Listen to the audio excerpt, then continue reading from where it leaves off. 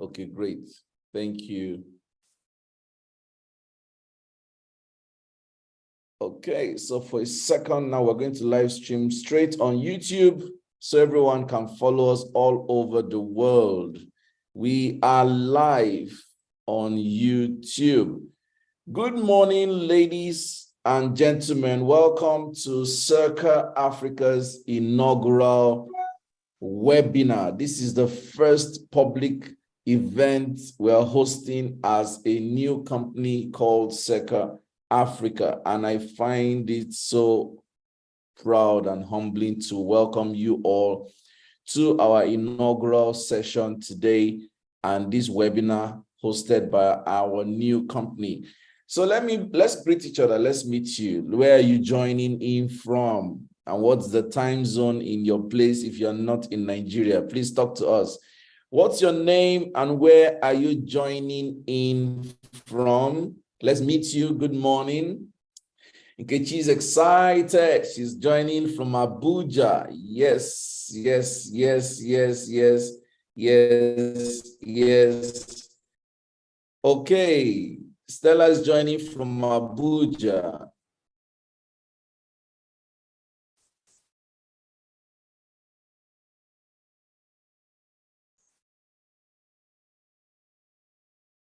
Sarah is joining from Abuja. Aisha from Kano. Did I see Kano? Yes.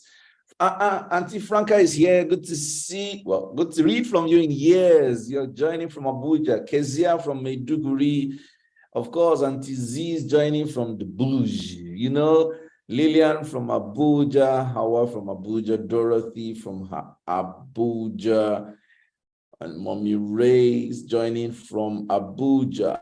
Welcome, ladies and gentlemen. So it's such a pleasure to have you here. I'm going to be pasting our program for the day in the chat room now so that we can follow the proceedings for today. It's a fairly long day, and I want to encourage you to grab your coffee or grab your water and follow session after session. They're all going to be in quick successions, and it's going to be a delightful, delightful day. I promise you. Our speakers are ready to go all the way with us today. And it promises to be rich.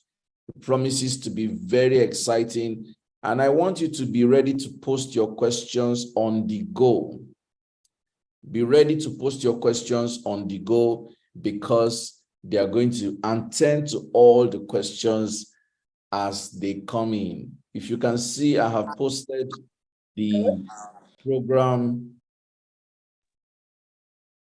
I have posted the program, the agenda for today in the chat room so that you can follow. I can see more people joining us. Hawa is joining from Lagos. Kai has joined from Abuja. So the next question I'm going to ask you is, what do you want to take away from today's session?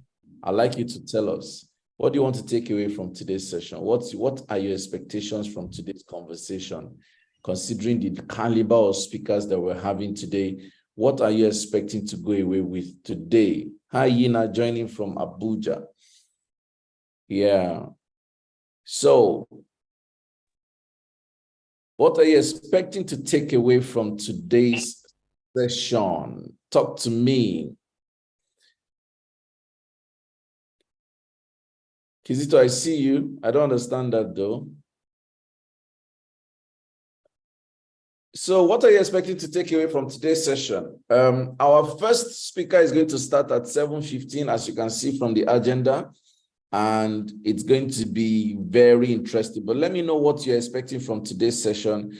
And while you do so, let me quickly show you some things we have upcoming for you the rest of the month. By the way, as we say in Nigeria, Happy New Month. We say that in Nigeria, and I don't know if it's a global thing. I personally think that it came from Redeem. I think so. And I'm wishing everyone Happy New Month. It's the month of July.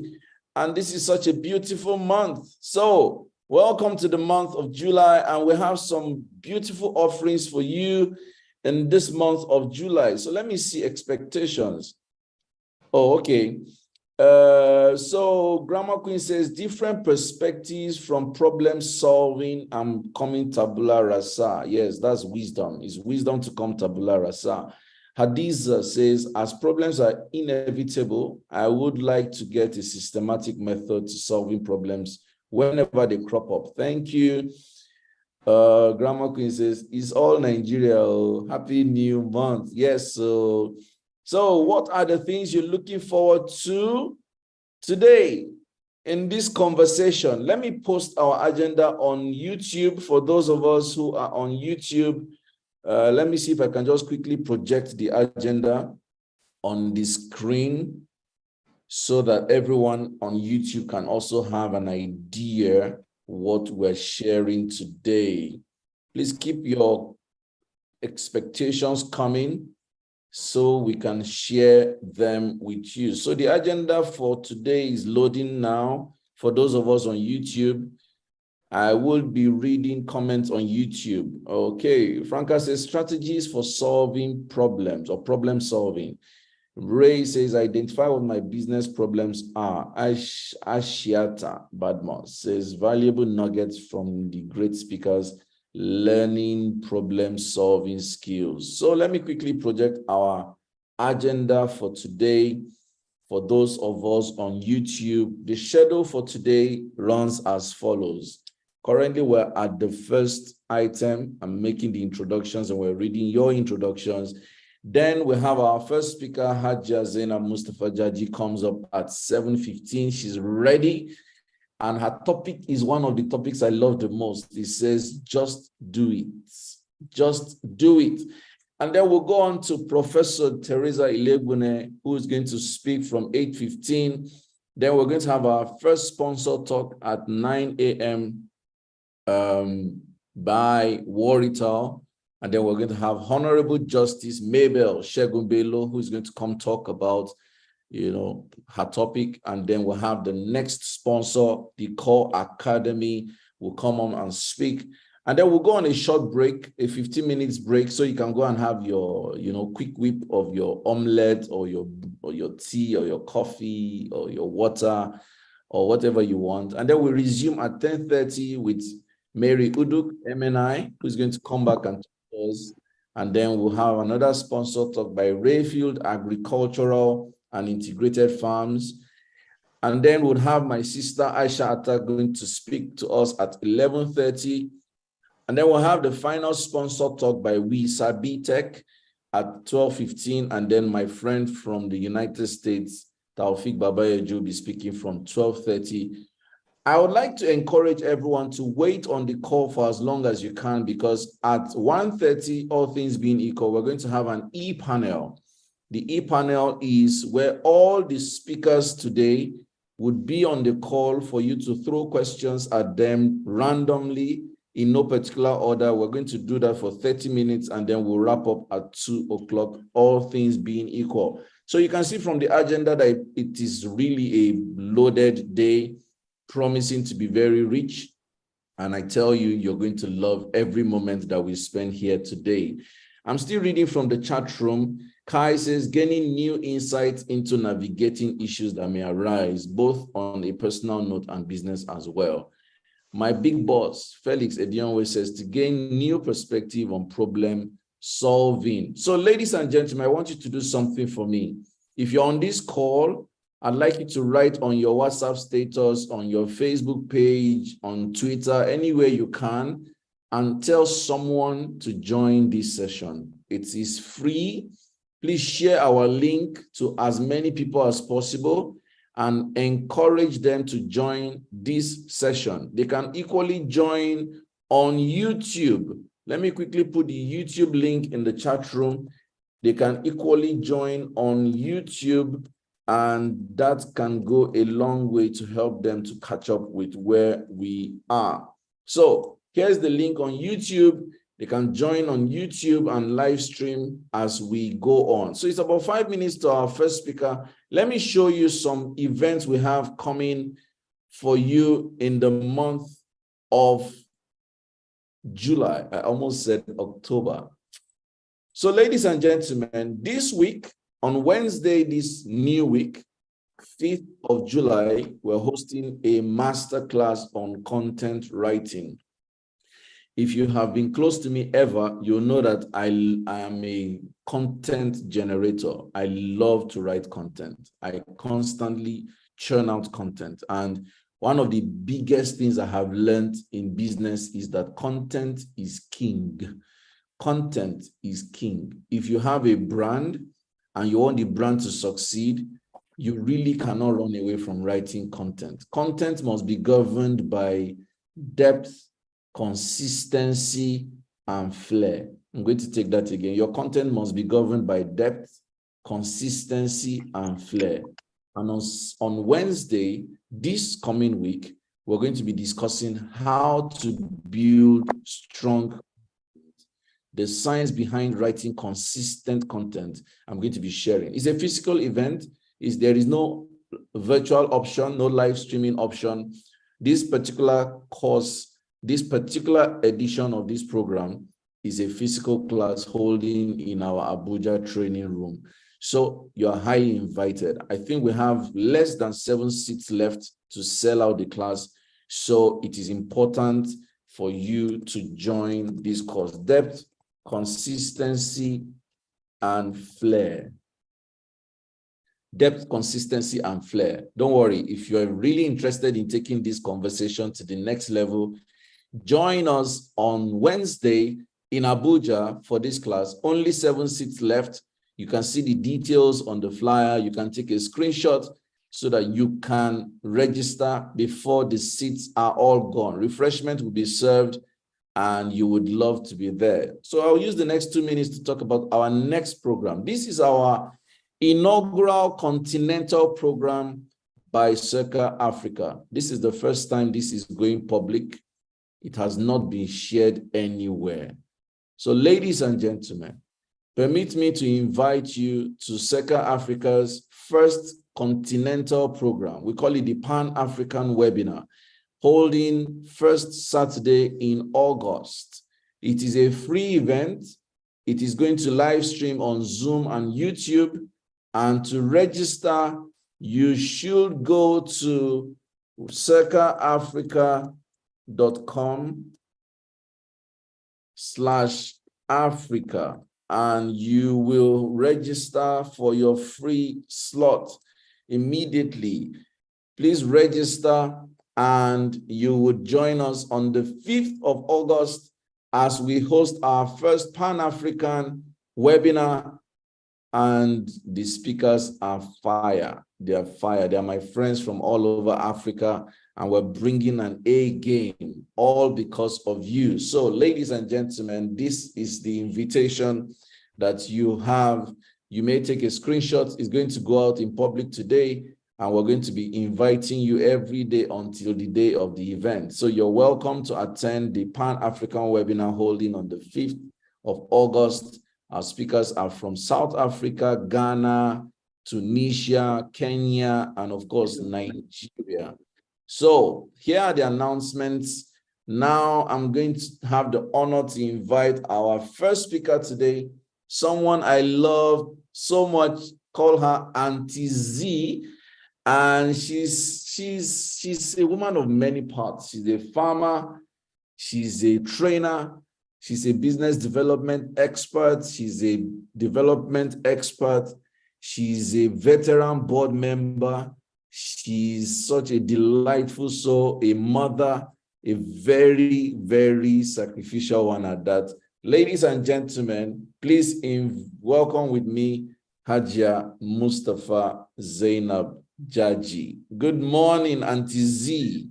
Hi, good morning. Good morning, everybody. I'm so excited to be here. Good morning, Coach. Welcome, boss. Thank you. Thank you. Hi, everybody. I hope we're feeling very good this, as Coach said, Happy New Month to everyone. And it's a wonderful Saturday morning. I'm looking out of my window and I can see it's going to be a wonderful day. Awesome. Yes, it's definitely going to be an awesome day. And I, for one, am excited. I didn't know I could wake up and do a Zoom call at 7. But then we're talking about the power of taking action. So just Yes, doing it, So I decided that, okay, after morning prayers, I'll just hop into the shower and, make myself presentable basically for this, for today. I'm so glad to be here. And awesome. congratulations, first of all, to Circa Africa and the team. I know there's a lot of action going on behind the scenes. People have been working frantically. That kind of blue ocean strategy that you don't really see what is happening, but underneath everybody is, following, working so hard with their feet and all. So thank you all so much for joining us today.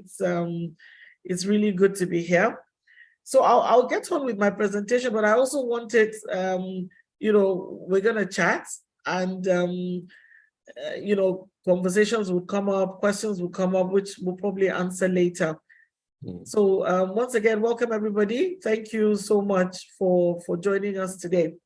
I'm really excited to be here anyway.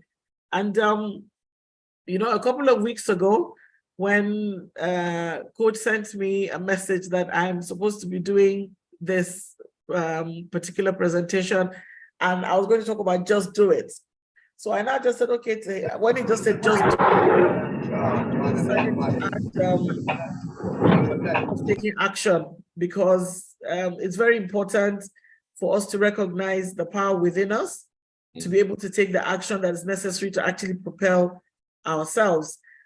There are times when I think I'm a bit of a procrastinator. So that's why I actually laughed so hard when Coach said that's my own topic. I said, Coach. That was a spiritual something. Yes, because he kind of gingered me. So I had to give myself a pep talk that, just do it. Okay, let's go there. That's what I said to myself. Let's go there. Don't, so I sort of removed fear from my psyche that, I wanted to do this. So it's really with a lot of pleasure that I'm doing this, because it helps me also to reevaluate some very important things and whether I want to go ahead with doing them or not. That for me is what one of the reasons that I decided to do it, because I really wanted to put myself in a position to evaluate what it is that I'm actually doing. Is it important? Is it necessary? And, is it really adding any value for me? Even if I'm doing it, does it make me happy? So those are some of the questions that I actually ask myself these days. Is it worth my time? It might be, it probably is important to somebody, but it might not be important to me at this stage of my life. So just do it. The power of taking action, I thought it really resonated with me, which is why I added that to it. So moving on to the presentation, one of the things that I, as part of my research, so we can go to the next one. Since, Coach has already spoken about me. Yes. So, the phrase "just do it," we all know it comes from Nike, but we don't even know the story behind it. It's actually a very sinister story, but when people sit together and put their thinking caps on, things happen. That's why strategy sessions are really important. People shouldn't sit down and think on their own. Yes, of course, we all love to have a quiet time, but sometimes when you strategize as an organization, as whether you're mentoring people or something, it's very important that sort of collaborative thinking to come together. So and this sinister story goes thus, in the sense that there was a killer who was on death row in the US from in Utah. His name was Gary Gilmore in the 70s, and he inspired this "just do it." Basically, he was about to be executed, and he was like, okay, how when you're on death row, they will tell you, okay, it's time to eat, it's time to drink, it's time to do everything before they actually take you to the chamber. So he just said, you know what, let's just do it. Let's do it. Let's get it over and done with. So a few years later, in the 80s, when I think Nike was having challenges, and that one of the major sort of minds behind setting up a great campaign for Nike, he went ahead and researched this. And so this information fell on his lap in terms of let's do it.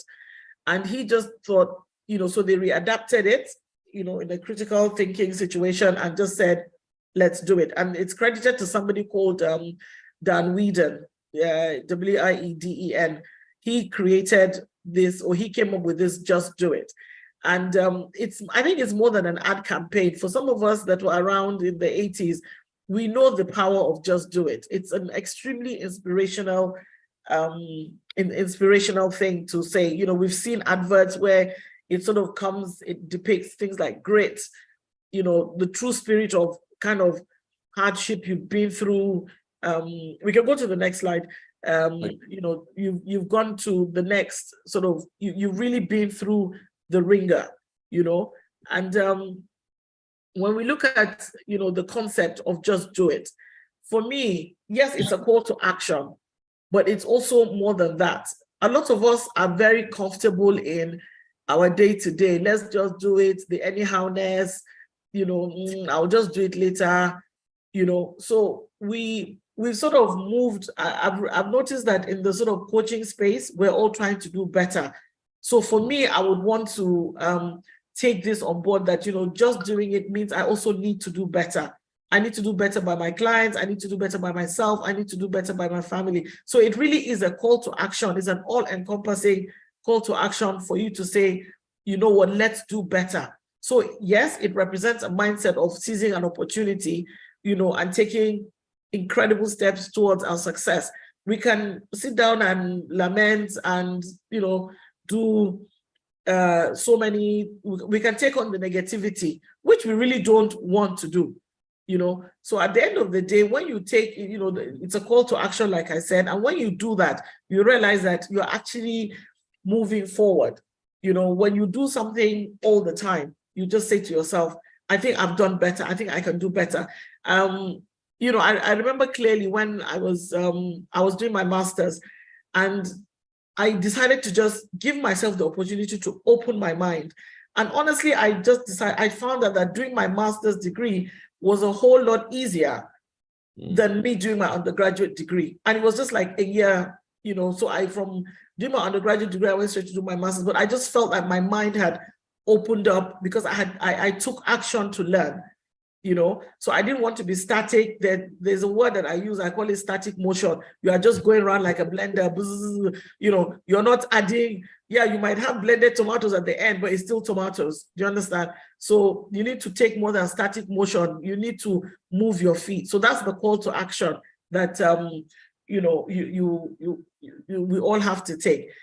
So the power of decision making lies, it's sort of inherent, and it lies on the foundation of this call to action. Because if you don't take action, at your core, you're taking decisions that actually empower you, decisions that help you, decisions that say, okay, you know what, we're moving Sobka from Sobka to Circa Africa. It was a decision, and it's a powerful decision because it's a vision, it's a vision that you say, I don't want to be where I was yesterday. I know my future. I want to be somewhere today. For me, it was very powerful to just see that transition, Sobka to Circa Africa. And, it means literally, as Coach said, we're very close to you. We're very close to your problems. We want to help you and solve them. Yeah, so definitely you have to do more than static motion. Static motion, let's not overthink it. Let's just get on with it and do something for ourselves, which is, very, very critical. So overcoming fear, for me, this is it. I mean, I'm like this. Of course, we're all human beings. We're afraid of things. We're afraid of something new. We're afraid of even meeting new people. I'm afraid of even entering a room. Sometimes I have to say, and I'm being very honest about this, I'm not always very good at meeting new people all the time. But I think sometimes you shake your shoulders and your confidence, comes to the fore. So again, even if you're not feeling confident on that day, but overcoming your self-doubt, can I do it? Can I, am I prepared? Yes, me, Madam Stella, yes, me, I can see your comment.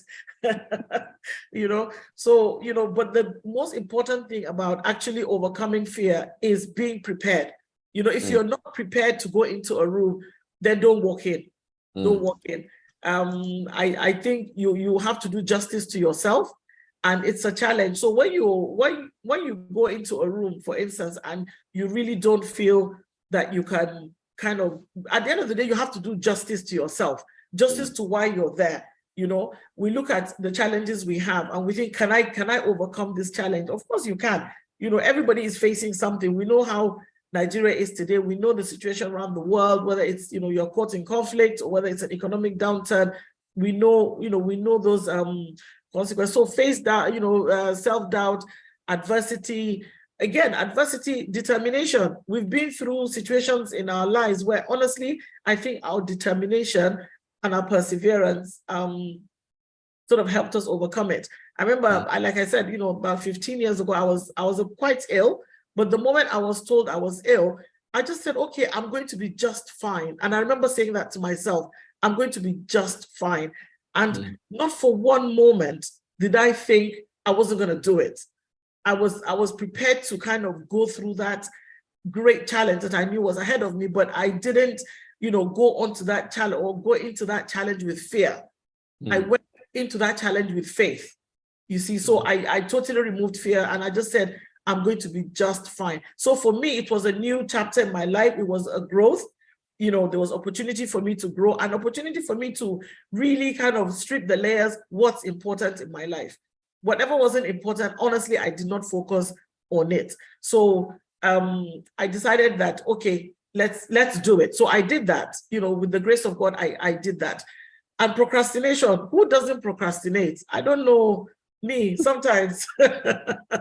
who does not procrastinate?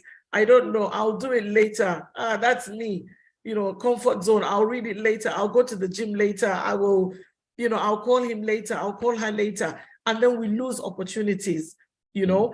And I always end up telling myself off. I say to myself, Z, you know, this is your to-do list for today, but you didn't accomplish X, Y, and Z on your to-do list. And it's very important that we actually are self-critical.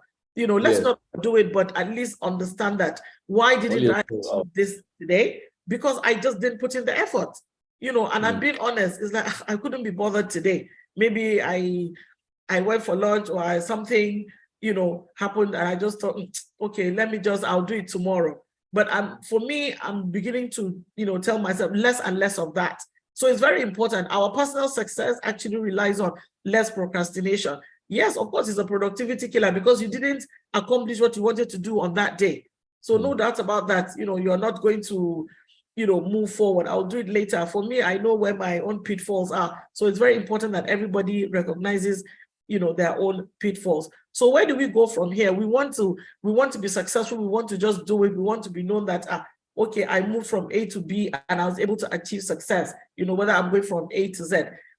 You know, when I have my own session with my mentors, they always tell me, yes, have a growth mindset. It's very important. Have a growth mindset and, you know, continuous self-improvement. Yes, you know, so if I'm always giving myself excuses, as the grammar queen is saying, then definitely we cannot, you know, go very far. So we adopt a resilient mindset, very critical, and then optimism. You know, sometimes even when you don't have anything to be cheerful about, when you're optimistic about the situation, I think you end up not sort of taking on the stress of the situation, but then you think, okay, you know what, let's go there, let's see what happens. There are times that, for instance, when I'm traveling, I really don't stress about it. If the flight is canceled, okay, the flight is canceled. And, you know, let's move. We find an alternative or we wait till whenever. So again, it's you know, it's your resilience, you know, your resilience in business, your resilience in your life, and so on. So that way you are able to find, you know, that whenever you are challenged, you are able to overcome it. So I was looking at this, you know, I was thinking about people that actually inspire me. And if you look at this, you know, picture, yes, I realized I actually had more women at the end of it than men. And the men just happened to be sportsmen. I didn't have any politicians on there because I don't know if there's any politician that really, really inspires me to the extent that I would put them on my wall. Okay, maybe just one or two, but I don't know, Sha. And, you know, I put a whole sort of spectrum on different people. And, you know, they were able to sort of, you know, they have remarkable sort of grit and their spirit to to really inspire us to basically achieve. That's what I'm talking about. For them to show us that, you know what, a little bit of hard work pays. So, you know, do it and see what the outcome is. Why did I choose the Queen? Because she was consistent.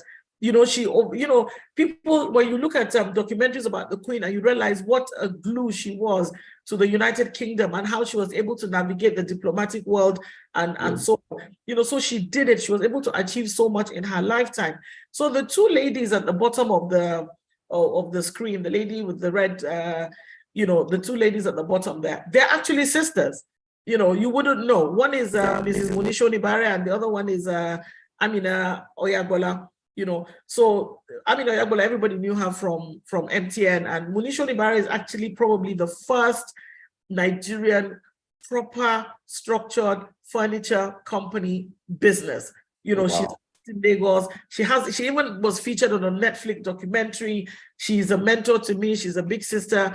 And, you know, these are people who are quietly doing it and achieving a great deal of success. So if you want to look up, you know, Munisho Nibare and Amina Oyagbola, you will know that they've really achieved so much in our own country. You look at Hillary Clinton, you know, of course, everybody knows Oprah. You look at Nimi Akinkunmi, who is our current ambassador to Greece, an amazing woman who is always talking to us about our finances and how we should really wake up as women. She was always telling us about how, you know, her mom gave her a whole list of how to be financially successful, you know, day-to-day building on your capital, on your, you know, don't spend, save, all those little things that we think are not important.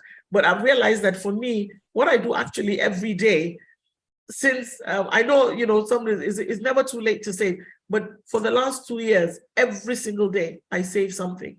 Even if it's 1,000 naira, I save it every single day. So that, you know, I'm a Muslim, so I don't do compound interest, but I can see, you know, how it has made me more disciplined. And it's very important that, you know, when it comes to money, it's not just about our lives. We think, okay, are you in your 30s? I was having, you know, a conversation with my sister. I think she's on this call, Kai Oga. And Kai is very, very passionate about, you know what are your plans? What are your plans? Are you a 30-year-old? Are you a 25-year-old? Are you a 40-year-old? What should you have at this stage of your life? So we must be doing that. It's very important. So for me, you know, those are the things that I've sort of started doing. Of course, Margaret Thatcher, we know she was a superwoman. People used to call me Maggie, actually, when I was a lot younger. So, because I was so bossy, you know. And I'll talk about the other white lady is Melinda Gates, next to Oprah.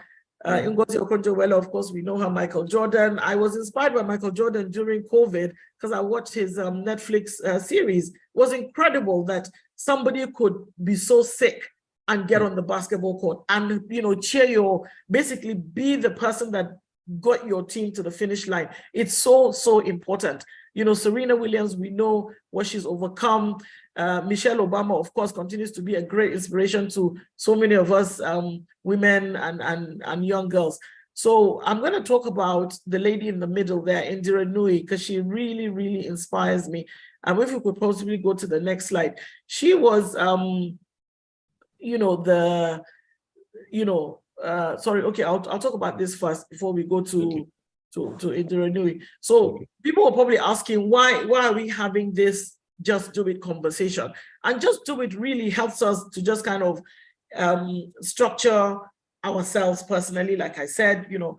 So it's very important that as human beings, we set clear goals, whether you're just, you know, sitting at home or whatever, you must have a clear goal. Your life must have a purpose. You know, what is it that you want? What do you want to achieve? So break it down, have actionable steps. So action is key. Like I said, let it not be static motion so that, you know, again, tomorrow you're back to square one. Without really setting a clear goal, nothing happens. Whether it's in business, we see it every single day. You know, if you have, it's all well and good to have a plan, but if you don't have an actionable plan and it has a goal at the end of the day, nothing is going to happen. So again, create a plan, develop a roadmap that honestly outlines how you will accomplish your goals. It's very important. What is the process that you're going to use to create, you know, to achieve this plan? In business, you know, we use tools like the the business model canvas, the process mapping, and so on. But we do know that, planning leads to growth. It's very, it's very key, planning and consistency. Yeah, so start small, building blocks every day, start small every single day. You're doing something, and you're going to overcome inertia, really. If you're consistent all the time, you overcome inertia, small manageable steps that really help you towards your objective. So do not allow yourself to be overwhelmed. Taking it small, small steps at the time, make it achievable. When they say, oh, we talk about SMART goals and all that, yes, it has to be achievable, no matter how you see it. Can I do it? And so on. Number 4, embrace failure. I love this. I love this so much because I was talking to, as an entrepreneur, I was talking to one of my sister colleagues in the Gambia. And, she said to me, Zainab, we don't celebrate failure. It's through failure that we learn.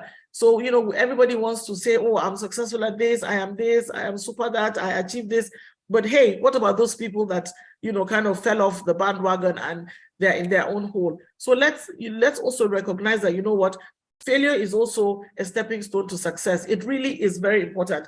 We've all failed in many, many ways in our lives. Definitely, whether a project didn't come together, whether something just that we wanted to do. So let's embrace that failure and celebrate it. And then maybe somebody will teach us that this thing that did not work out, this is the reason. So, and let's also self-analyze that. If I'm not successful at something, let me find out, why was I not successful?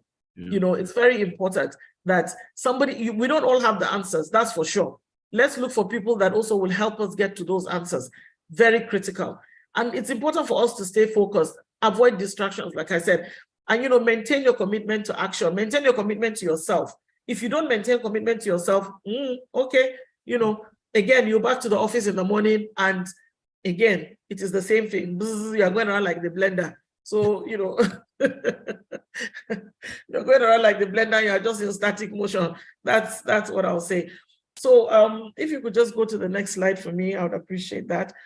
So this lady, I came across her maybe a few years ago, and then I watched her program on Masterclass. I think if you're on this call, please subscribe to Masterclass. I cannot emphasize it enough. Masterclass is an incredible platform where we're learning. Yeah, we have to pay for it, but we're learning from the most impactful leaders of our generation, whether it's business, whether it's in the arts, whether it's in politics.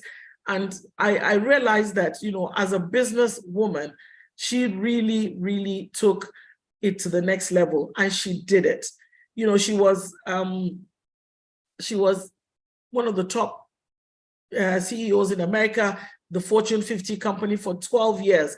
And she was able to move PepsiCo from, she changed the trajectory completely and totally to, how it's, how they were way behind Coca-Cola. And then she was able to inspire her team because she listened to them through, she had this mantra of 5 C's, which she, till today, you listen to her, she's constantly propelling them: competency, courage, confidence, communication, consistency. These are the things that she completely drummed into her team over and over again. She really is an inspirational leader. If you're into business and you're doing processing, you're able to read the sort of things that she implemented at PepsiCo, where she literally moved the company from 0 to 1,000. And she was the first woman of color, the first woman immigration, an immigrant to do it. And, having a family, having the work, having herself on the world stage, which is why during COVID, countries were looking for her to help them actually implement their COVID, their COVID response, because she was so critical and to how she was able to structure PepsiCo. So it's definitely a case study that I think a lot of us need to, to go back and see. Like I said, her leadership, her vision are so important. And let's not just look at it that, oh, no, she did a whole lot.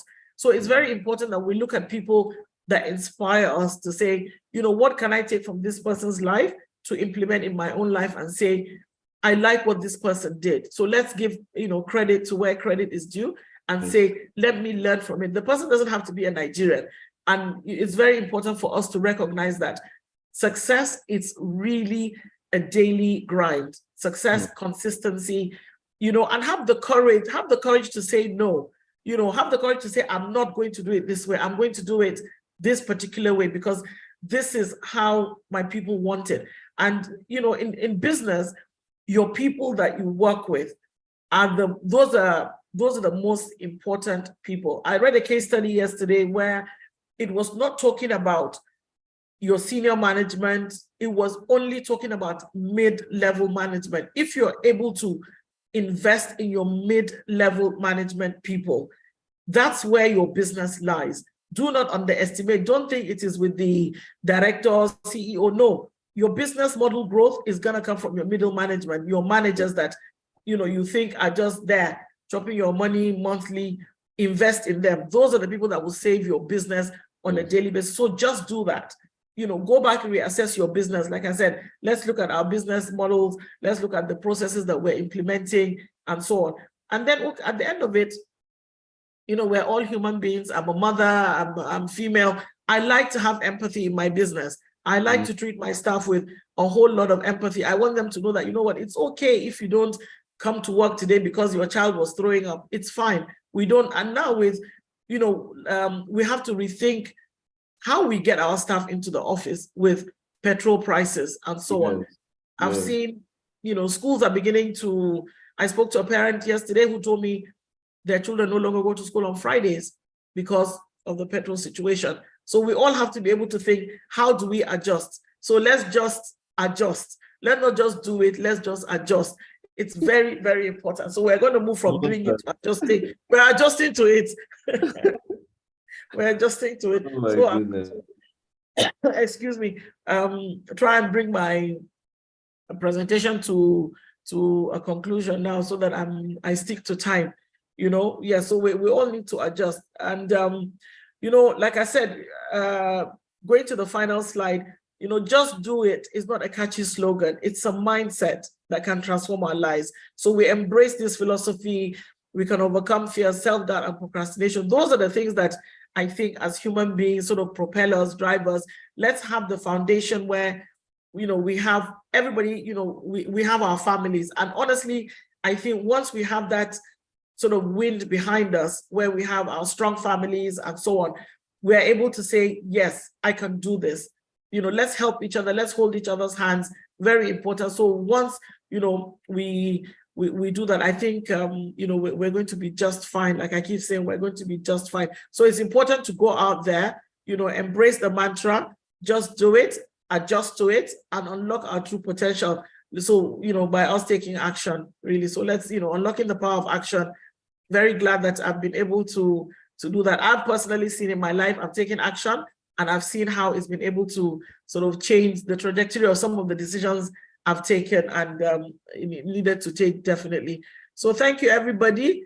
I don't want to overbore you with my conversation, but I'm so glad that I was able to do this. Thank you so much, Coach, for having me on this morning. And I'm glad I came on first so I can ginger everybody.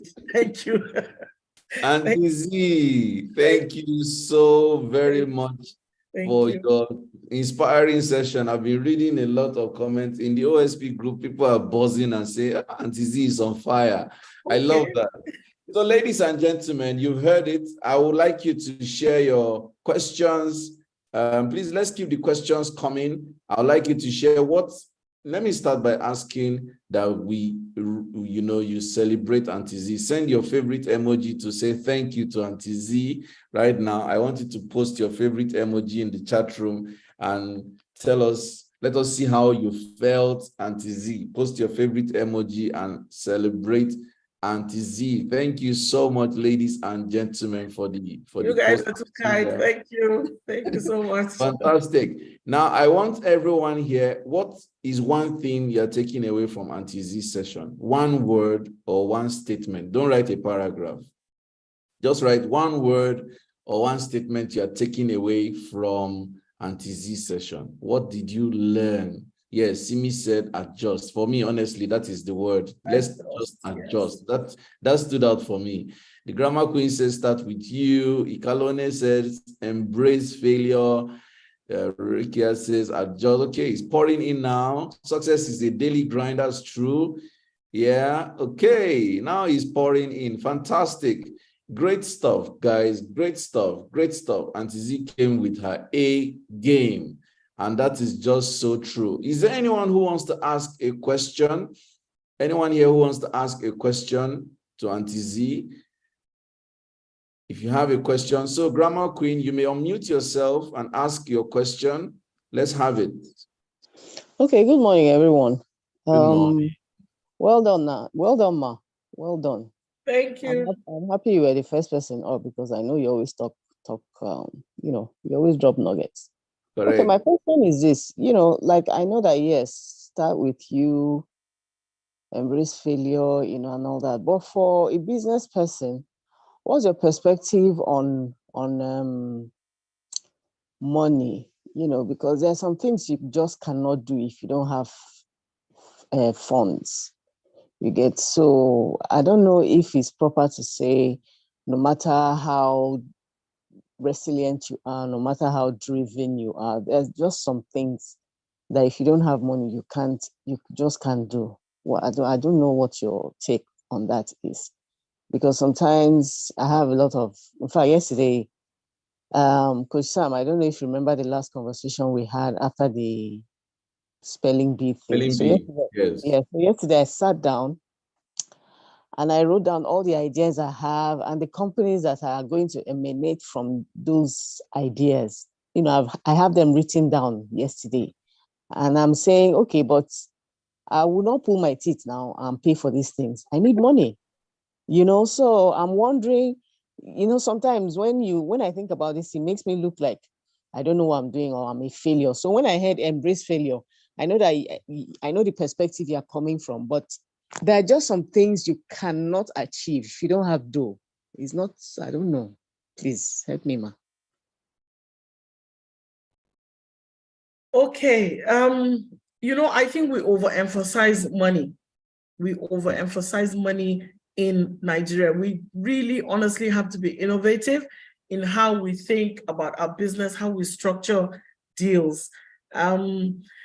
I have this boss, I call him a boss, and he's a genius when it comes to structuring deals. And I've seen him work whereby, is bringing people to the table and bringing what can you offer? What can this person bring that I need? It's not always about money. Money is a tool, for sure. Money is a tool, and it helps in, oiling the wheels of business. But I can assure you that you can leverage on relationships, you can leverage on assets, you can leverage on somebody's time. We need to rethink. We need to, again, readjust. How are we doing our business? What can I offer somebody and what can somebody else give me in return? Do you understand? So let's say you need money to get somebody to do a business plan for you and you don't have that money. What would you do? Approach the person. Look, I need a business plan because I'm looking, this business plan will help me get 10 million naira into my factory. What does your factory do? You are producing groundnut paste or something, let's say something like that. So give the person an incentive. It's not always about money. Money is a tool, but let's exchange it for something else. So exchange it for a service, exchange it for an asset. We just have to, again, readjust our thinking. Business is so fluid, it's so modern. The Gen Zs are keeping us hot on our heels. They don't care about what we care about. I can assure you, they are not in that traditional mold. So we have to drop that money all the time. It's not all about money. Money is simply a tool. It's a means to an end, but there are other means to ends too. Yes. To add to that, let me just add to that. I like how Auntie Z has put it. The honest truth is you would always not have all the money you need. In fact, one thing I didn't say, Auntie Z is our board member at Seca Africa, and she can witness what I'm about to say.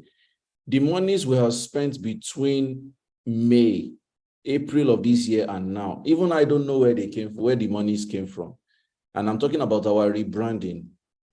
sunk a lot of money rebranding and pushing the envelope and producing stuff we're sending all over the place for strategic alliances. Now we're even moving office and it's costing us like a hell cost of money.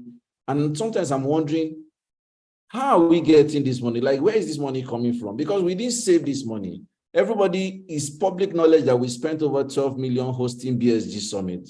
And then right after BSG Summit, we're here sinking money to rebrand, for Seca Africa. So the point, like Auntie Z has said, is money is actually an instrument. You just have to switch your creative hat to say, what negotiations can I broker that will bring the money? And that is just how it works. Temitope says she has a question. Do you want to unmute yourself? I can see questions in the chat room. I will read them. And Tizi still has about 15 minutes with us. So I'm going to read the question, but let me have Temitope. She says she has a question. You can unmute yourself and ask, please. Thank you, Coach Sam. Good morning, everybody. Good morning. Good morning, Tizi. So my question is, yes, we're supposed to embrace failure and we're supposed to do things afraid. And from the list from the India, I can't remember, the PepsiCo woman, one of the mantras she uses is courage. So when you're afraid to do things and when you're not sure you're going to succeed, is there any strategy that you can use or any tip that can help you develop that courage just to do it? Because it's easy to say just do it, have all this plan and go, but you're just afraid. And sometimes when you're afraid, that's when you procrastinate. Just say, I'll do it later because you're just afraid. Is there something you can do that you just dip your head in and just develop that courage? I don't know if my question is making sense. I don't know. Thank you, ma'am. Okay. First of all, I would say it's important that you recognize that you have fears. You're a human being. So fear is normal. We're all afraid. I can assure you we're all afraid. The other day, I was talking to my younger brother and he went into this very, very high level meeting. And, and honestly, when he came out, he said to me, you know what? They were just human beings. And I was like, okay. For me, that was a light bulb moment. Because what I realized he said to me was that, number one, they're not more intelligent than I am. They're not better than I am. I gave,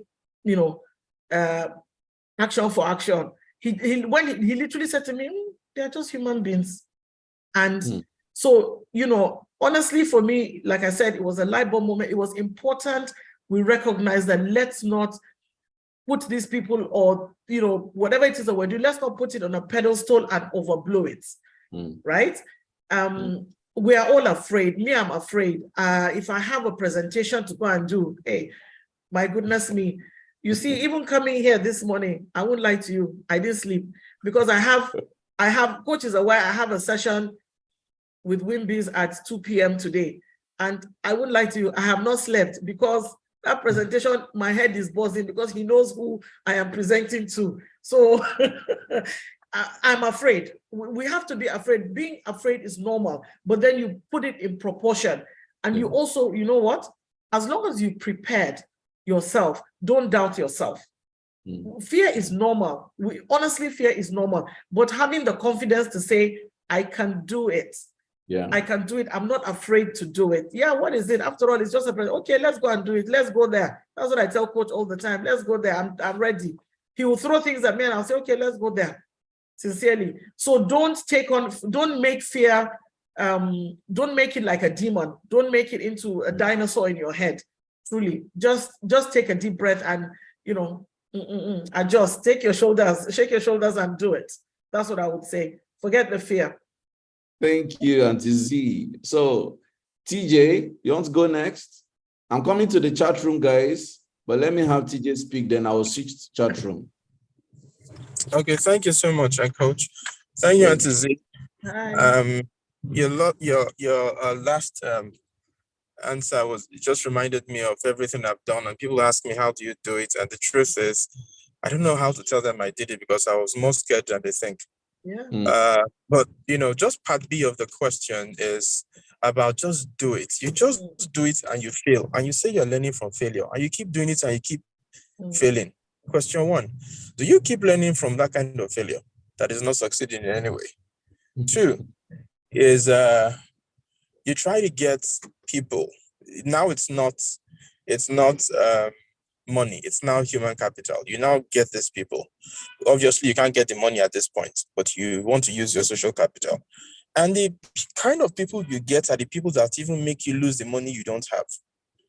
And in your environment, it's like the trajectory is that way, because just like the average Nigerian who doesn't believe in Nigeria, they try to sink the hope you have left. What do you do in such situation? Wow, what a great question. I think you need to change your circle. That is also very, very important. And which is when we go back to focus. There's some people that you can actually, they shut themselves off for 6 months to say, I'm going to put myself in a work bubble and see how I succeed. So the people that you were saying, okay, maybe they're the ones that are helping you or adding to your failure and so on, then you definitely need to change your circle. I think you need to change your mindset. You need to look at different opportunities. Where does my success lie? How would I change the path to my own success? Those are some of the things that you need to analyze. Yes, failing constantly, you must really wonder what's wrong with the process. So there's something in the middle of that process. You might have, say, 10 processes, and then maybe by the time you get to 6, you realize that the failure, again, is recurring at the same point. So there's obviously something technical that you need to readjust on that. So yes, we learn from failure. It's like you're setting up a factory, and then you realize that by the time you put this machine here, something happens. So why is it the location of the machine? Is it that our water is not good for the machine? Is it, so there's something inherent in that where you need to reassess, and then again, get the best people. Always, it might cost you a little bit more, sometimes penny wise, pound foolish. Let's not always have that in our business. We should always look for the best people. Again, reassess your circle. Reassess your circle. Who are you talking to? Who are you meeting with? Who are you doing business with? Network. The best type of network is, you might think you don't need those people. I always encourage young people, go to a business meeting network that you actually are not even a part of. Push yourself. There's a book by, what's her name? Forgotten her name. This lady called Lean In. Sheryl Sandberg. Yes. So it's an excellent book on how to really sort of get yourself onto the table. So put your elbows out, get onto that table, get yourself a seat at the table. And it doesn't just apply to women. It applies to men. It applies to young people. A lot of people are sort of, shying away from maybe their potential because you think it's about money. If I'm not, okay, let's say today you are sitting with Tony Elumelu or Dangote, and when you look at Tony Elumelu, he's making himself more visible, more available to younger people. Go to his Instagram, he has somebody who constantly videos him in a work mode, in a play mode, in a entertainment space. So it means he is adjusting. He's no more seen as just that stiff banker. You understand? So he's seen as somebody who is approachable, who is doing so much, and you're thinking, okay, he's inspiring. I always go to his Instagram feed to say, what is he up to today? What can I learn? Last week, I saw him doing his, I think it was on Saturday, he was doing his, because their company has taken over Abuja Electricity. So, they were having meetings, and you could see, for me, okay, here now, I'm here in Abuja, I have to say my power situation has improved. So I was wondering last night, is it because Tony is there? I don't know. So look at the people in your circle, very important. And network, please let's have important network, not just, go and chill and drink your beer or whatever and go. Honestly. Important networking and networking with a purpose. That's why you are doing it. That's how you do it. Fantastic. Like Fola would say, high value people only. Yes, and just to add to what Auntie Z is saying, I think that Auntie Z has subtly shown this morning how much of reading has helped her, and I need to amplify that actually. I would encourage everyone on this call, there is just something magical about reading good books about the problems you want to solve, and that has worked for me a lot.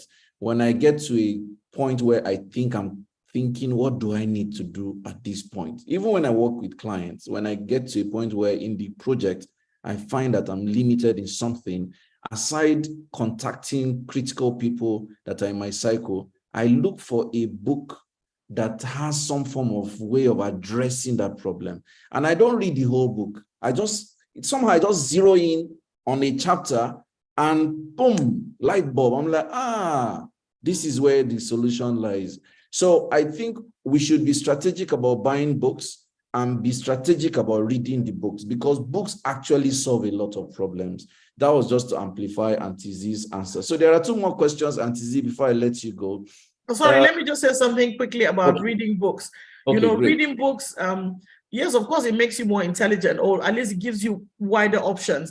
But, you know, it improves, Stella will, the grammar will agree with me, it improves your vocabulary. It gives you choices as how to use your words. 2 weeks ago, 10 days ago, I attended a report writing class. Yes, I wanted to also improve my skills. Thank you, coach, for that. On report writing, your vocabulary is critical, my people. Critical. So you are not, you have to know the difference between whether and whether, there and there. Very important. You are at that stage whereby you are meeting quality people. Please don't let yourself down. Don't let yourself down. Read. Very important. Go on, coach. Fantastic. Thank you, Auntie Z, for that. So one question, Rekia says, Auntie Z, please, I need more insight on static motion.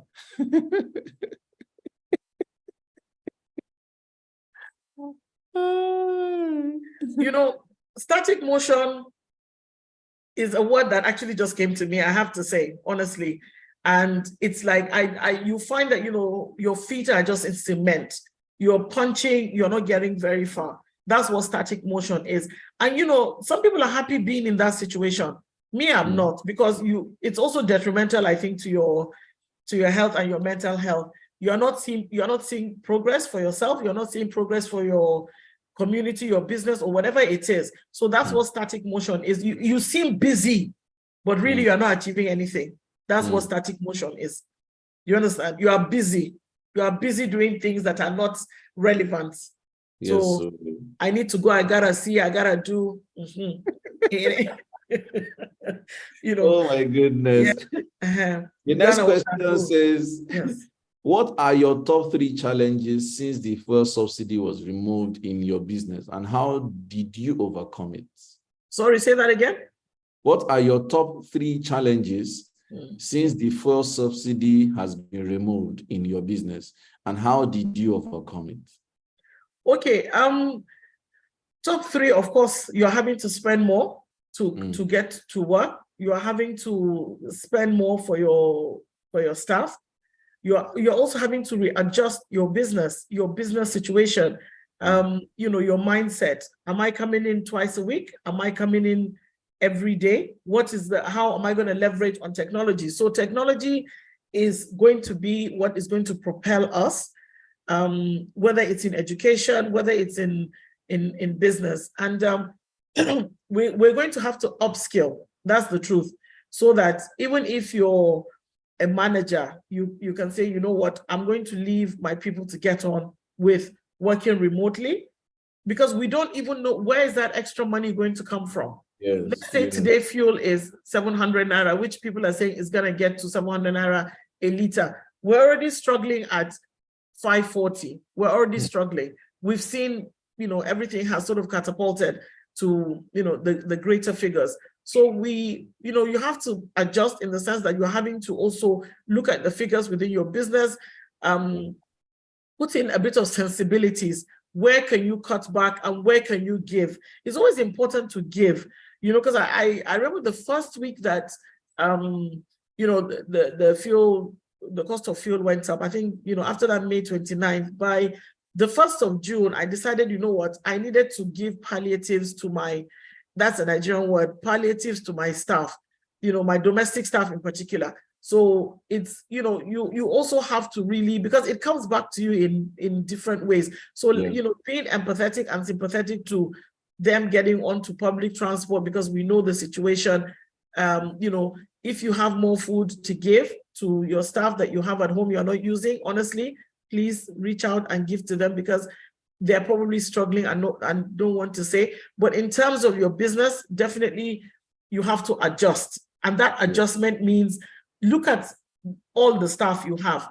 Who needs to come in? Who doesn't need to come in? How many days a week? Do I really need you today in the office? What work are you doing? You know, what have you brought in? Do you need to go out and meet clients? Can we all just meet using technology? Am I even helping my clients leverage technology that I would use to interact with them? You know, it's very important. Do my clients know how to use Zoom or Teams? I told people the first day, I said, all these you know, communication tools, whether it's Slack, whether it's Zoom, whether it's you know, Microsoft Teams, whatever it is, please let's get on board, because that is what is going to help us. And also, you know what, let's also you know, let's make it a point that we read up on new technology, because I tell you, we would just fall under. We will just fall under. Especially if, you know, you travel abroad constantly and you're seeing sudden changes, you know, and we're not keeping up. But then again, if you have clients that are telling you, they take it as given that you know, do you even really know what you're talking about when you're leveraging technology? So definitely use technology. Definitely find, where can I cut back on my business? You know, very, very important. And you know what? How can I use my assets in a different way? If I'm not using my office 5 days a week, can somebody else use it? Do you understand? Can somebody else use that extra office I have to bring in an extra income? So we have to re-engineer our minds. Where is our extra money going to come from? Because we're all going to need that extra money. You know, it's going to be able to fund whether it's diesel that we need or whatever. Again, let's keep our minds open. Let's look at other examples. How did other countries do it? Let's look at example of Greece. Greece had a massive economic downturn, you know, and now they're coming out of it. Let's go back, let's read, how did they do it? How did small businesses in Greece do it? How did small businesses in the US overcome after the financial crisis? You know, what policies were in place, what helped them, and so on. So it's very important that, you know, we're able to really open our minds, read as much as possible. What can we take on board? Thank you. Wow, thank you so much, Auntie Z. Ladies and gentlemen, this is where we let Auntie Z rest and go off the rostrum and become a participant. Thank you so much, Auntie Z. Meanwhile, before you go, Auntie Z, I'd like you to share your contact details that you are comfortable sharing in the chat room, so that our followers and fans can have access to that. And I'm going to read it out because of our viewers on YouTube. Ladies and gentlemen, this session is being live streamed on YouTube, and we'll be sharing the links in the chat room. We want you to please invite someone to join this call. This session is really, really so good. And we still have many more powerful speakers. I have my speakers on the line. I have Aisha Atta is online. I have Honorable Justice Mabel, she's online. I have Professor Teresa is online. So you see our speakers are really here and following. And I want you to know that you are in for a big, big time. Before I bring on the next speaker, I'd like to remind you of the sessions we're having in the month of July and also in, you know, oncoming months. I just quickly show you what we have. On Wednesday, 5th of July, we're hosting this content masterclass, called it Content Creation Masterclass. And like I had said earlier, content is king. If you run a business here and you are not consistent with writing and putting out content, you are wrong. In fact, let me do a quick poll. If you're in this session and in the last 2 weeks, you have written 20 posts for your business, type 1. If you have written 15 posts for your business that you've shared online, type 2. If you have written 10 posts type 3. If you have written 5 posts, type 4. If you have written less than 5 posts, type 5. Okay. 20 is 1, 15 is 2, 10 is 3, 5 is 4, less than 5 is 1, is 5. Less than 5 is 5. So if you know you typed 5 in this chat room and I don't see you in class, I will personally come to your house with the new NSA, Alaji Nuhu Ribadu, to arrest you. So this is what we're talking about. If you're a business owner, writing content for your business is such a very, very critical skill. See, let me tell you why writing content is critical skill. It's just like eating food. You can fast, yes, it's allowed. You can go on some days without eating, but the normal routine is to eat good food, 3-course meal or a dieted meal, so that you are healthy for the long term. If your business is a long-term thing for you, not just some job, hobby or something you're doing on the side, then you should take content writing seriously. Very, very important. And you can't mistake that. For example, I write content 3 times every day. Every single day, I share content minimum 3 times every single day. I've been writing content since 2003, every day, before the time of internet. So I've understood the science and the pool of content writing, and that is why we're inviting you to join the class on Wednesday. This class, though, is a physical class. It's not a virtual class. We don't intend to live stream it. So you would need to be in the class physically. It is intentional that we're designing this to be a physical class in Abuja. This session is on Wednesday, 10 a.m. to 1 p.m., and refreshment will be served. I think you should take a screenshot of the flyer on your screen so that you can see the payment details, and you can see for one person is only 7,500. For 2 people, it's only 13,000 naira. For 3 people, it's only 20,000 naira. And we will show you the tricks on how to write consistent content. Very, very key. If you're not in Abuja, when we announce another edition, you will be able to partake. However, we actually have this course done before, and it is on our seller link. So if you're not in Abuja and you want to buy the former course, this is an updated one. But in case you want to buy the former course, please, you can go on this link and get the former version of the course for those outside Abuja. But for those in Abuja, we strongly invite you to this session holding on Wednesday for 3 hours only. There are only 7 seats left, only 7 seats left. So you don't have the luxury to think and to decide to pay on Wednesday. That may not work really. Then in the month of August, we're launching our Pan-African webinar, and it is titled Consolidating Economic Power Through Continental Trade. One of the secrets to being ahead of the Tinubu economics, which is born from the Buhari economics, is that you must start earning international income. Ladies and gentlemen, one of the strong ways to stay economically safe and immune to the growing inflation or to the challenges of the economic policies is that you should aspire to start earning across the continent, especially abroad.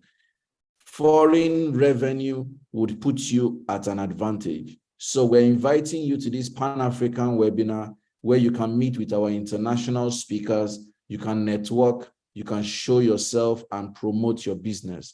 There are slots for sponsorships and advertising. So in case you're interested in sponsorship and advertising, please contact us through our number that is in the chat room, and then we can promote your business across Africa during this live session. There are only 3 slots for sponsorship, and we will not increase the slots because we want to maximize the opportunities for those who will pay for sponsorship. Now, that reminds me to thank our sponsors on this current webinar. This event you are currently on has been sponsored by Rayfield Agricultural and Integrated Farms. They'll speak soon. Has been sponsored by Warrital, the world-class publishing firm. They will speak soon. Has been sponsored by the Core Academy, one of the best developmental organizations in the north central of Nigeria. They will speak soon. And also sponsored by We Sabi Tech, the data analysts and professionals. They will also speak soon. Thank you to our sponsors for sponsoring this event. Now, let me introduce our next speaker. Madam Theresa Ilebune is a PhD holder in planning and environmental law. She is retired, but she's such a vibrant and very active person. And I decided she should be on this call to share some of her thoughts on, how to re-engineer your life. And I'm happy to bring her on this call. So, Madam Theresa, you're welcome to our webinar. You have the floor. I'm going to quickly share your slides, and then you can take it up from there. Welcome, ma'am. Thank you very much, Sam. Good morning, Coach. Good morning, everyone. Awesome. I'm happy to be on this webinar. In fact, welcome. This is a do it activity for me. Just do it. Just do it activity for you. Just do it. In fact, I'm glad that Madam Zinab came before me. Nice. Because when I was informed that I would be on this webinar, I felt restless. And incidentally, I've been given the topic restlessness to discuss. Fantastic. You have the floor, ma. You can proceed. So Sam, Coach Sam, I'm very grateful to be here. Friends, ladies and gentlemen, this is my first webinar in life. Can you imagine? So all my mistakes will be pardoned. Congratulations, man. Apart from zooming on weddings or funerals and all, this is my first presentation on a webinar. So you can see how much of a greenhorn I am. I retired from service 7 years ago, and I decided, no, I've had enough of academics. Let me just go into business and see what the business world holds for me. But believe you me, I found that it's a totally different world from academics. I retired as a senior lecturer in law. So Sam, please don't stop dressing me in borrowed robes. I'm not a professor. Even though I have professors around me, my husband is a professor. I'm not one. I'm very happy to be just Theresa with my PhD in planning and environmental law and waste management experience. So thank you all very much for having me here today. My topic, I'll be talking as a retiree, as a mother, a parent, and a grandmother. So nothing academic, just do it. I'll just be talking restlessness. We all know that restlessness is a topic that resonates with everybody in life, children, adults, parents, men, women, does not matter who you are. We tend to get restless when things do not go the way we want. When things become abnormal, we are restless. And that restlessness means something in us is urging us to change the abnormal situation. Therefore, when a person is restless, sometimes the adult cannot sleep, insomnia sets in, may have headaches. When children are restless, they complain, they are afraid to go to school. Babies, when they are restless, they cry. Can you hear me properly? Yes, we can. Please go on. Don't worry. So when babies are restless, the reaction is to cry. And the next action will be the carer or the parents check the baby, find out why the baby is restless. It could be a wet diaper, it could be a soiled diaper, it could be pain on the body, it could be just the need to be held and cuddled. So restlessness can be expressed by babies through their tears. That's the only means of communication. So communication is the key. When children are restless, it's the duty of the parents to find out why the child is restless. The child could be afraid of going to play with some friends out there, or the child could be afraid to go to school because he's being bullied either by the classmates or the teacher is just not satisfying the child's needs. And the parents have to look into this, and the child is asked to have to communicate with the child and listen carefully to the child and make the authorities understand why the child becomes restless and would not want to return to school or in his normal daily activities. Of course, we are aware of the youth restiveness. When the youth is restless, we are in trouble.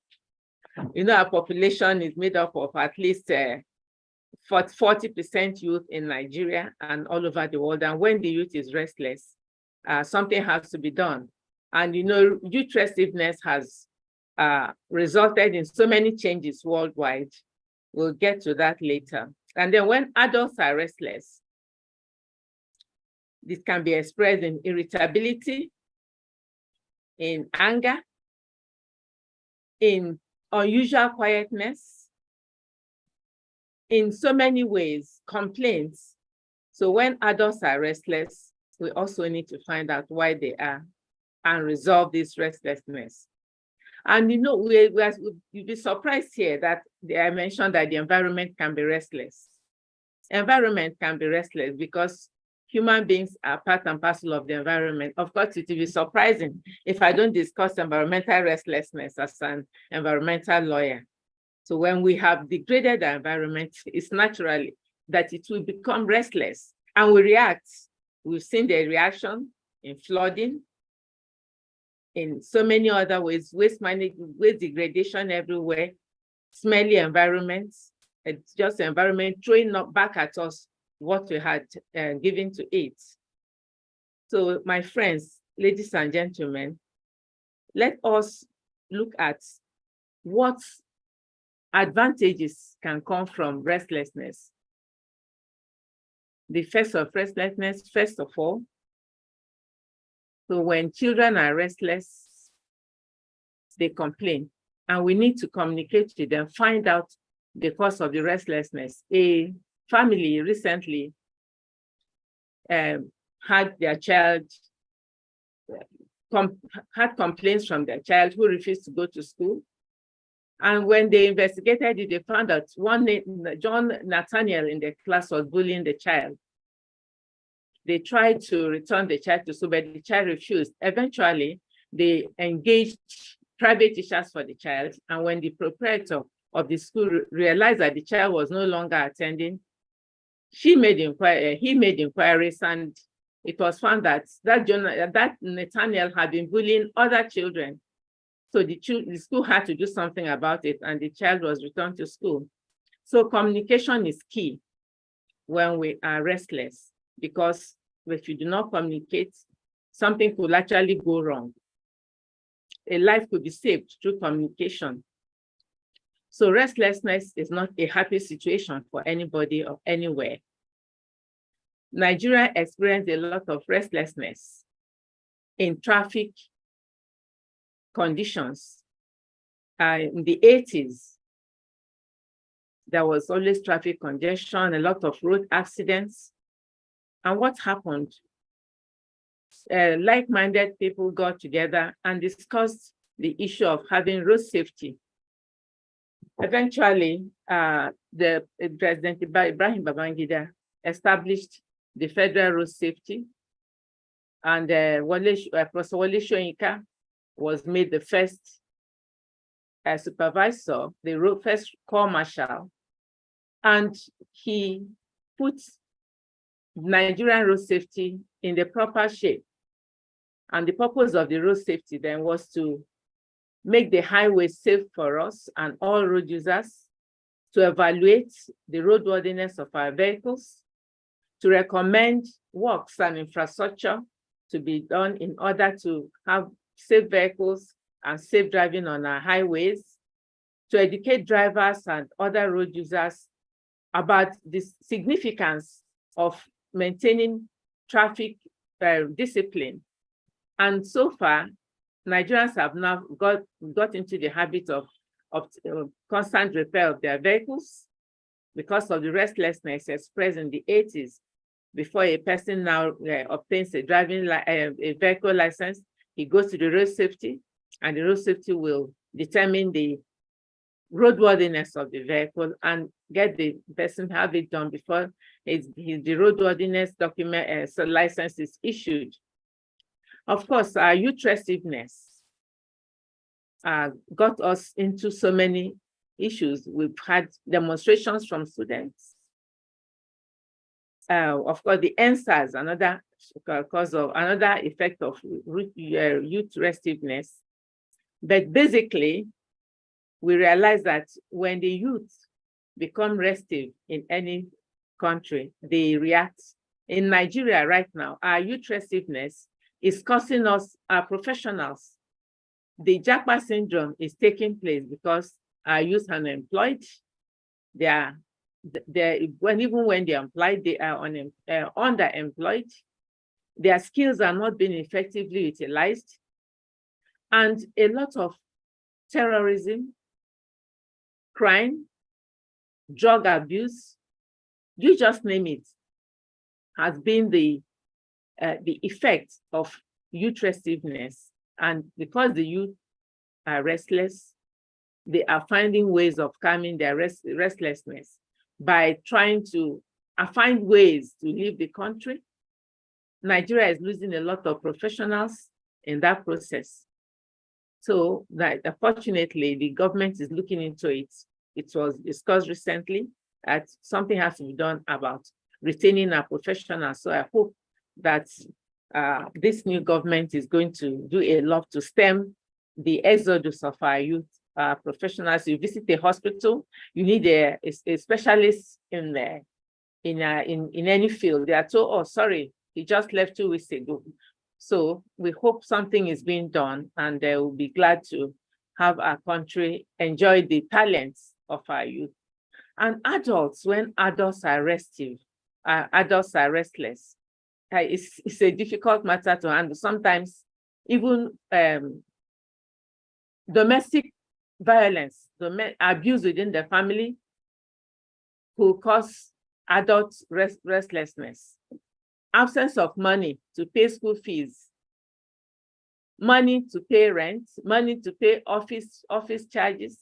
Even right now with the petrol scarcity, money to buy petrol, fuel the cars, service your cars, pay your staff, all these are sources of restlessness. And what can be done about it? Fortunately, Auntie Zainab gave us some tips in her paper. So we have a long way to go to calming restlessness in adults. But sometimes if restlessness can be discussed, the causes of our restlessness can be discussed with other people, we may eventually find solutions for restlessness and eventually begin to gain from that discussion. So all it means is that when we're restless and we notice people are restless around us, we try to communicate with them. Instead of just resigning ourselves to restlessness, we need to do self-examination, as Zainab has done. Do self-examination, find out those talents in us that can be utilized by communicating with like-minded people, by embarking on activities that lift us from the situation of restlessness and keep us in motion, not just static motion, but motion that actually comes with positive results. Therefore, in restless situations, we need to open up, gather some group of like-minded people around us, embark on missions that will enable us to utilize our talents.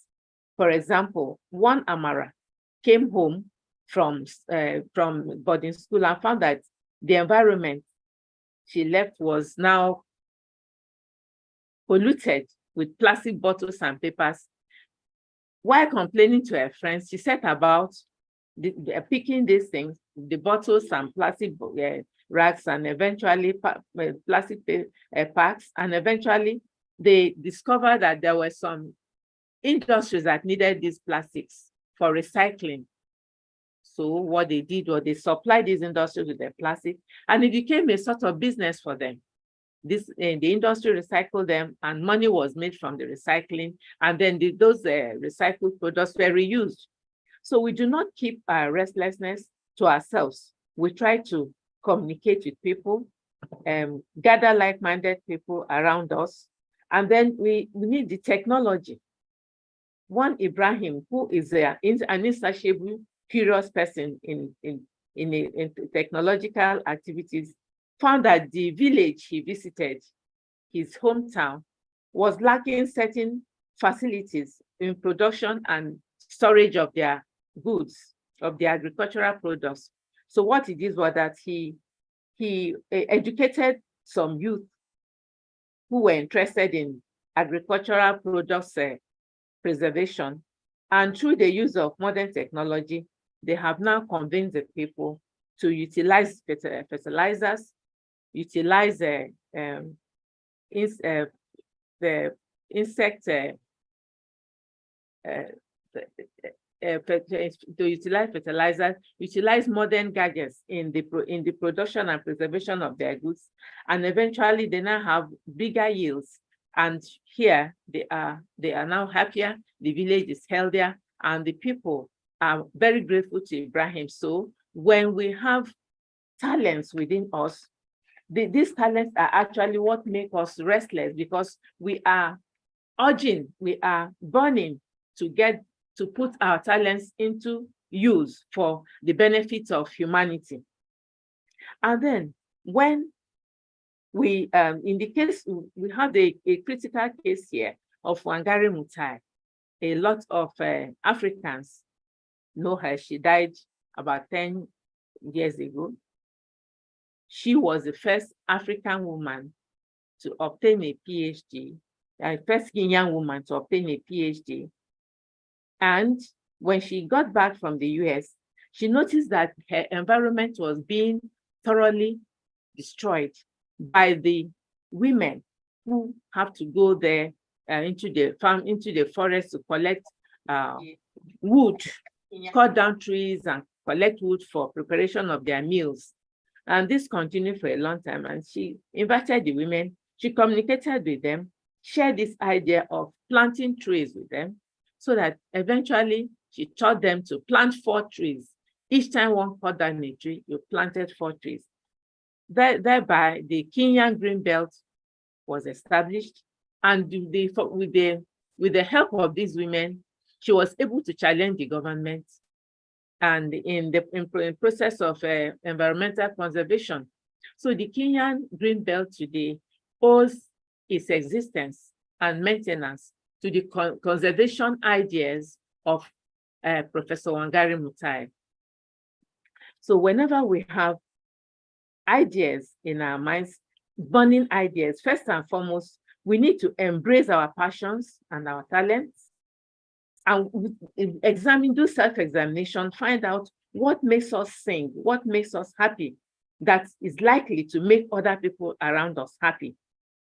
And these are building blocks that will enable us achieve that economic power.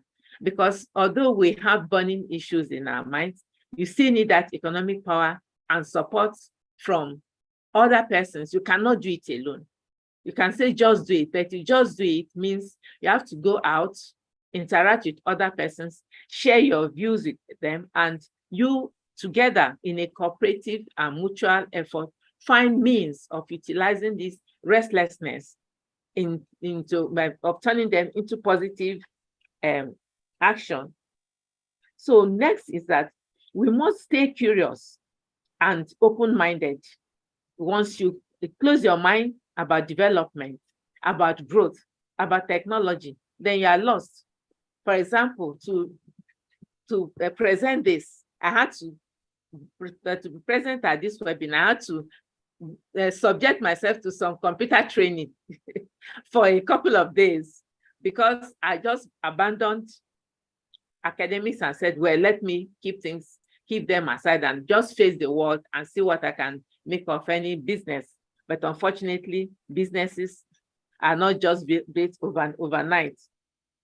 So we must stay curious, open-minded, stay focused, and we need to involve a rapid sense of development by staying informed, and we have to be receptive to change in technology, change in attitudes of people, and we have to identify any gaps in the society that need our talents and seize whatever opportunity we have to develop an entrepreneurial spirit. Having been in academics, everything is sort of packaged for you, the classroom, the students and all. But when you leave the academics and you move into the wider world of business and self-sustaining activities, you know you have to do much more work than that. So you need to be open to development, open, receptive to ideas, discussion with people, particularly the younger generation, as you mentioned, the Tony Elumelu and the rest of them. So we need to communicate with people. And furthermore, we need to collaborate and cooperate. Any development in the environment, any utilization of our talents can never be done alone. We have to embrace others, share our ideas and aspirations, and ensure that we complement our skills with ideas of other persons, because the world is a global village. Then the coming together and pooling of resources and will help us to work towards a common goal, as was the case in Wangari Mutai, as was the case in Amara, who came home and needed to engage in waste management. Therefore, utilization of our skills, talents, treasure, and time, we need the support of other persons. And we need to amplify our chances of success by creating a greater impact on society by networking. Networking is the key, because without networking, I cannot be here.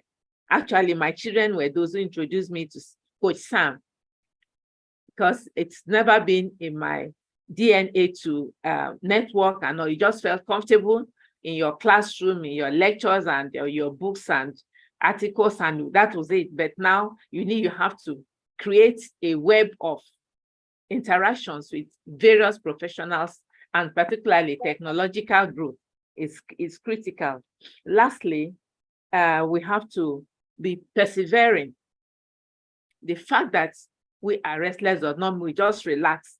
You are restless, you have to persevere. To getting out of that restlessness means you have to convert your restlessness into something more positive.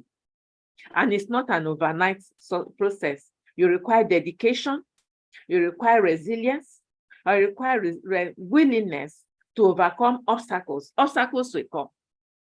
In waste management, you try to manage waste by yourself. You cannot. You have to have the waste management office. You have to utilize the dustbins. You have to package them as lawfully provided.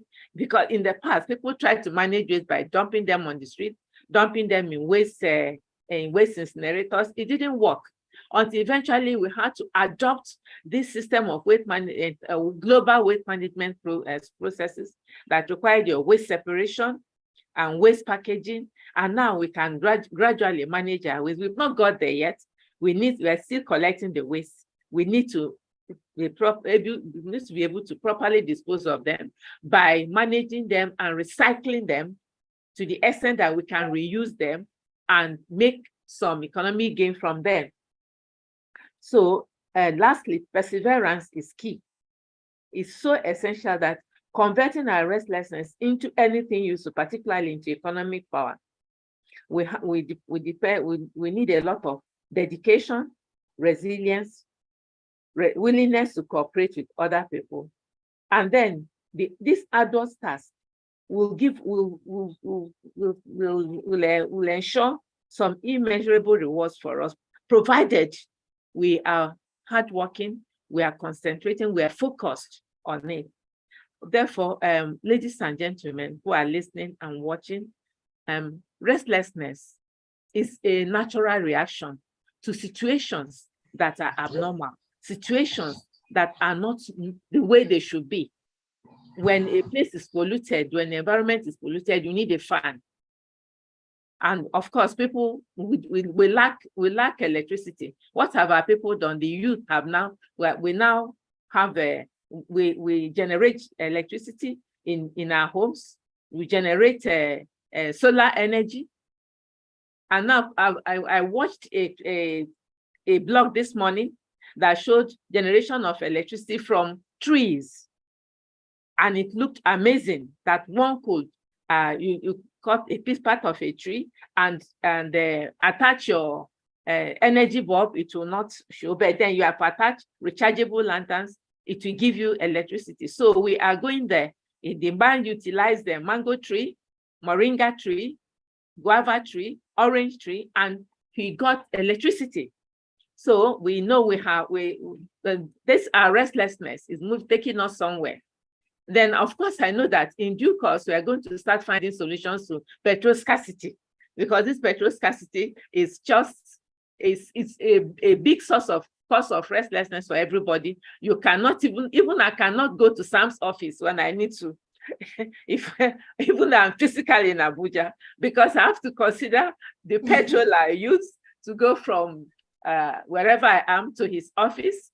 And then, so before you move around, you have to consider the economic value of whatever you're going to do. Yeah. You have to make your list, as I've said, make your list, make sure that whatever movement you make is worth the while. Therefore, my dear listeners, restlessness, we are right in the middle of restlessness right now, because we finished with the Naira crunch. We are just out of it, and we are trying to manage turn Naira notes here and there. And now we went into trade by barter because of restlessness of not finding cash. And now we are into petrol scarcity. I would be surprised one day people refine water and you can drive your vehicles with water. Nigerians are so ingenious. But so restlessness is now driving us into utilizing our innate qualities to make life worthwhile for ourselves and for others. And therefore, I hope that in due course, we can clean our cities.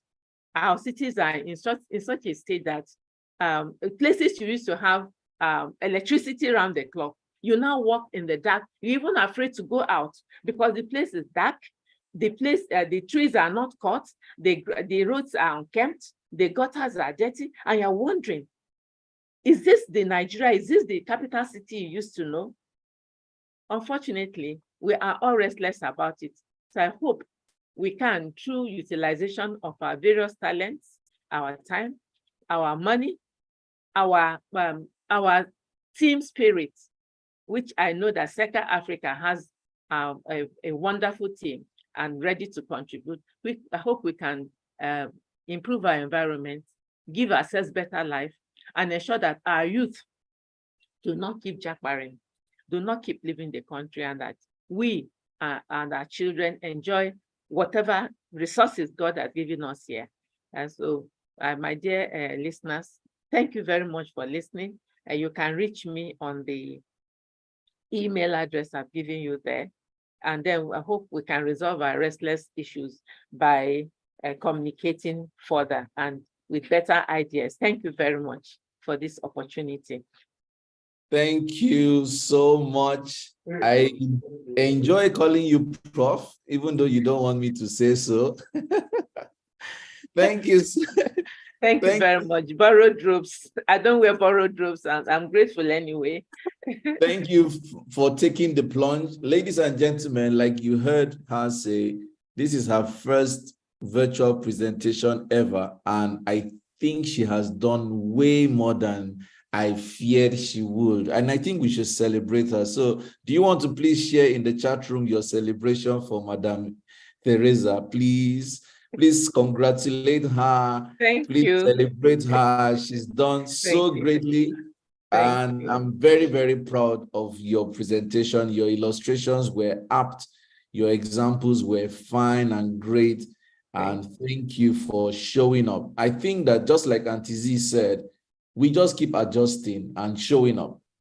So you showed up, and I'm very proud of you. Thank you so much. First time ever. I mean, this is just a beautiful thing. So, ladies and gentlemen, like I told you, she's a PhD holder in planning and environmental law. You've heard her speak a lot about the environment and keeping it clean and utilizing the environment and energy and conversion. So I think that she's going to come very handy for some of you who are into environmental kind of projects. I wish Hassana Gambo is here. She's somebody that is very passionate about the environment, and I think I need to connect both of you. But this is very important for every one of us to take on. So please, you may take her email address so that in case you have projects that border around environmental issues, especially if you need an environmental lawyer, I think that she just comes very handy for that. So once again, ma'am, congratulations. Thank you for showing up and well done. So let me not assume that nobody has a question. Does anyone have a question for Madam? Please let us post the question in the chat room. She still has about 10 minutes left for her time. So please, let's see how we can utilize that. Yina says, I've learned that I can convert my restlessness to something positive. Thank you, Yina. Yes, please post your lessons learned and also post your questions if you have them before her time is up. Anyone? Yes, I can see all the affirmations. Ma, are you able to read the chat room? Let me try. Because there are so many greetings for you in the chat room. Please, I would for you to see. I'd love for you to see the content in the chat room. Yes, please. Your assistant should help you to find that, because you need to read the room. There is a lot being said about you in the chat room. Fantastic. Aisha Atta says, restlessness is often the trigger to creativity. Yes, very, very true. Very, very true. There's something she said, it's very symbolic. She says she's sure that Nigerians will find a way forward from this fuel problem, this fuel restlessness. And I can categorically say yes. For example, gas has been a direction many people are beginning to, traffic into, since the issue of the PMS and diesel has been giving a lot of distress. So yes, Madam Teresa was very correct with that point. So, ladies and gentlemen, I think unless there is any question for her at the moment, it looks like we are happy to release Madam at this point, and then we can go on to the next item on the agenda. Okay. So I asked the question. Yes, I just saw your question. How Okay. can we, so Madam Teresa, a question for you. Okay, there are actually two stories. Okay, so two questions right now. I hope we can do that in 10 minutes. One says, how can we encourage those that live in areas that are prone to disasters recognize that it is their commonwealth that is being destroyed? That question has bothered me a lot, because when the NIMET makes predictions about disasters in the environment, they do not consider the economic status of the people who will be the likely victims of this environmental disaster. So I think the first thing they do is to build alternative residence for them, move them there, no matter how temporary, and then find ways and means of relocating them permanently. If those areas are within floodplains and cannot be reestablished, then or refilled, then the government should find ways and means of building not just refugee camps, of giving them higher elevation buildings somewhere, so that they can continue with their lives. The resources of humanity belong to all of us, and they have committed no crimes to be located, to find themselves living, particularly those whose villages and businesses are within those endangered zones. Therefore, I think the government should step into it. The NEMA should not just come in at the end of a disaster. They should come in prior to that, because the NEMA already has announced and informed everybody that there'll be environmental disaster there. So they should be proactive about it and not just reactive. Therefore, the government should look into it, and then like-minded persons who are able to help, who set up camps for them to occupy temporarily until permanent places are established for them. So I think they deserve to be taken into consideration. Their palliative should be given ahead of time and not wait until their goods are floating in water and some of them are drowned, and before the government comes in or people come in with their goods to help. They should come help them while they are still alive. Some people say, mourn me while I'm alive. Not when I'm dead, we cook and celebrate with the whole world. Let them be brought out of those places, like places of safety, and be kept there and eventually settled permanently, because those places, the land, the resources of humanity belong to all of us, and they have nowhere else to go. What do we tell citizens on their own responsibilities towards their environmental safety and environmental economic power? So you've spoken from the government part. Yes. The people that live in these areas that need government intervention, what do we need them to understand so that they also take responsibility for their own environmental well-being? Environmental education is the key. As we are discussing issues, if there are public spirited individuals among us or in any environmental NGOs, we could encourage them to go there, educate them, and make sure that they comply with environmental regulations, such as not building in floodplains, obtaining proper planning permit before they build. And when they should build, they use standard materials. The building planning organizations and the Nigerian quantity surveyors and all have the rules and regulations, and building regulations are there for them to comply with.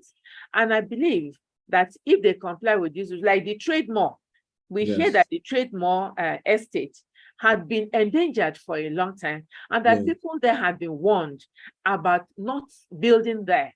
So if people are warned ahead of time and they move out of these danger zones, then others can come to help them at the appropriate time. So if we doggedly decide to just go our own way and not comply with rules and regulations, planning and environmental rules and regulations, then nobody will be there to help us when it's time, when we're in trouble. So it is good that they have environmental education. So when they are properly environmentally educated, then of course, any movement requires money. Money. That's why economic power, not just teaching and educating, empowerment is key. So if SEC Africa can come out and have public spirited juggernautes who can participate in helping these people, it will be wonderful to give them environmental education ahead of time, move them out, and if places are repairable, then they can be refilled. Otherwise, if that's nature's way of converging of getting waters to flow within our areas, our homes and towns and villages, we cannot prevent nature. Nature has to take its course, but we have to give way and make our own plans for our safety. So my contribution is that we can help them out and they can help themselves out through proper education and empowerment. Yes. One last question for you, if you can answer in 3 minutes. The question says, can she tell us one story of how she handled restlessness in her life? I don't want to tell you. I don't want to tell you who asked this question, but let me hear your answer. Oh, what an interesting question. Well, the person must have pricked at my heart. Well, I've not been restless, but I've always been proactive. I married early. I was 18 plus when I got married, but I knew that I had a future ahead of me. I married a wonderful man, Charles Ilebune, and he's been very supportive. So my restlessness had led me into having my O levels after my first child. After my 3 children, I had a university education. Then after 5 children, I had a master's, and then proceeded to academics from the Ministry of Justice as a principal state counsel. So I've been restless in the sense that I've always had this proactive idea of education, that I was raised in a family that considered male and female education equally. So with this restlessness and with the talented parents I had and the husband that's very supportive and children that have brought me thus far, I've kept moving. As I tell, I'm now relearning computer usage, which I stopped 6-7 years ago when I left university. Now I have to relearn it, and I have computer teachers, I'm taking lessons. And like I said, I hope the SECA Africa can help me achieve my goal. Achieve my goal of being there and enjoying my retirement. So I'm handling restlessness very well. I'm happy to have supportive family and people like SECA Africa there with me to network. Thank you very much for the question. I can categorically commit in public that we're ready to help you to any extent that you want to go. Thank you so much. I'm equally calling on everyone who is listening that anyhow you can support Madam Teresa in this her dream to be better, to be more efficient, to be more effective, to be more, to find herself more relevant. I invite everyone to support her. You have her email currently projected on the screen. Reach out to her, encourage her, bring her to talk to your children, to your staff, to your communities. She's very passionate. She's very active. She's very committed. And you can tell that she has a die-hard spirit. So I want everyone to join SECA Africa as we encourage our people to go all out. I want to tell you, Ma, that I am personally proud of you. Thank you. I have interacted with you in a few weeks, and I can tell that you're consistent and you're very, very focused. Thank you. I want you to know that whatever your dream is in your heart, you will achieve it.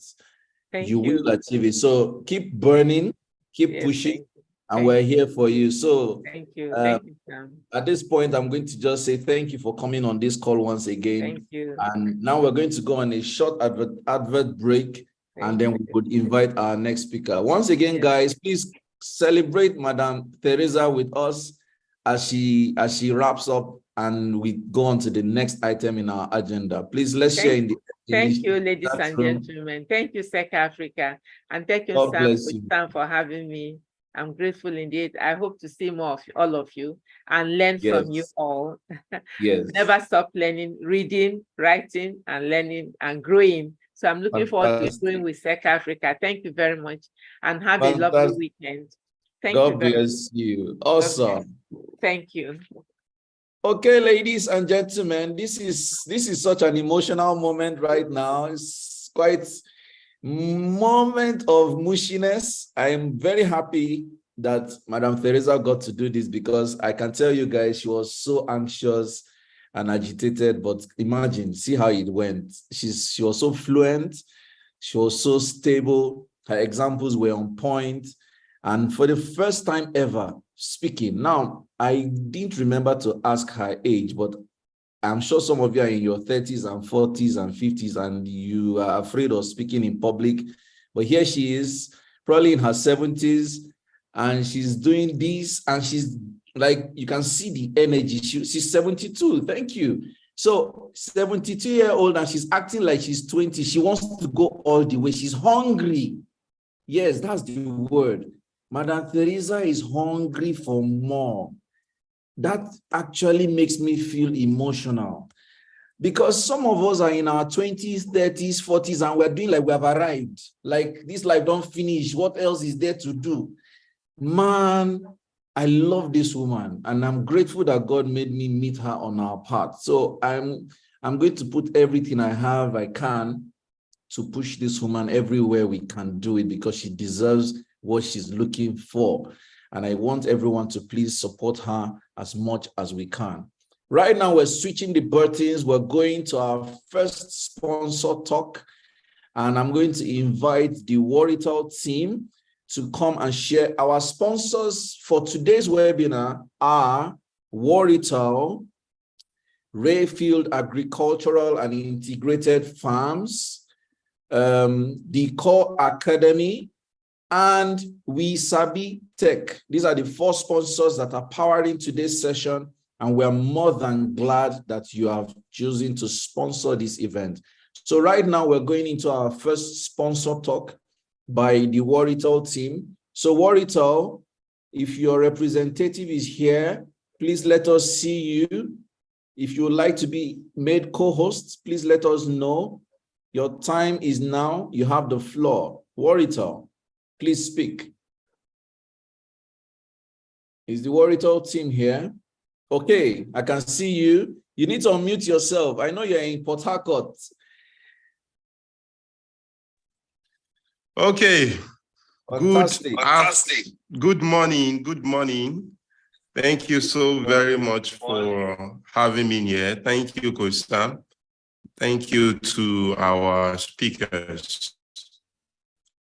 I've learned a number of things, and I want to encourage everybody to, because ourselves as well. Is it your network or is it my network? Who else can hear Warital?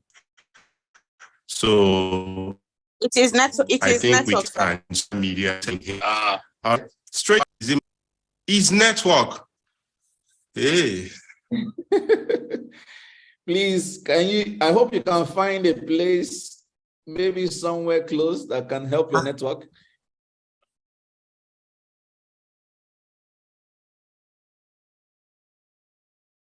I can help my network. Okay, I think it's better now. Oh, okay, great. All right, I was saying that I was thanking the speakers we've had, right? And I said, while I was listening and learning, I had to go on social media to also talk about it. And I want to encourage everybody here to also do the same thing. Let's share on our social media, to talk about these great sections we have in here. All right, so about Warital. Warital is a publishing firm, and we've been privileged to work with great people like Coach Sam here, and a number of amazing people also here, right here. So, and I want to encourage everyone here in your 30s, in your 40s, 50s, 60s, or 70s, right? It's actually good for you to document your experience. Maybe not just for your generation, but also for the generation coming behind you. I think that's one of the things we lack. Like when I was starting out business, it was hard for me to see books in this part of the world, written by Nigerians. Most of the people ahead of us did not write a book, right? Yeah. So it's just okay that you document your process, your experiences, and things that that many people would benefit and learn from. Let's do it for our generation and the generation to come. All right. So Warital, being a publishing house, has worked with great people, dignitaries, here and there, not just in Nigeria, Africa, and other parts of the world. And we are proud of what we are doing, and we hope to do more. We hope to work with everyone here to write their book. We are able to help to write. We are able to edit.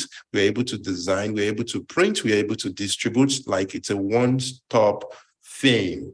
All right. And part of our social responsibility is to also support, initiatives like what SECA Africa is doing. And that's why we are doing this, because we want information, good information, to be common, to be everywhere, right? Yeah. So, which is one of the things, SECA is all about, to get people informed, passing the right information. And that's why Warita also exists. All right. I think I've spent 5 minutes already. Thank you so very much, Sam, for having me. Thank you to the SECA family. Thank you, everyone. Have a wonderful sections ahead. Fantastic. Thank you so much for Warita. Ladies and gentlemen, I'm proud to say I was Warita's first customer when it comes to publishing books. I'm very happy. Let me tell a short story how we stumbled into publishing with Warita.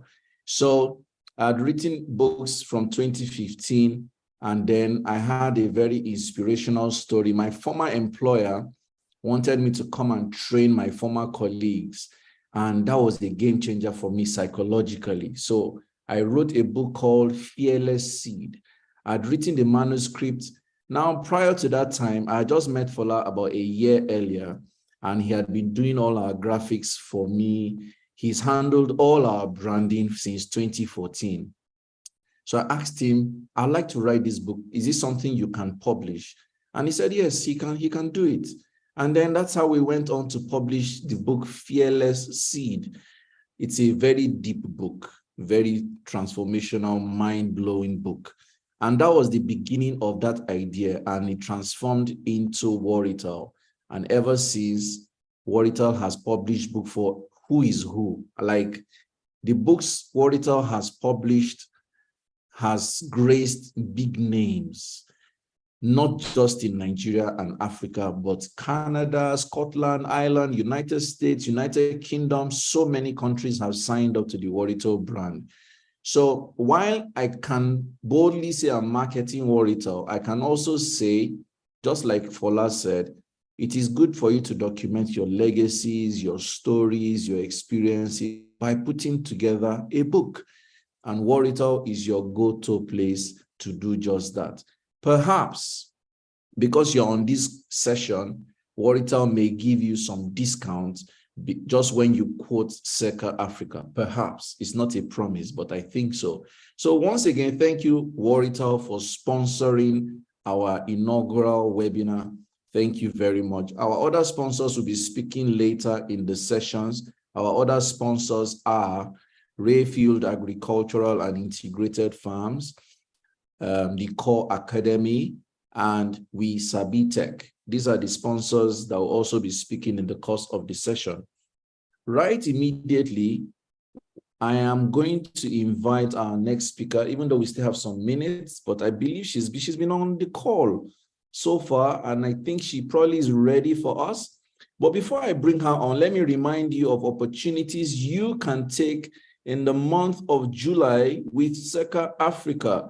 You don't want to miss any of these sessions that are coming up in the month of July.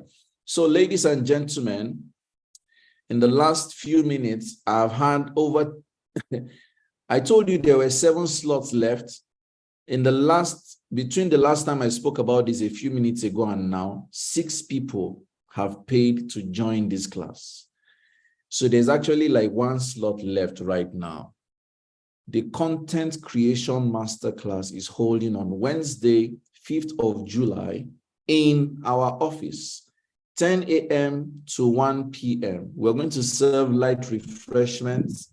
We're going to teach you how to write content, the consistency of writing content, how to put together your community that you can be serving content, how to leverage feedback from the content you write, and how to maximize the opportunities from the content you have written. For example, between when I spoke about this and now, I told you 6 people have taken out of the 7 slots. That is how to sell content. I have successfully demonstrated that you can actually get responses to your content just by this example. So if you want to take the last slot, you have the window to pay 7.5 before the next person pays before you. And I can't say you should pay for 2 people or 3 people, unless of course Stella thinks that she can authorize that. But that is the first thing. The second thing I want you to take note of is that on the 5th of August, we have our first Pan-African webinar organized by Seka Africa. I've brought my friends on the continent. I have my friend in South Africa. Somebody needs to mute his or her mic, please. MT Adeniran, kindly. Thank you. I have my friend in South Africa, Lorraine Maurice, coming on. I have my friend in Tunisia. I was a board member of this Tunisian brand, and one of their co-founders is coming on this call. I have my friend, a very strong political parliamentarian in Kenya, Douglas Kirimi, who is also a consultant in East Africa. I have my senior friend, Mr. Victor Mensah, who is a personality development expert. He's based in Zambia, but he's a Ghanaian. And then I have my big sister, Mary Uduk, MNI, the former DG SEC, Securities and Exchange Commission, Nigeria, and my humble self representing Seka Africa team. This event is free. You have to register on sekaafrica.com/Africa.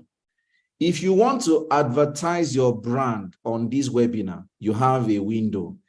1 slot has been taken out of 3 slots for advertising and sponsorship. We're not taking more than 3 slots. So if you want to take a slot, reach my team immediately on that number you can see on the screen. +234 703 595 3367. +234 703 595 3367 is the number to reach so that you can quickly secure your sponsorship slot. Now, let me jump to quickly introduce my next speaker. She's somebody I really, really respect. Like, she's such a big name. You know, when Patoranking sings Patoranking song, Patoranking, his song is Big Name. This woman is a big name. But when you meet her, she's so humble, scarily humble. And sometimes I'm afraid, maybe person no go cross the line with this her humility. You know, there is a person you meet, yeah, she's so humble that you will not even know when you start misbehaving. She'll just be looking at you like, just continue what you're doing. She's such a humble human. She's an accomplished judicial officer with an unwavering commitment to making a positive impact. She exhibits exceptional expertise and integrity in her role. She has had a career that has spanned almost 20 years, where she has presided over numerous complex criminal and civil cases, demonstrating. Please mute your microphones, everyone. Thank you. Kindly mute your mic, please. Thank you. Okay, so let me just continue.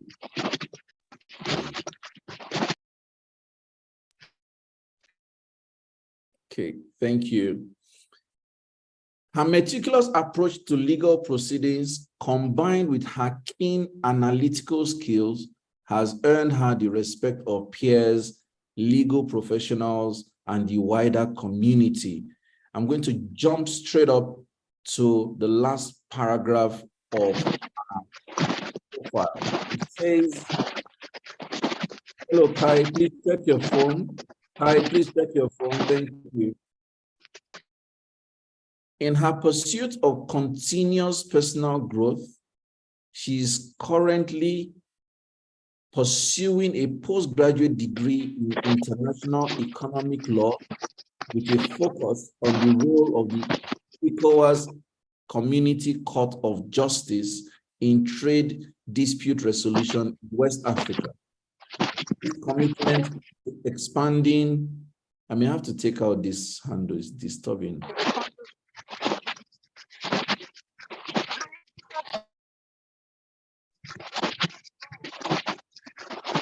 Why don't you mute from your end until it is need for us to speak? I've been doing that, and it keeps, I think it's her device that is acting up.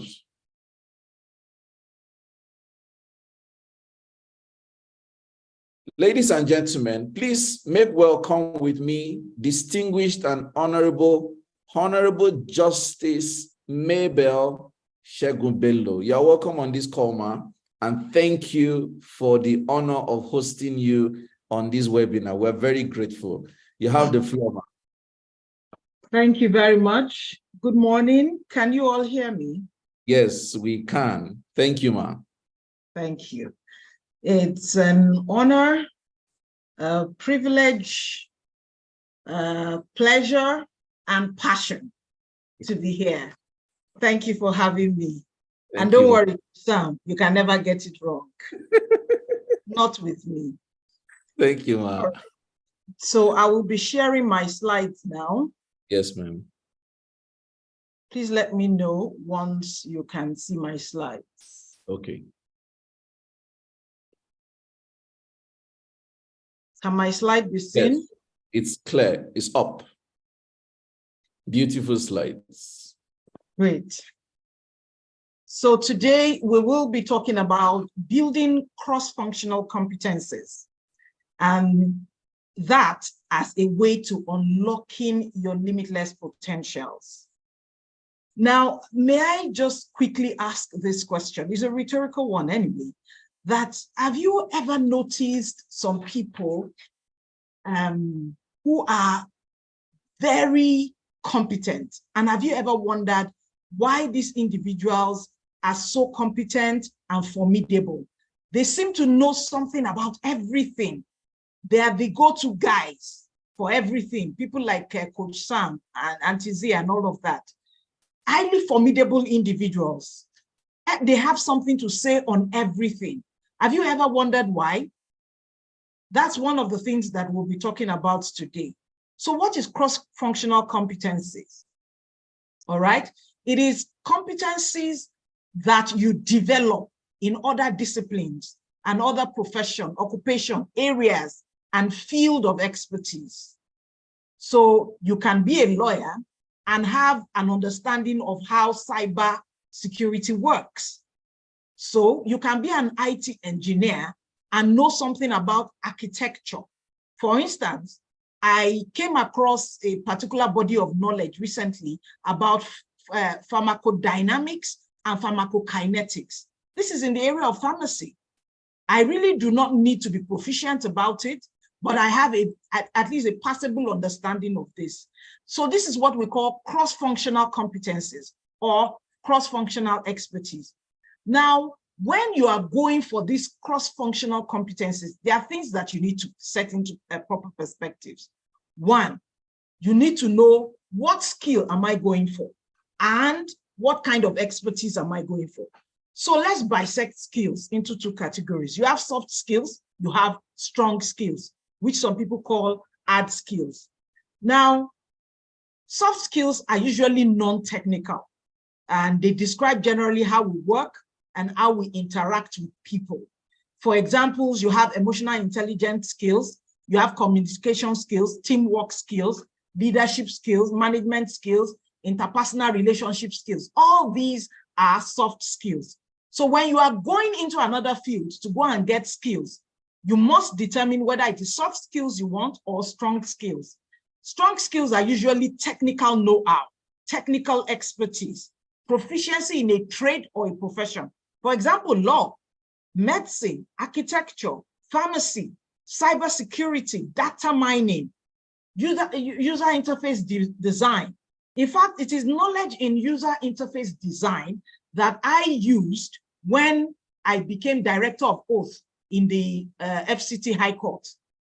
And that was one of the things that shook the terrain a bit, because they were wondering, how did she understand this? How did she bring solution on board so quickly? Within 3 months, we were able to clean up the whole terrain as when I came on board as the director of oath, because we had to introduce a digital infrastructure. How did I even know about digital infrastructure? How did I know that it was important for us to use a user interface design? How did I know that we needed payment gateways? These were all information knowledge that has been gleaned through developing cross-functional competencies. Now, once you determine whether it is soft skills you want or strong skills, you need to also understand what kind of expertise you want in that area. Is it functional expertise or accorded expertise? Functional expertise or accorded expertise? Now, let me quickly dimension functional expertise and accorded expertise, because there seems to be a kind of strong debate amongst these two. Now, functional expertise accrues to you through deliberate practice, observation, hands-on experience. Usually, they call individuals who have functional expertise masters at these things. At this level, their productivity is what guarantees their visibility. Their productivity is the greatest sponsors for them being visible. So you have a mechanic, roadside mechanic, who understands the workings of engines, and you have a mechanical engineer that knows nothing about the engine, the workings of the engine of a car. So that is the debate between experience and credentials. So accorded expertise accrues to you because an institution or an organization grants you the title or the degree or the certificate or license of an expert. So let's take a critical example of MBA, Masters in Business Administration. Someone who has an MBA, who does not even know how to build a business. He starts the business and it is dead on arrival. Yes, you have all these street businessmen, you know, the Zazu kind of business people. They try it, it works, they push it, they keep pushing the boundaries until it works. And they become functional experts at building businesses. They can build multinational businesses. They can build multi-billion industries. They have mastered it. They are functional experts. So now the question always is this: if you're going for cross-functional expertise, do you want functional expertise in that area, or do you just want the certificates? Now, I tell people who have accorded expertise, please try and get some experience under your belt pronto. It's important because in the terrain where we are working now, we are working on a landscape that has several moving parts. If all you are holding is a certificate, they'll pack you up. It's only a matter of time. Yes. Good. So functional expertise is important. Accorded expertise is the dilemma of the functional expert is that when they now make an attempt to go and get certified, they now discover it is a pathetic waste of time. They start teaching them structure systems and they want, look, this is not how to build a business. I don't do this thing, not be like this in the work. So that's the dilemma of those with functional expertise. They can't really put their head down to do what it requires to get the degree, the license, or the certificate. So that's very important to state upfront. So what are the benefits of cross-functional competency? You are saying I should go get competent, at least a functional knowledge in other areas and in other fields. What does it offer me? If I do that, what will it make of me? My brother, very many. I have 6 here, and it's not limited to just these 6. The first of them is that it gives you increased opportunity and increased visibility. Increased opportunity and increased visibility. Let me go personal a bit, and I truly do take your permission. I crave your indulgence to do that. When the directorate that I headed then as a chief magistrate in the FCT High Court was being formed and fashioned, it was a new directorate. There were several existing directorates, about 20-something directorates on ground. And then the chief judge then decided to put together this new directorate. Why? Because it was responsible for about 70% of the internally generated revenue of the organization. So it was important for them to clean it up and get it right. There were a lot of people perching on it and creating a lot of corruption, giving the organization a very bad name, internationally and nationally.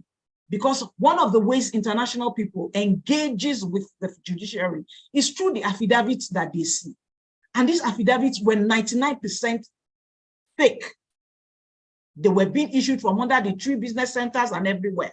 So he sat down with some minds and he said, please suggest a name for me. Someone you think has the capacity to turn around and bring the solution. We don't know the solution we need, but we know that we need a solution. Believe me, all 3 people mentioned my name. At different times, all mentioned my name. Why do you think this is? 2 things I need you to understand there.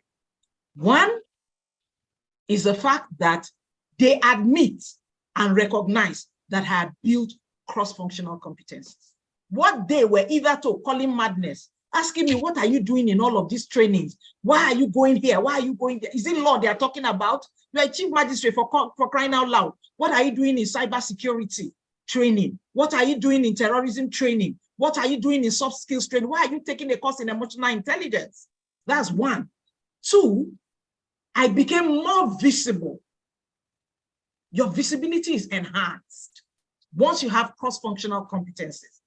People you never know are looking, are truly looking. They are looking at you, they are observing you, and they are seeing how much you are expanding. And 3, please note, knowledge is perceptible. Once people come around you, they can tell instantly that you're a highly knowledgeable individual. So this is one of the things, the good things and benefits of cross-functional competency. Another one is professional growth.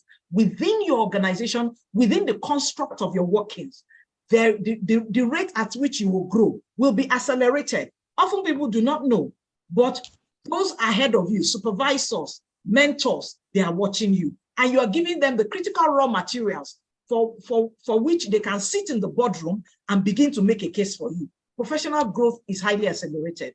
Then you will find people who are more willing to collaborate with you in terms of funding, in terms of business partnership. Enhanced collaboration is one of the benefits. Your ability to be able to solve problems is also enhanced, and it goes way off the roof. Your problem-solving ability, because you have expanded your horizon, you are able to bring in, things. For instance, how did I know that it was digital infrastructure that we needed to solve the problem on time, on ground? I could have been chasing birds up and down. You are the ones doing fake affidavit. I chase you today. You in Karu doing fake affidavit. I chase you today. Another one in zone 6 doing fake.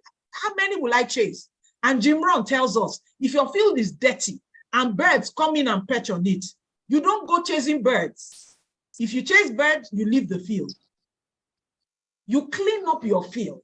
Once you clean up your field, the birds will have nothing to perch on again. They will leave. It's just a matter of time. How do you clean your field? That is where your problem-solving ability comes into bear. And if you have not developed yourself, if you have not broadened your horizon, I hear people tell me, I don't need to learn about law. My brother, the day a policy is fashioned that cripples your business, that's when you will know it's important for you to learn about law. Career flexibility is also there. You can crisscross, you can move from this to that, and you won't have a problem because you have already toughened the texture of your mind to be able to assimilate knowledge from different areas. So you are very flexible as a person. Your changing environment is also another thing. A lot of businesses die at what we call the strategic inflection point. Strategic inflection point. Please go and read about it. It's you can Google it, fine, but there's also a book on it. That book is titled Only the Paranoid Survive. Only the Paranoid Survive is written by Andrew Groove. And if you go on Amazon, you will find a free audio specifically on strategic inflection point. Every career pathway will witness it. Every business will witness it. Everybody who is on an assignment of destiny will witness strategic inflection point. It's simply at the rate at which things are changing. We are on a terrain, we are on that platform where there are several moving parts. So updating yourself every 5 years does not work anymore. You have to be so relevant that you must know the trends, the emerging trends in every area. There are emerging trends in clean energy, there are economic emerging trends, green trends, organic oriented, web trends. Technological trends. Take, for example, in the area of technology, what are the emerging trends? We have artificial intelligence, augmented reality. We have things like a blockchain, drones, robotics, virtual reality, 3D printing. I am not saying that you must become an expert at these things. Neither am I insisting that you must go proficient. But a passable understanding of it will ensure that when that strategic inflection point comes in your business or in your career, you are not thrown off board. You are not thrown off board. In fact, there is also another trend that they call the burnout trend. You will not believe it. You see, smart brands are now looking for other brands that have been burnt out by the pressures of modern life. So they look for those brands, and feast on them. They actually accelerate your thinking. It's a trend now. Once the issues of modern life trends around it has come to your doorstep, you do not realize that you're already at that strategic inflection point, and your business is sinking. You do not know. Those burnout, that burnout construct will hit you. They'll accelerate your thinking. They'll feast on you, and they'll move on. It's a trend now. It's a 2023 trend. All the other technological trends I was telling you are 2022 trends. All the augmented reality, robotics, all of them are older trends, but they're there anyway. So being competent in other areas, developing cross-functional expertise, competencies, is what will alert you once you are at that strategic inflection point. I will implore us to go read it up. And then there's this other word that has developed recently. They call it coopetition. Coopetition, that is collaboration amongst competitors. And I'm talking about the enhanced collaboration now. So when you are versatile and you are highly adaptable on your professional journey, one of the things that you will learn quickly is this concept of coopetition. So you will no longer see your competitors as rivals. You will see them as potential collaborators. And transactions that have gone into coopetition have really scaled. Businesses, in fact, let me tell you why it is important for you to broaden your horizon. When we started the ARMS, that is the Affidavit Registry Management System, when we put on the digital infrastructure, the technical partners came to me and they said, okay, this is phase one. Now, phase two is that we will bring those people who were doing the fake affidavits before, bring them on board and make them agents. I said, like, only possible. It cannot be possible. These are our rivals. These are people who want to sink us. These are the people who, they are the ones feasting on our field. How do you bring them in? I sank that idea. Why? Because I have not broadened my scope, my mental scope enough to admit of the concept of coopetition. That would have been a fantastic collaboration amongst competitors and would have increased our potentials largely. So it's very important for us to keep learning. It's very important for us to diversify, especially in our learning. There are no business silos anymore. Nobody works in silos anymore. Silos generally refers to, is a metaphoric word referring to business divisions, operating independently, avoiding sharing of information. All of that should be broken down. Please break down the silos. Your mental silos, break them down. Business silos, break them down. This also goes to teams as well. But unfortunately, women tend to hold their powers in silos. Women, they tend to hold their powers in silos. But men, I have noticed how men move. They move in what they call combined self-interest. It is self-interest, no doubt. They all have their individual self-interest, but they have a way of combining it and moving with combined self-interest.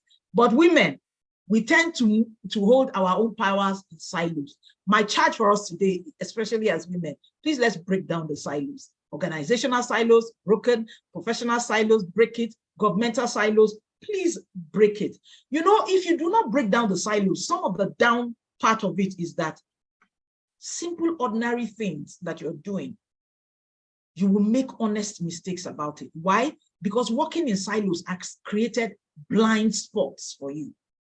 Blind spots everywhere. You do not have that 360-degree view of things. That's why we need critical collaboration and coopetition most of the times.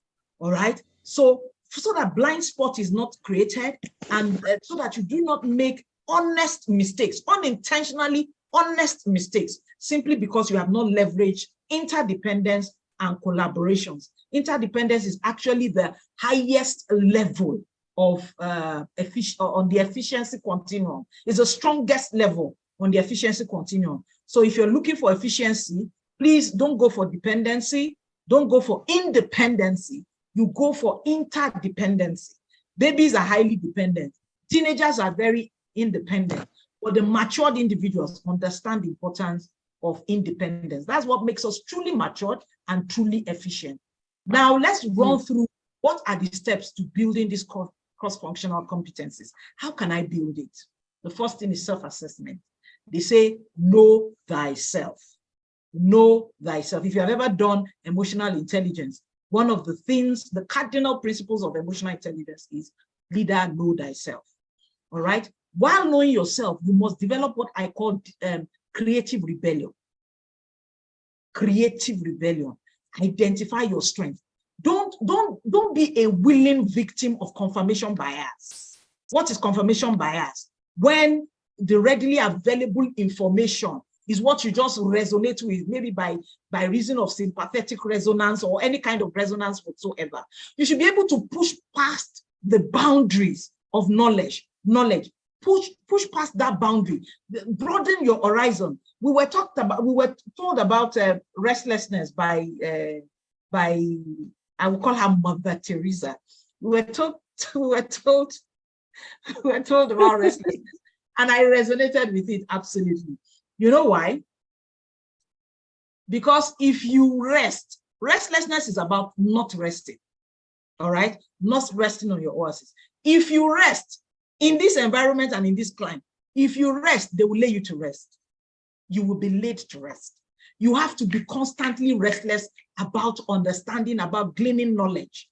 If they tell you, well done, better ask yourself, what have I done? Whatever it is you do, keep moving, because there's no parking space anywhere. There is no parking space. If you park, they will pack you up. Instantly, they will pack you up. So identify your strengths, what your weaknesses are, understand the areas that you need improvement. What are the areas that I need improvement? Okay, what are the government policies around my business? What are the government frameworks, governance framework around my industry? Just push past that and understand it. And please, you cannot freelance this knowledge. Pick from this today, pick from, no. You cannot become formidable by freelancing knowledge. It has to be structured. You have to build a structure around learning, and the only way you can achieve that is through goal setting. So set the goal, short-term, long-term, but align them with your personal aspirations and career aspirations. Another one is develop that growth mindset, learning. Seek opportunities to learn in diverse areas, attend workshops, all right? While you're learning through books, you can learn through books, but while you're learning through books, I've told you, don't be a willing victim of confirmation bias. Every book you're reading, ask yourself 3 cardinal questions. What are the unstated in this book? What are the understated in these books? What are the overstated in this book? That's how you can have a creative, rebellious mind. And that's very key. So growth mindset here also is location agnostic, kind of. Location, it's location dependent. So even if you have a growth mindset, but you are in a location of scarcity, an environment of scarcity, where there's paucity of workshops, training programs, conferences and all of that, with all of your growth mindset, you are capped. You are capped. You are limited, even though you have a growth mindset. So you must be very mindful of your environment. While Coach Sam was giving us updates on the trainings that we have for the month, I kept screenshotting it and I kept entering them into my calendar. You know, those are learning environments is creating. Leverage them. Leverage them. That's the way your growth mindset can be effective. Now, another way to develop cross-functional competency or ability is continuous learning. This learning is not once and for all. It has to be continuous. Like I told you, when it comes to learning, there is no parking space anywhere. You park, they park you. Simple. The world is brutal these days. They have a way of just drawing a circle around you. They will respect you, but they will have nothing to do with you again. The world can perceive, they can tell when you're not growing. They can tell. If growth is very perceptible, lack of it is also very perceptible. All right. So stay updated on emerging trends. I've told you about the emerging trends that we have. Read relevant books, articles, then follow your industry influencers. Follow your industry influencers. I am doing all of this today because I have developed capacity in other areas. But I do know that my core capacity lies in the legal space. So recently, I followed what some of our industry influencers, and then I then found myself in a training environment that was talking about public interest litigation. Oh my God, I have spent close to 20 years in the judiciary. Do you know that I have never dimensioned public interest litigation in that fashion before? I never knew about judicial activism in that light. There's a difference between judicial activism and judicial rascality. And how we, the younger judicial officers, can leverage judicial activism, but ensure that it is located in public interest litigation. I had to glean materials. I had to sit down with it. And all of that came about by following my industry influencers. Wow. So it's very important. Wow. And check your teachability index. Check your teachability index. I put a small, I don't know maths, I don't know maths, and I can't apologize for that. But you will see one equation I put there, very simplistic equation, that is WTL times WTC equals your transformation. All right, so that's willingness to learn times willingness to change equals transformation. So if you want to know whether truly you are changing, then always factor these things in. And I always tell people, how do you factor your willingness to change in? Because a lot of people have willingness to learn, but zero willingness to change. And that's where the transformation lies. So how will you know that you're changing? You must constantly ask yourself the questions. Why am I learning this? Okay, where will I put it to use? And when will I put it to use? Once you're able to critically answer these three questions, then your willingness to change has arrived and your transformation is imminent whatsoever. Now, embracing change is also part of what we have discussed so far. Take projects outside your comfort zone, volunteer, build confidence, build adaptability, all right? And then your network is very important. Collaborations are very important. Engage in cross-functional collaborations. When we wanted to do the digital affidavit, which is the first ever to be done in the Nigerian judiciary and in the whole of Africa, I knew that we couldn't solve it on our own. We had to engage in collaborations. And so I had to ask for the permission and the leave to go and get technical partners. So we designed a PPP, all right, private-public partnership. And we had to draw up agreements and so many things. So engage in cross-functional collaborations. You can't do it alone. There's only so much you can do in isolation. Only so much you can do in isolation. Learn from other people's experiences and their perspectives. Learn, listen, be humble. Be humble. Humility is the greatest index for your teachability. If you are not humble, you are truly not teachable. It's as simple as that. Now, I love this thing, this RKT thing. very important. One of the benefits of cross-functional competence is RKT, rapid knowledge transfer.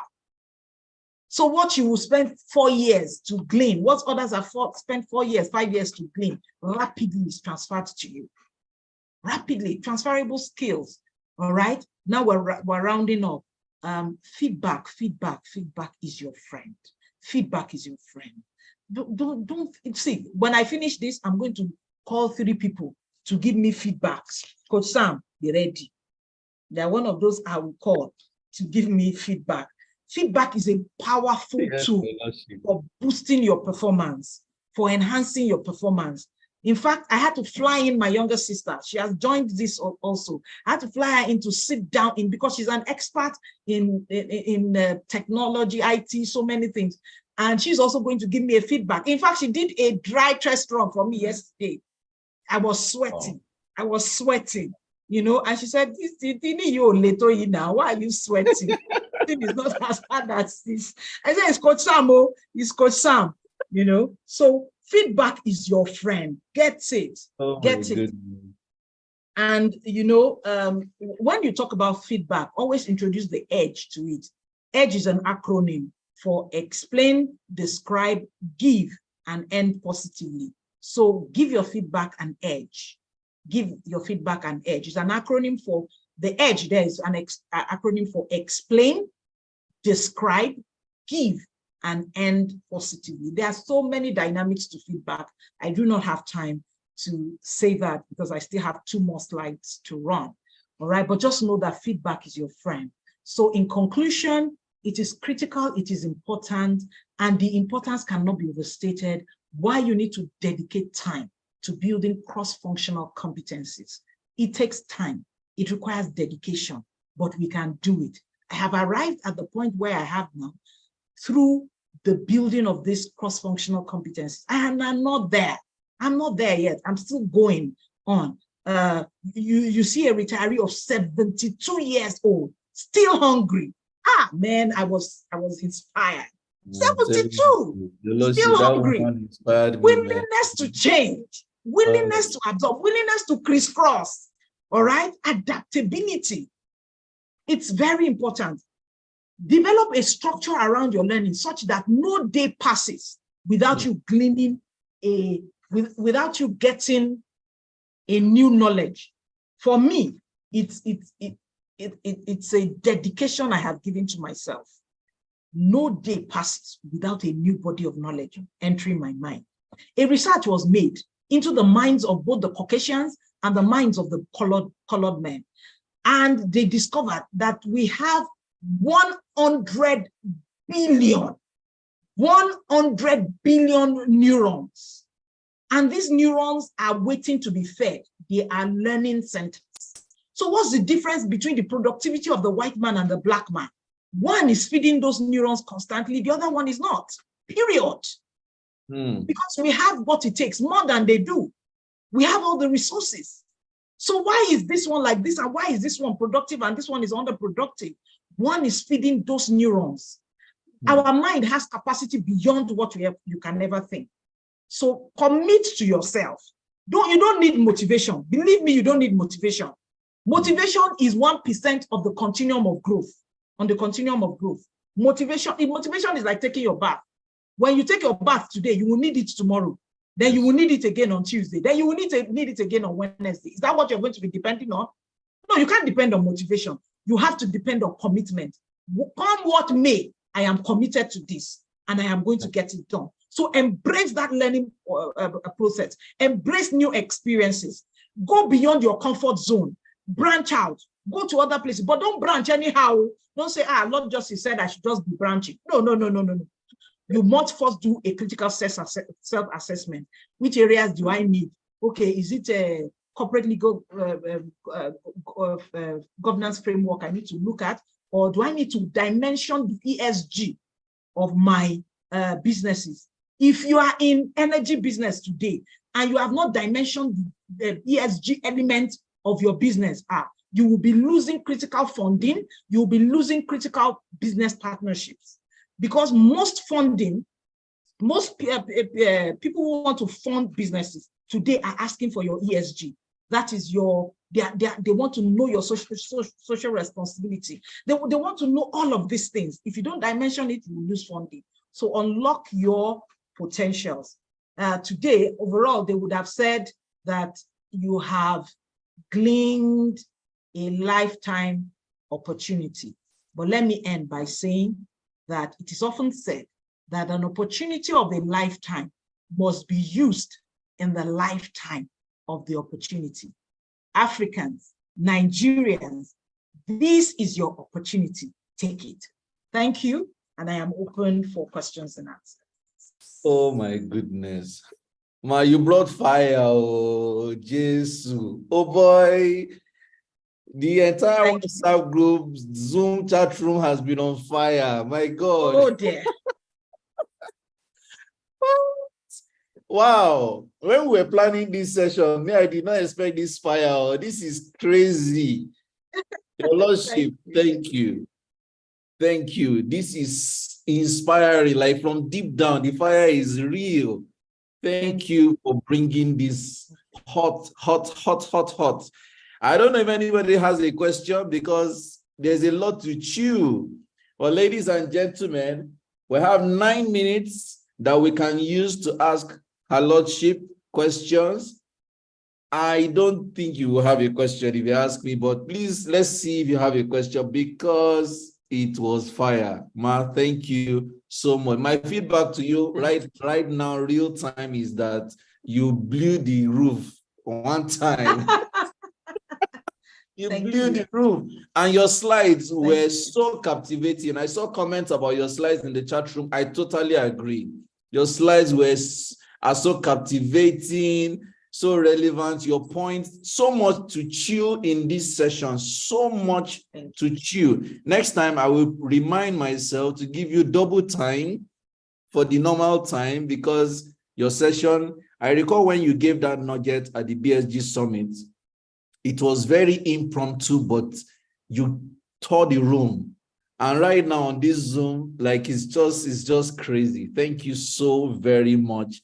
Thank you so very much. So ladies and gentlemen, if you have a question for Her Lordship, we have less than 10 minutes to attend to that. And I would like you to indicate if you do have a question. But while we do so, Your Lordship, you would like to share contact details that you want us to have?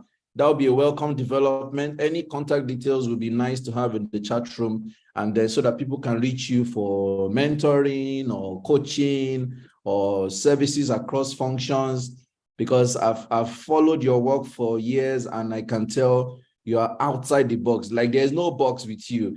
You're constantly in so many dimensions, and I'm really proud to have you at all in my network, and it's really humbling, honestly. I see someone said those slides, I had to screen mod the slides. I have to give fire to my slide developers. Yes, Hawa Brahma, she said Coopetition. So I would like Her Lordship, because I see that that word seems to be a new word, just like Auntie Z gave us static motion as word for the day. I think for Her Lordship, the word for the day from Her Lordship is Coopetition. And I'd like Her Lordship to spare the next 60 seconds to buttress that point just one more time. All right. Thank you. Thank you for the feedback as well. And for everyone in the chat room, I am looking at the chat room and I am truly humbled. Thank you. Now, let me quickly lay a little emphasis on coopetition. First of all, the meaning of coopetition is collaboration amongst competitors. Collaboration amongst competitors. So if you are functioning in an industry where there are competitors, instead of seeing them as enemies, you better see them as strategic friends. And I use the word strategic friends carefully. I didn't call them your bosom friends. The friendship cannot go beyond business. But there are things you can do, because there are areas of strength that they have, which you do not have. There are areas of strength that you have that they do not have. When you bring them together in a form of collaboration, then you have created a construct of coopetition. collaboration amongst competitors. And I also gave you an example of how I missed it. I didn't understand the concept of coopetition. If I did, I would never have taken that decision. And today I take a hindsight, and I truly regret taking that decision. The technical partners came on board and he said, look, there's only so much we can do in isolation, because the consumer preferences will keep enlarging. In every business contraption, the consumer preferences will keep enlarging. Even the competitors will keep evolving. Therefore, we need to bring in these competitors as agents. And I said, no way. Not on my watch will I bring in my competitors as agents.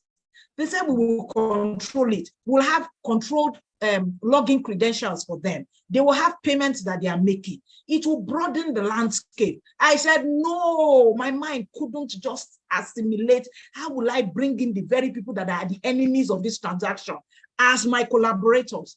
That's because I didn't understand coopetition. If I knew what I now know, I never would have taken that decision. So coopetition is very important. Go and Google it, and then you will get more understanding to it. I hope I have done. Thank you, Your Lordship. That was very clear. Ladies and gentlemen, Her Lordship has told us of a book, Only the Paranoid Survive, by Andrew S. Grove. And the full title was posted in the chat room. In our community right now, and I'm talking about the OSP and the BSG communities, we're already placing group orders to buy this book as I speak. Right now, we're already coordinated to know how many people are ordering this book. I have ordered 3 copies. One of our members has ordered 2 copies. We're taking action because I think even for we at Seca Africa, because we are transitioning, this book is just perfect for my team right now. So I can already imagine that when we receive this book, we're probably going to hire Her Lordship to come and do a retreat for my team to dissect this book, because we were on fire. So I want to say, if you are on this call, and you want a copy, even though you're not a member of my community, please send a message to this number I'm typing in the chat room and tell how many copies you want. Send a WhatsApp message to this number now. Say how many copies you want. We're going to collate all the orders, and that will help us know how much each person will pay. We don't know yet until we know how many books we want to order at the same time. It is better to order it in bulk. It will reduce the shipping cost. I will say that if we don't receive your order by the end of this session today, I honestly don't know if we can add your order, because we don't want to order more than once. We're going to do one bulk order. So if you're interested in having copies of this book, send a message to this number now and tell how many copies you want with your name, so that we will collect all the orders and place the order once. Now, when we ask you to make your payment, and you don't make your payment, we are removing you from the order. Or don't say, I ordered. You did not order if you did not pay. We don't know how much yet, Stella, until we have known how many books we are ordering. So it's important for us to look at it that way. For our followers on YouTube, the number to reach, I'm going to paste that in the YouTube comment section too, +234 703 595 3367. That's the number to place your order for the book. Like I said, we cannot tell you how much now until we have known how many books we are ordering at the same time. And I need to make this very clear. We are not ordering more than one. So if your order comes late, I'm sorry, we will decline your order. If you don't pay, you have not ordered. I need to make it very clear so that we don't confuse these things. So please act on that right away. Omelogo says, I've Googled that book. I need an audio version to go with the hard copy. Well, place your request. Okashi is the one who is helping us to calculate all these orders. I don't know how she's going to factor the audio book part, but it's fine. Just send in your orders. Will advise us on the way forward for that. Your Lordship, there's one question I'd like you to answer, even though you have just 1 minute. It says, how do you assess competitors who are not willing to be co-competitors? Okay, and then Auntie Z actually raised her hand. I'll come to that, Auntie Z, but let Her Lordship answer this question first. So how do you assess competitors who are not willing to be collaborators. They don't want to collaborate with you. It's simple. There's no technicality to this thing. Your own is to do the asking and do your pitch in a form that can give you that critical buy-in. Now, if I am your competitor, I am not going to be willing to collaborate with you if I don't know what is in it for me. So your pitch, your value proposition is very important. What value are you proposing? If it is just, okay, let's just be friends, please let us stop competing, you are joking. I'm going to compete more with you. But it is all in your pitch and in the pitch of your value proposition.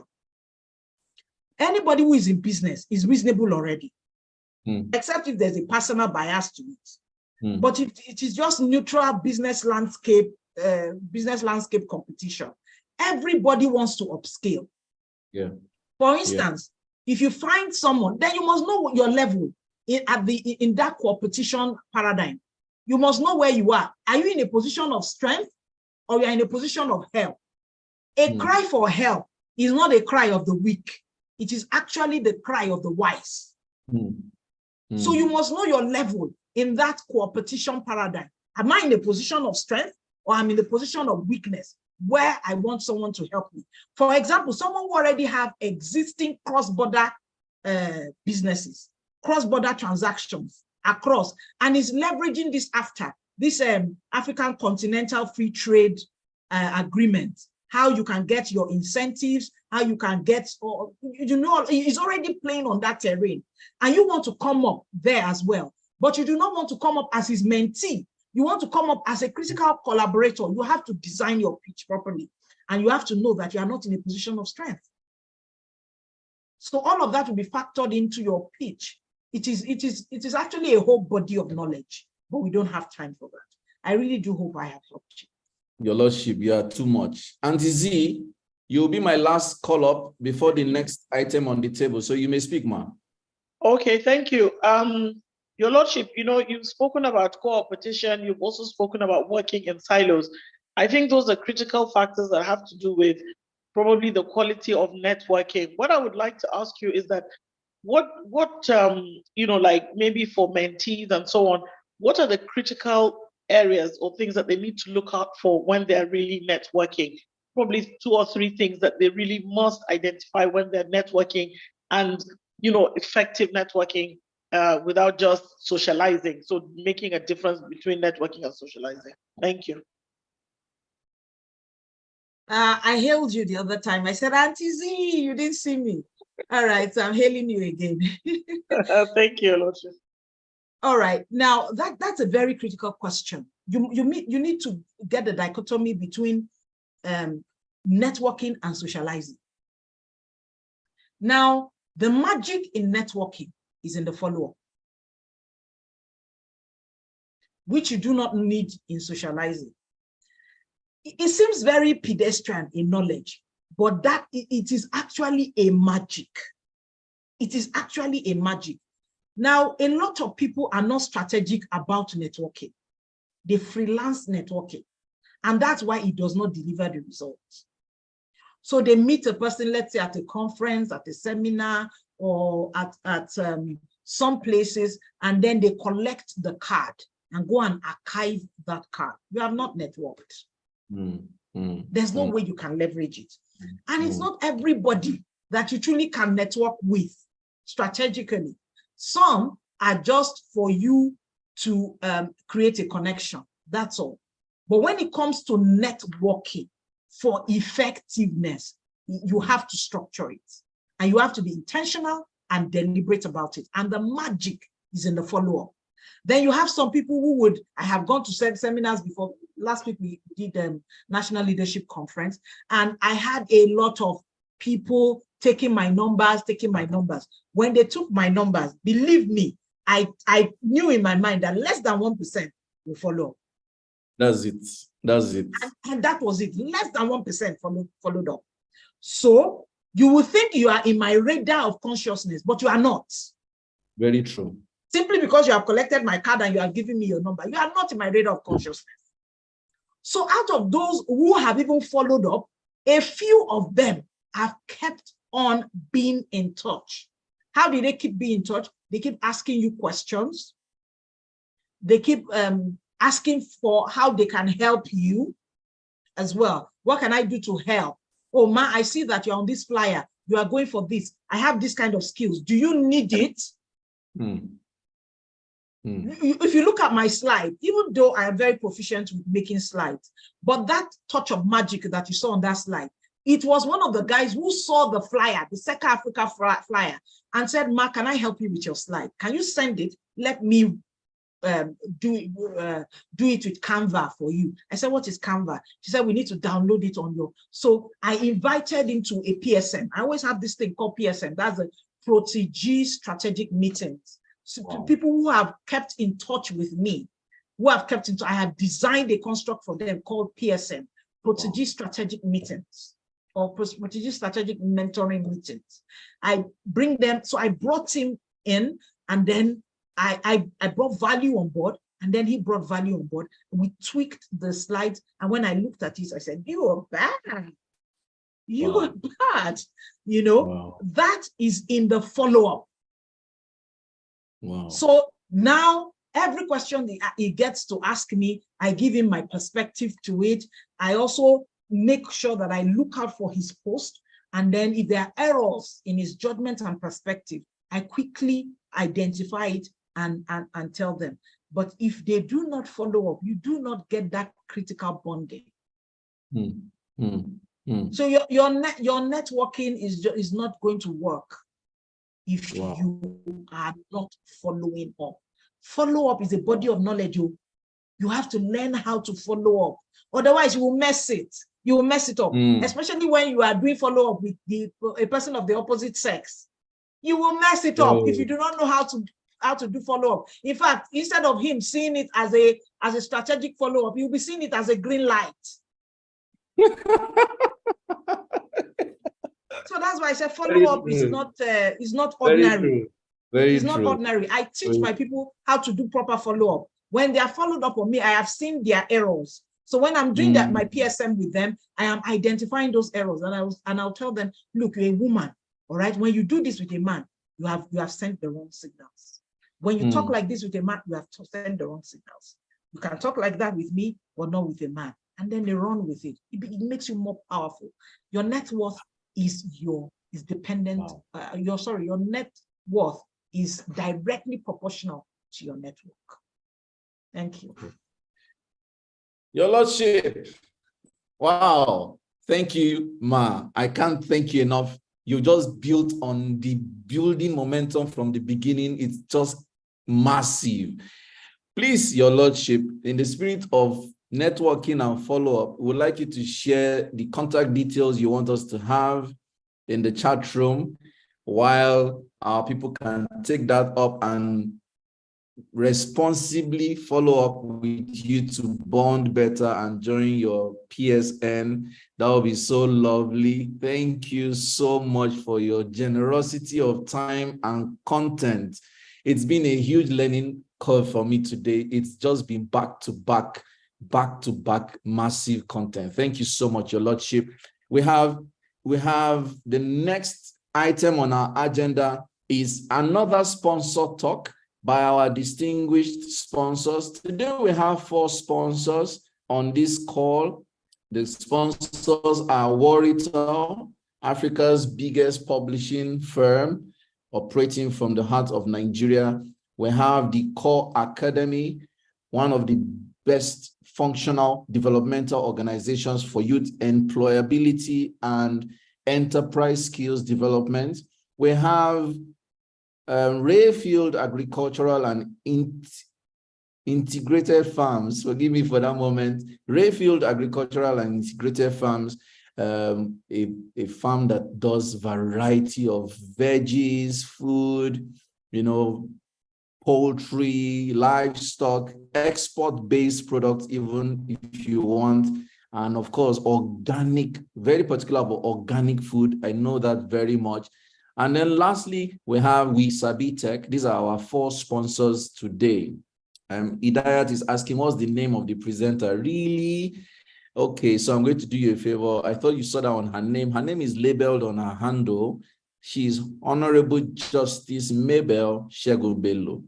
And I'm sure you could have asked that differently, though. Thank you so much for asking. So our next item is Sponsor Talk by the Core Academy. You're speaking for 5 minutes and you have the floor now. Please, you may speak. Thank you very much, Core Academy. Thank you so much, Coach. Good morning, everyone. Good morning. From the session our Lordship spoke about, there were a few things I picked up, and I'll talk about it towards the end of my 5-minute session. Thank you. It's a privilege to be here today, and I learned so much, even though I joined towards the end of her session. At the Core Academy, we understand that there are several challenges that every business owner faces. And I'll just list some of the common challenges and how we are here to help you meet those challenges and how we intend to collaborate with each one on this platform today. Okay, so one of the challenges that we identified, and if we look at it critically, is competition, right? The market is often saturated with competitors, and this makes it very challenging to stand out and be able to capture your market share, right? And then we have financial management. You know, managing a business, even as a small business owner, you have to struggle with managing your cash flow, securing funding, and ensuring profitability. And this can be very demanding, especially for startups and also for small businesses. And then we have hiring and retention. We are all here today as business owners, as individuals, trying to improve our skill sets. And then it's the struggle to find employees that match that level of energy that you want to bring in on board for your business to thrive. And we understand that retaining skilled employees is really essential. And this can be one challenging reason for a business owner in a competitive job market. We have marketing and sales. You have to effectively promote your brand, promote your business, promote your service, ensure that you target the right audience, and you have to generate consistent cash flow. I'm sorry I'm running. I'm just looking at my time. Coach, just let me know if I'm too fast. Okay. Take your time. Speak well. So we have marketing and sales. We understand that effectively promoting your products or services and targeting the right audience and generating consistent sales can be a constant challenge. Some months it's heavenly, some months you struggle. And then we looked at customer service. You've been able to generate the right type of message, understood your target audience, and then it's a struggle to provide excellent service for your customers. Retaining them can be very demanding as your customer expectations just continue to rise. And then we have keeping up with technology. We constantly have to stay abreast of technological advances, and this process is daunting and challenging at the same time. In addition to it's so time consuming. We have regulatory compliance. Even though your business is not generating as much sales as you want, you have to constantly comply with government regulations, industry standards, legal requirements, and this can be very complex and time consuming. We have adapting to change. What I picked from a Lordship session was collaborating with people that are competitors. And that is one way that businesses struggle to adapt to change, because the business landscape is constantly evolving, and we as business owners need to adapt to changes in customers' preferences, market trends, and even technological advancements. Then we have risk management. There are several risks. We've seen constantly that online people are just trying to steal your accounts, especially your business accounts that you worked so hard to build and maintain. And then we have to identify and manage this type of risks, such as cyber security threats. We have natural disasters, economic downtowns. We can see now that the federal government has declared that the Naira will float, meaning that the prices of demand and supply will have to determine the rates. And that can be very terrible for businesses who deal with a lot of importation. And even though the market demand for Naira has fluctuated, we as Nigerians will always bring it down home, and then it will affect the prices of goods and services that we deliver. Then we have time management. As business owners, we we are never resting because you're constantly trying to balance multiple responsibilities and tasks efficiently. You are managing priorities, you're ensuring you have work-life balance, and this can be really demanding for us as business owners. These are just few examples that each business may face unique challenges based on the type of industry you are in, the type of target markets that you're working with, and the type of products that you offer. So how do we come in? As the Core Academy, we understand that feeling of being overwhelmed, especially with training, with recruitment, with consultancy challenges, and we are the solution that you're looking for. So the Core Academy, as Coach Sam has introduced us, aside that, we focus on ensuring that you and your business succeed. We understand these challenges because we've done our market research, we've worked with clients for over the course of 10 years. We've worked with development partners, and we've been able to identify that these are some of the challenges that business owners face. And we would help your business. We will work with you rather to ensure that your company succeeds. We will help you unlock your company's potential. We have an unmatched expertise, and we provide comprehensive training programs tailored to meet your unique business goals. We understand that as business owners, you're constantly trying to evolve, you're constantly trying to improve yourself, and we want to ensure that your staff or your employees keep up with the pace that you are on. So we provide tailor-made trainings that would help your employees perform effectively at their jobs, help you to take that burden of constantly trying to monitor their progress, and just understand that there are certain processes that will put in place in your organization that will help you effectively track your employee performances and also effectively ensure that they deliver on their job. Yes. Okay. So that's it. We help you find the right talent. We help you consult. Now, to the last part, which I've had time up already, I want to talk about collaborative competition. This is one thing that we also had to learn, and we intend to be able to work with organizations and partners like your brand. And we are excited to announce that we are seeking partnership and collaborations with like-minded visionaries like yourselves. Whether you're a startup, an established brand, or an industry expert, we believe in the power of collaboration. And we would ensure that through this partnership, you'll be able to unleash your potential.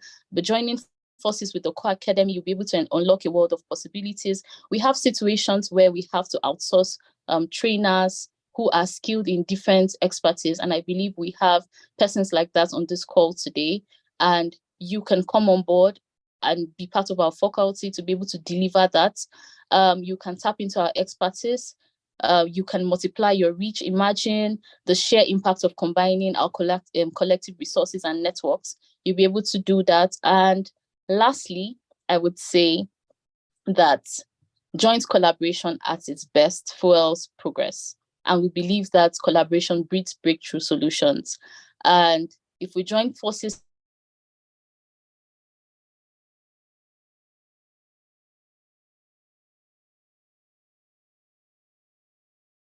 together, whatever industry you are in, we'll be able to collaborate, we'll be able to innovate, and then expand our business reach. We have products that we've developed, and I will share the link on chat box. Thank you. Thank you, Core Academy, for your talk. Fantastic. Thank you. So we have, according to our schedule, we have the next 12 minutes to take a break and reconvene at 10:30. But before we jump off and go on that, I want to make some quick reminders. The book that Her Lordship talked about, like I said earlier, if you want a copy, please make sure you have sent your name and the number of copies you want to the number I shared in the chat room, 0+234 703 595 3367. Make sure you send your details. I think that by the end of today's session, we will not take orders again, so we can be organized around. Please make sure you mute your microphones. I want everyone to kindly mute their microphones. Thank you. So that we can organize the other ones. It is cheaper to order in a group format, especially because of the shipping costs. And it's important that your order comes in on time. We will not extend apologies for orders we do not place for you. When we get the group orders, Okwashi, who is helping us with organizing the purchases, she will determine the cost per head. We will reply everyone on the cost per head. Then if you pay, we will add you to the final order. If you don't pay, you have not ordered. I just need to keep re-emphasizing this so you don't say, I placed an order, my order was removed. Payment confirms orders. Secondly, we have successfully sold out the content masterclass. As we speak now, we have sold out the content creation masterclass. If you pay now, you either stand in the class on Wednesday. We can still give you refreshment, but you will stand because there's no more chair for you. Or you can make it a deposit for another day we will do the class. I don't know which one you want, but right now we have sold out this masterclass. Lastly, before we go on the break, we are inviting you to our first Pan-African webinar. Just see it like that. Okay. We're inviting you to our first Pan-African webinar holding 5th of August with speakers across Africa. The speakers are from North Africa, Southern region of Africa, East Africa, and West Africa. And it's holding on the 5th of August. It's a free webinar. Please, to partake in this webinar, you are required to register on our website. I'm going to type the link now. I've been seeing mails pouring in from the website. People are registering, and that is a welcome development. So you have to register to secure your space. And then I had said earlier, you have the opportunity to sponsor the event and have your brand promoted across Africa, because I can tell you each of these speakers are influential by themselves. They are bringing their own crowd to the event. So imagine your business being seen across Africa. So if you want to be a sponsor, please contact our office immediately. There are only 3 slots. 1 has been taken. Only 2 slots are left to be taken. So please let us have that information. So we're going to go on an 8 minutes break because right now it's 10:22. Our next speaker is already online. She's looking so gorgeous. She's going to start speaking at 10:30. I'm happy that we're keeping to time. Everything has been going on course so far. And so we're going to reconvene at 10:30, which is just 8 minutes away. I think that while we go on this 5 minutes break or thereabout, you can share your learning points so far, your feedback in the chat room, and just let us know how it's going. I want to ask that you tell your people to join this session. Like, it's been such a powerful session so far. We'll be sharing the links in the chat room. Tell them to join us as we're making progress, because the next 3 sessions are super powerful. So see you at 10:30 on the dot. You will hear my voice when it is 10:30, just 7 minutes away. Thank you very much.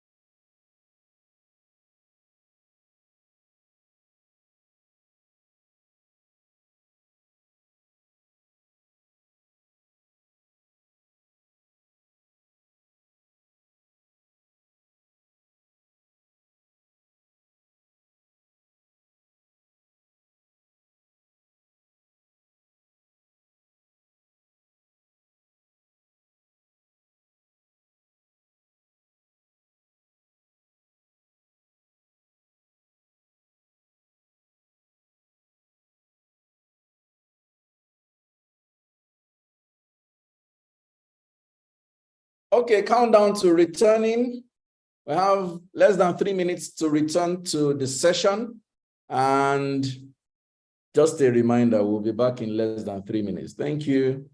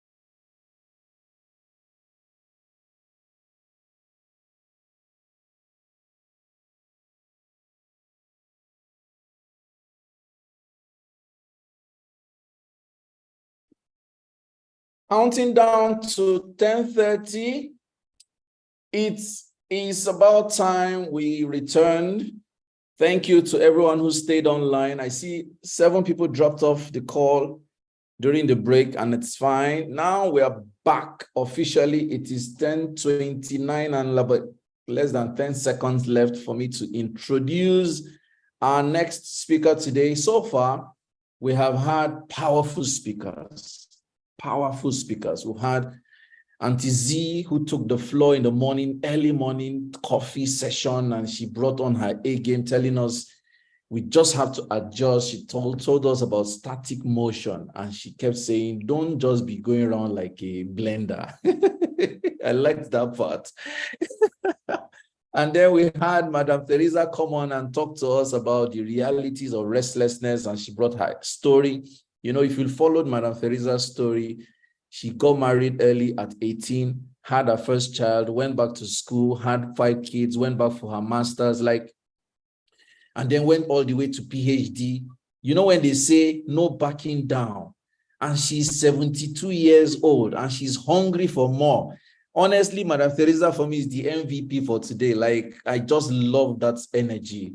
And I want to charge everyone on this session and this call, whether you're on Zoom or you're on YouTube, whenever you get to watch this, never take that session for granted, never. And then we went on to have a roof-blowing session from the Honorable Justice, who came with bazookas. Like, oh boy, she taught in the entire session, man, and she taught us a lot of things. I think that Honorable Justice's session is a complete day's course of its own. So if you ask me sincerely, I think you should go back to the Lordship session on YouTube, just that her own session alone. Replay it for days and keep taking notes, because there is so much to unpack in her Lordship session. Don't joke with that session. It was just massive. We have the honor of having another fantastic woman coming on the call right now. And just before I invite her, let me once again thank our sponsors of today.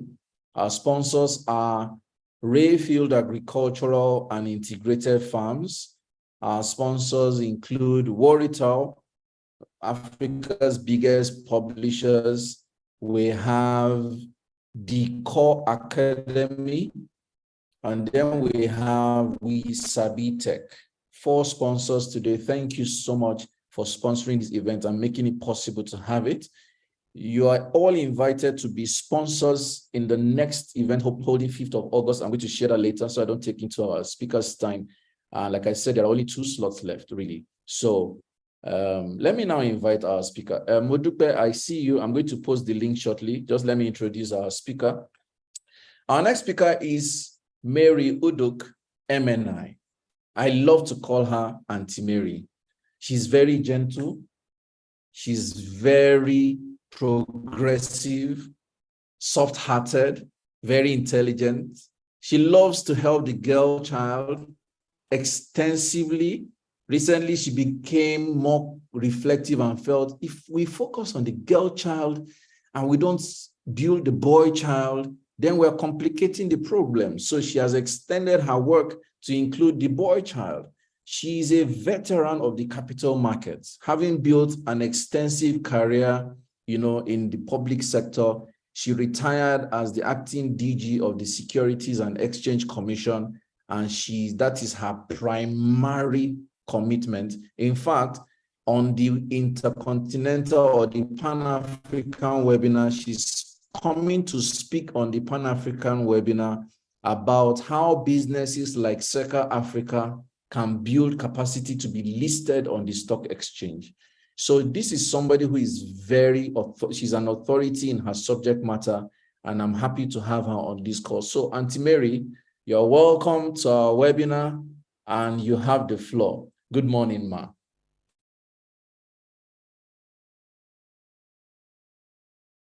You're muted.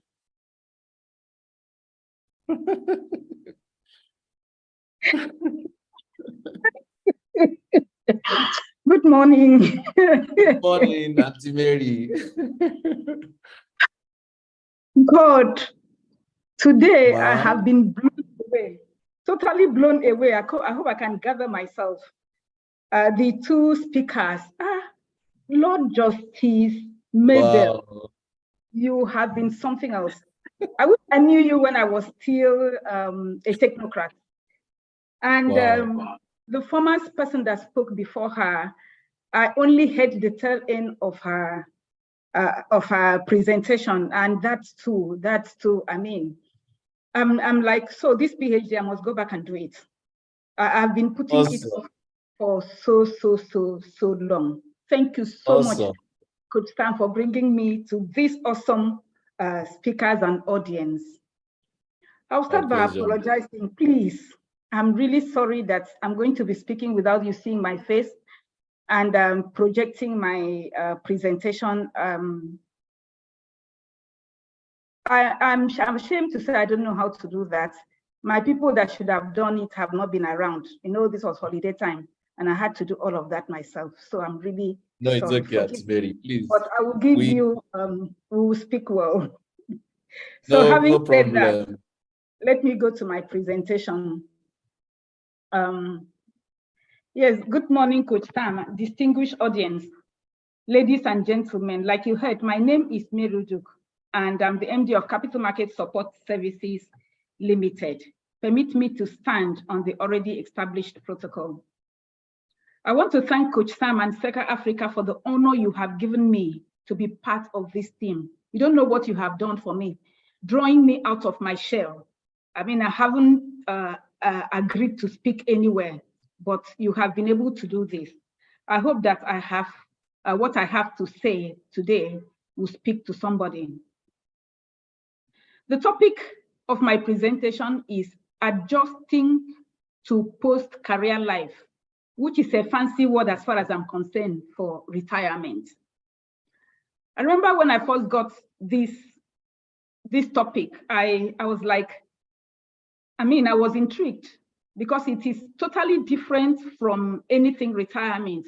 Usually when it comes to retirement, you hear financial planning, you hear retirement planning, but nobody has ever spoken about, adjusting, to life post-career. So for me, this is a real new area and a challenge, So I'll be making this presentation in 3 sections.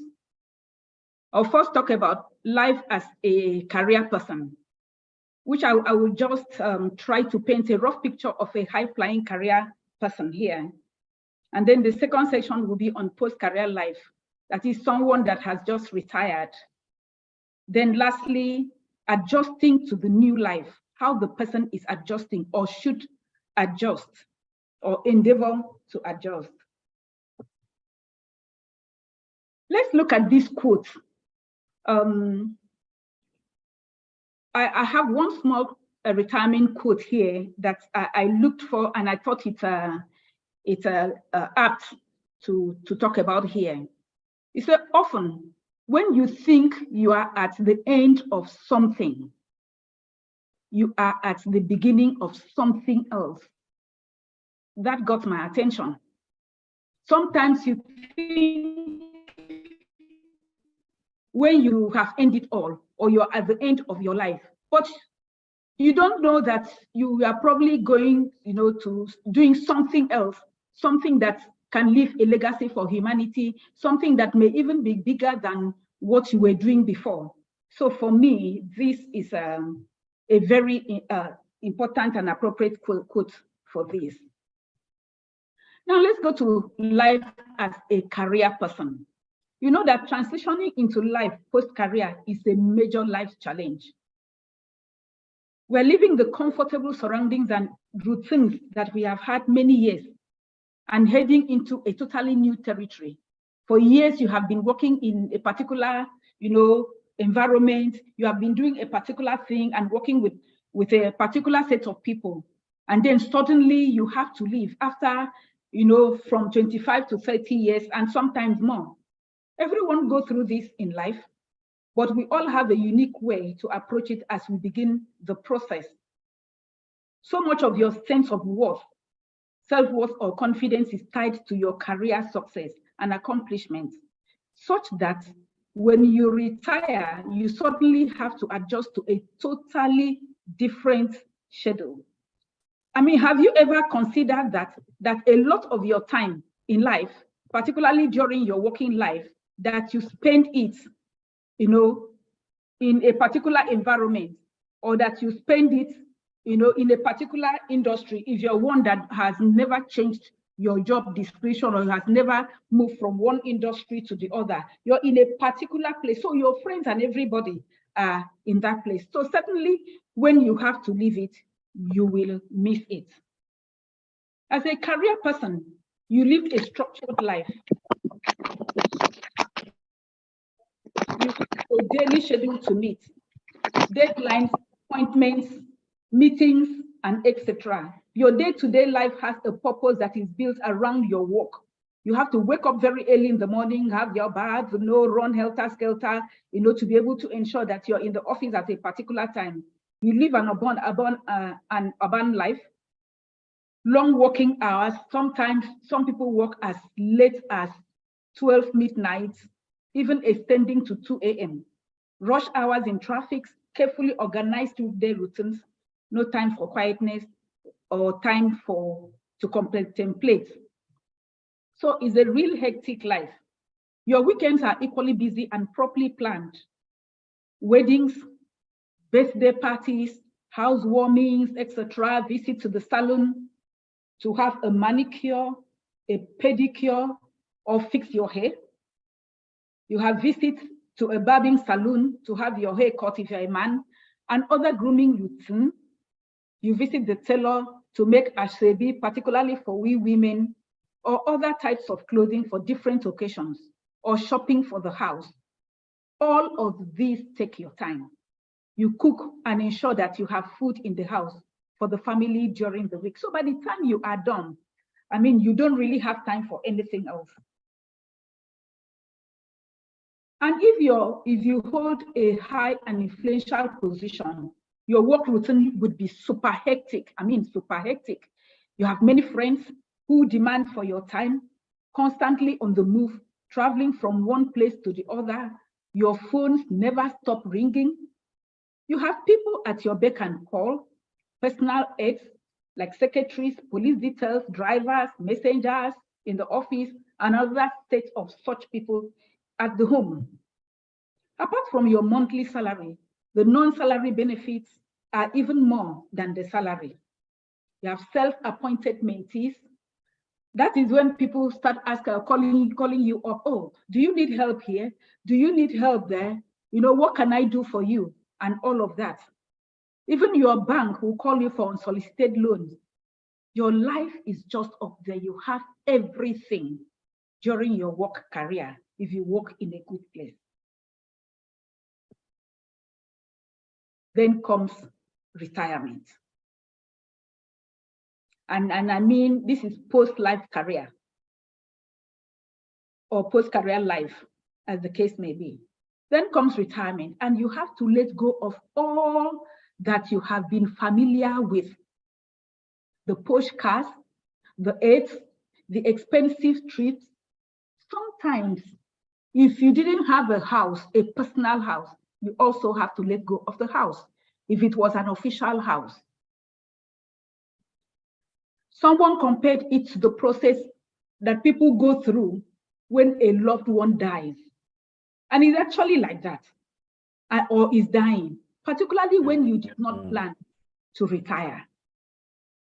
When you did not plan to retire. There are people that just wake up in the morning and for whatever reason, somebody just retired them at that moment.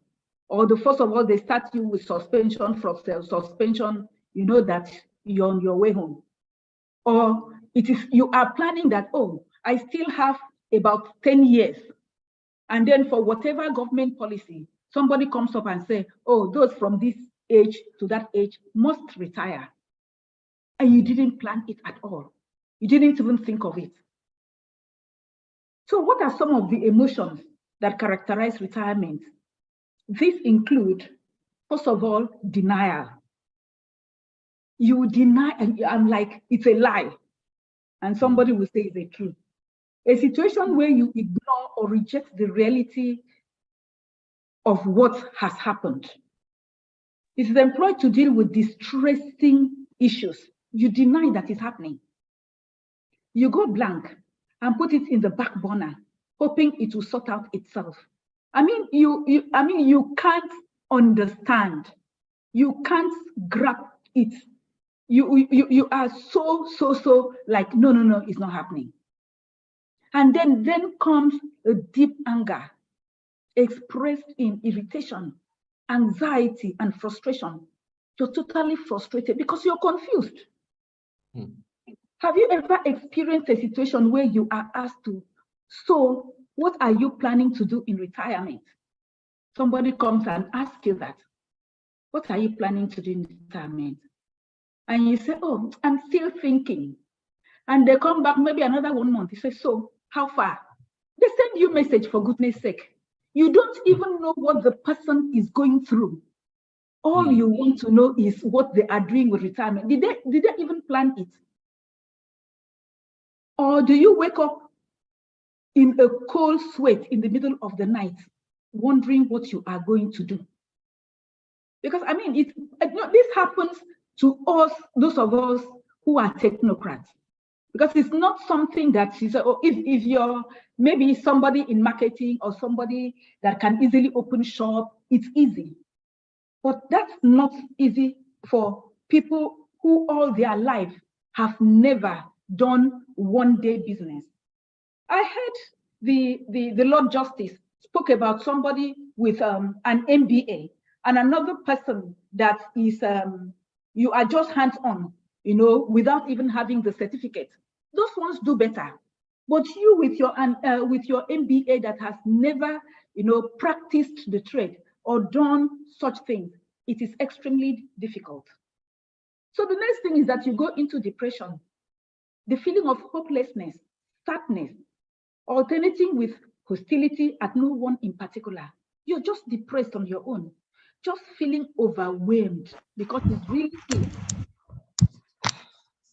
You spend hours of the day just smoking around and feeling sorry for yourself, or just drifting away without purpose. It can be terrible. And then you begin to bargain. This involves reaching out to others, arguing with yourself. 1 minute, your mind assures you that it would be okay. But the next minute, you experience this palpable fear in the pit of your stomach regarding the reality of things. You constantly hold a debate for or against in your mind. Is it really going to be okay? You ask God questions. God, where are you? For you've forgotten all the tithes I used to pay. You've forgotten all those days I go to your house and all of that. It is not funny. I remember it was at this time of my life that I came in contact with Coach Sam. And then you have to accept when you go up and down. And all of this can take more than a year. All of these, feelings, experiences that I am describing could take more than a year or more. So it comes to a time that you accept when you fully acknowledge the fact of the situation and not be obsessed about how it should have been, or it shouldn't have been this way, it should have been that way. Oh, they should have allowed me to retire properly. Oh, they should have allowed me A, B, C, D, E. You have to come to this point where you accept that you are no longer a member of the working community.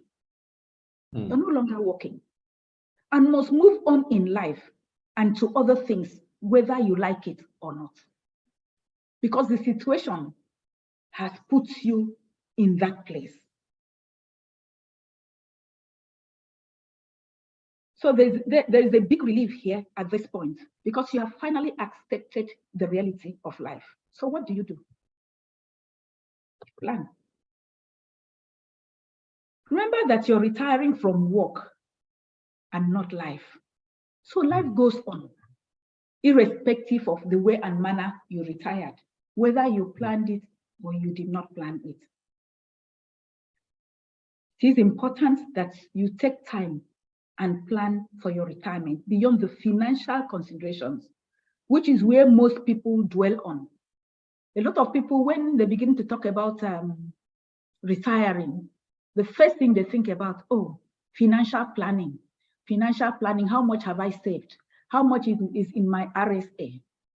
Mm-hmm. All of that is not the subject of this discussion today, maybe another time.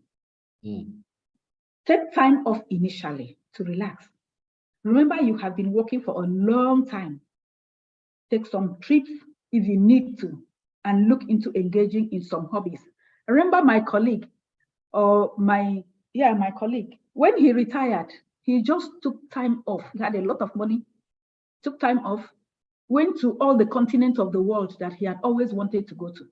He went to Canada, he went to US, he went to Kenya, which had always wanted to go. He already lives in London. His wife and children live in London. He went to Australia. And I'm like, Femi, you planned this thing. So do that. Hold off on your big plans and endeavors until you have had time to get used to not working. It is not easy to get used to not working. I can tell you that, and I'm sure a lot of people will be able to attest to that. Restore broken relationships. Now I understand when leaders, even ogas, when they're about retiring, they come to the public and say, please, if I have offended you, forgive me. Life does not end after retirement, remember? In the course of your career, you may have unintentionally, use the word unintentionally, stepped on toes. Sometimes it is unavoidable. You have to. If you want to be effective, if you want to be successful, you must step on toes, even with family members. Because sometimes you have work to do. Your family, holds you, your wife, your husband. No, you're always on the move, this, and that. And if it is important in your life, you have to excuse yourself. When you come back, you will sort it out. So try to reach out to those concerned and avoid carrying bitter feelings into retirement or the second phase of your life. You don't need that. It may be hard reaching out to someone you have a bad relationship with. And you will always have bad relationships with some people. Yeah. If you cannot talk to them face to face, you can write or send an email. It is not the time to live in bitterness. You will only be carrying unnecessary burden. While doing that, you have to be open to seeing the other person's point of view. My pastor will always say there is no if or but. Just go there and do the needful. Make it right. Find a way to salvage the relationship for your peace of mind, not theirs, because they may not even know that you have offended them. It is you carrying it in your mind, and you know what that means. Apologize, even if you don't feel you were in the wrong. This can go a long way to engender peace between you and also give you a peace of mind. You don't want to carry one burden, while in retirement. You want to be completely free to be able to do what you want to do. Even if you want to sleep, so you can sleep well. In retirement, have a realistic expectations. Make a list of what you can reasonably do in weeks, in months, or even a year following your retirement. Allow yourself to adjust emotionally. Don't forget that's a very emotional thing before taking on new project or pursuits. Try not to load your list with too much, even with your newfound free time. It takes time to get into a new project. Just allow yourself to adjust. It's important to reflect on your past. Retirement provides an invaluable time to reflect on your past. Try to look back from the trajectory of your life. Reflect on past moments, activities. An increased understanding and appreciation for the past can help you understand yourself making transition into retirement a lot smoother. Ask yourself questions as you consider the past, why you made certain choices. And if you're presented with the same opportunity, will you still make the same choice? Are you happy with how you spent your time? Reminisce with others.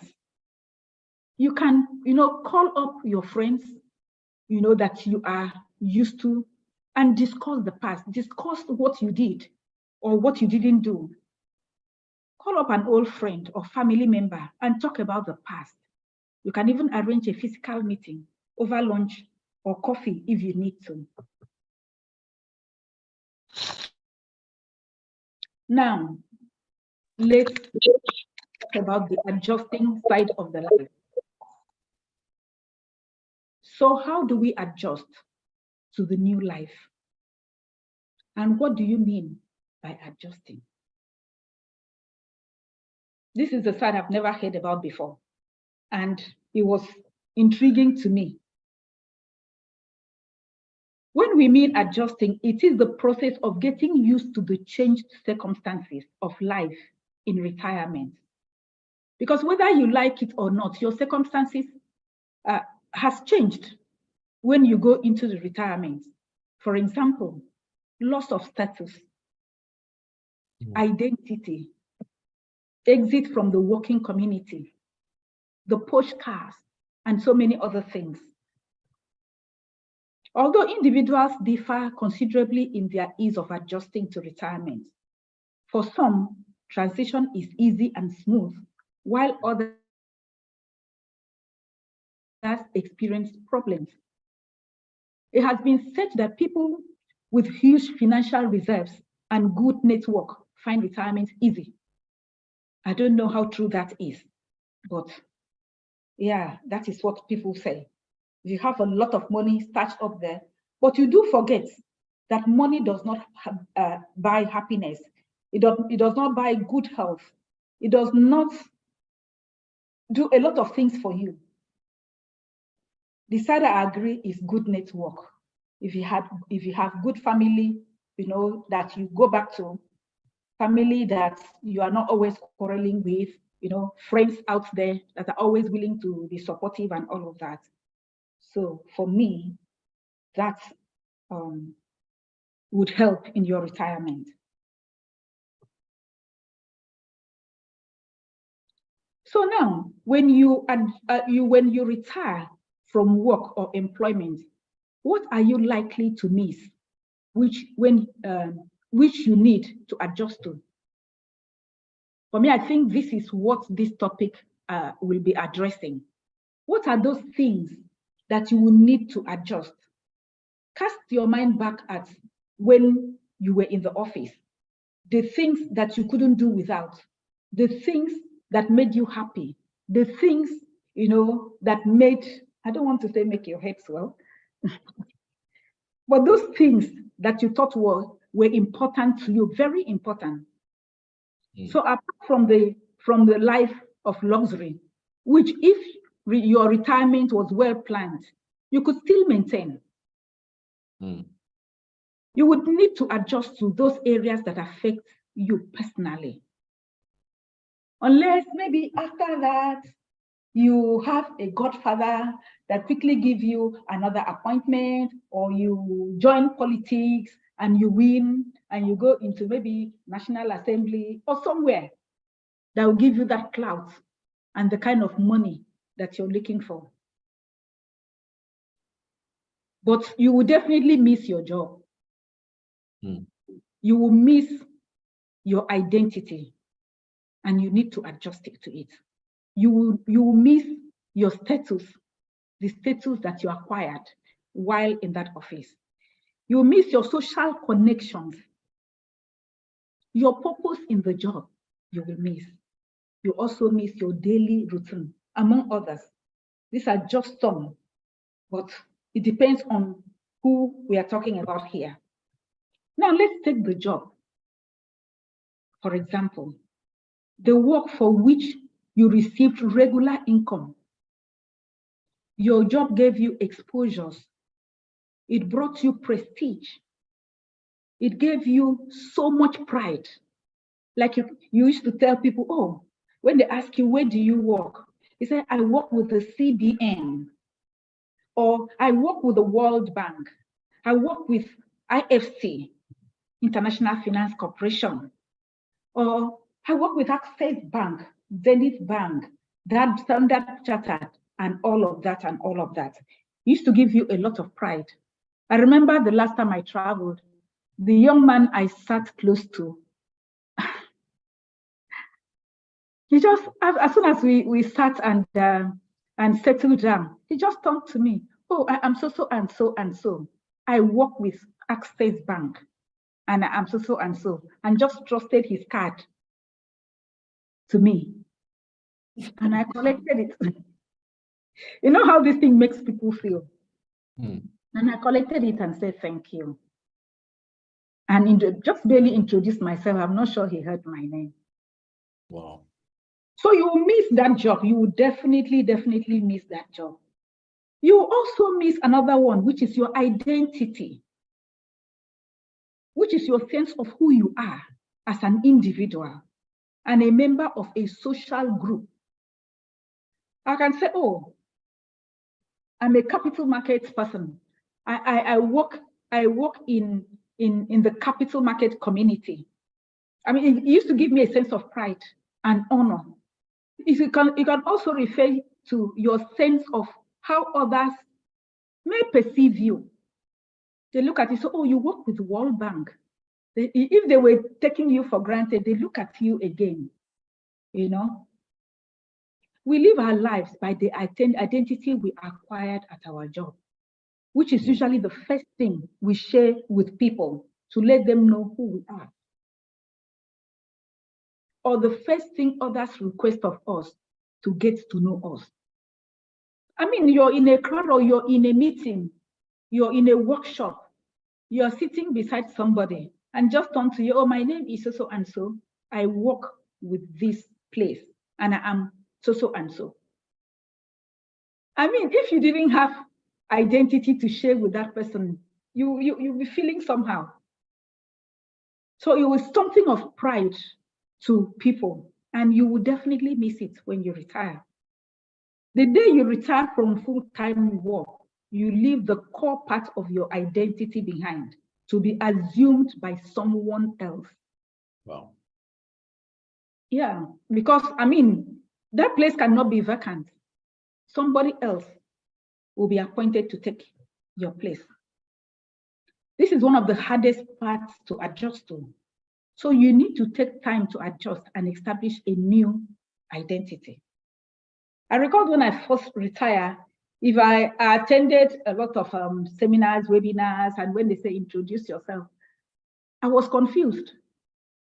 I was hard put as to, once I just say my name is Mary, I don't know what else to say, you know. So it can be really emotional.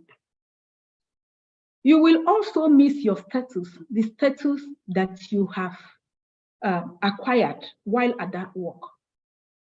Some status are for life, like senator, they continue to call you Senator so and so, Your Excellency so and so.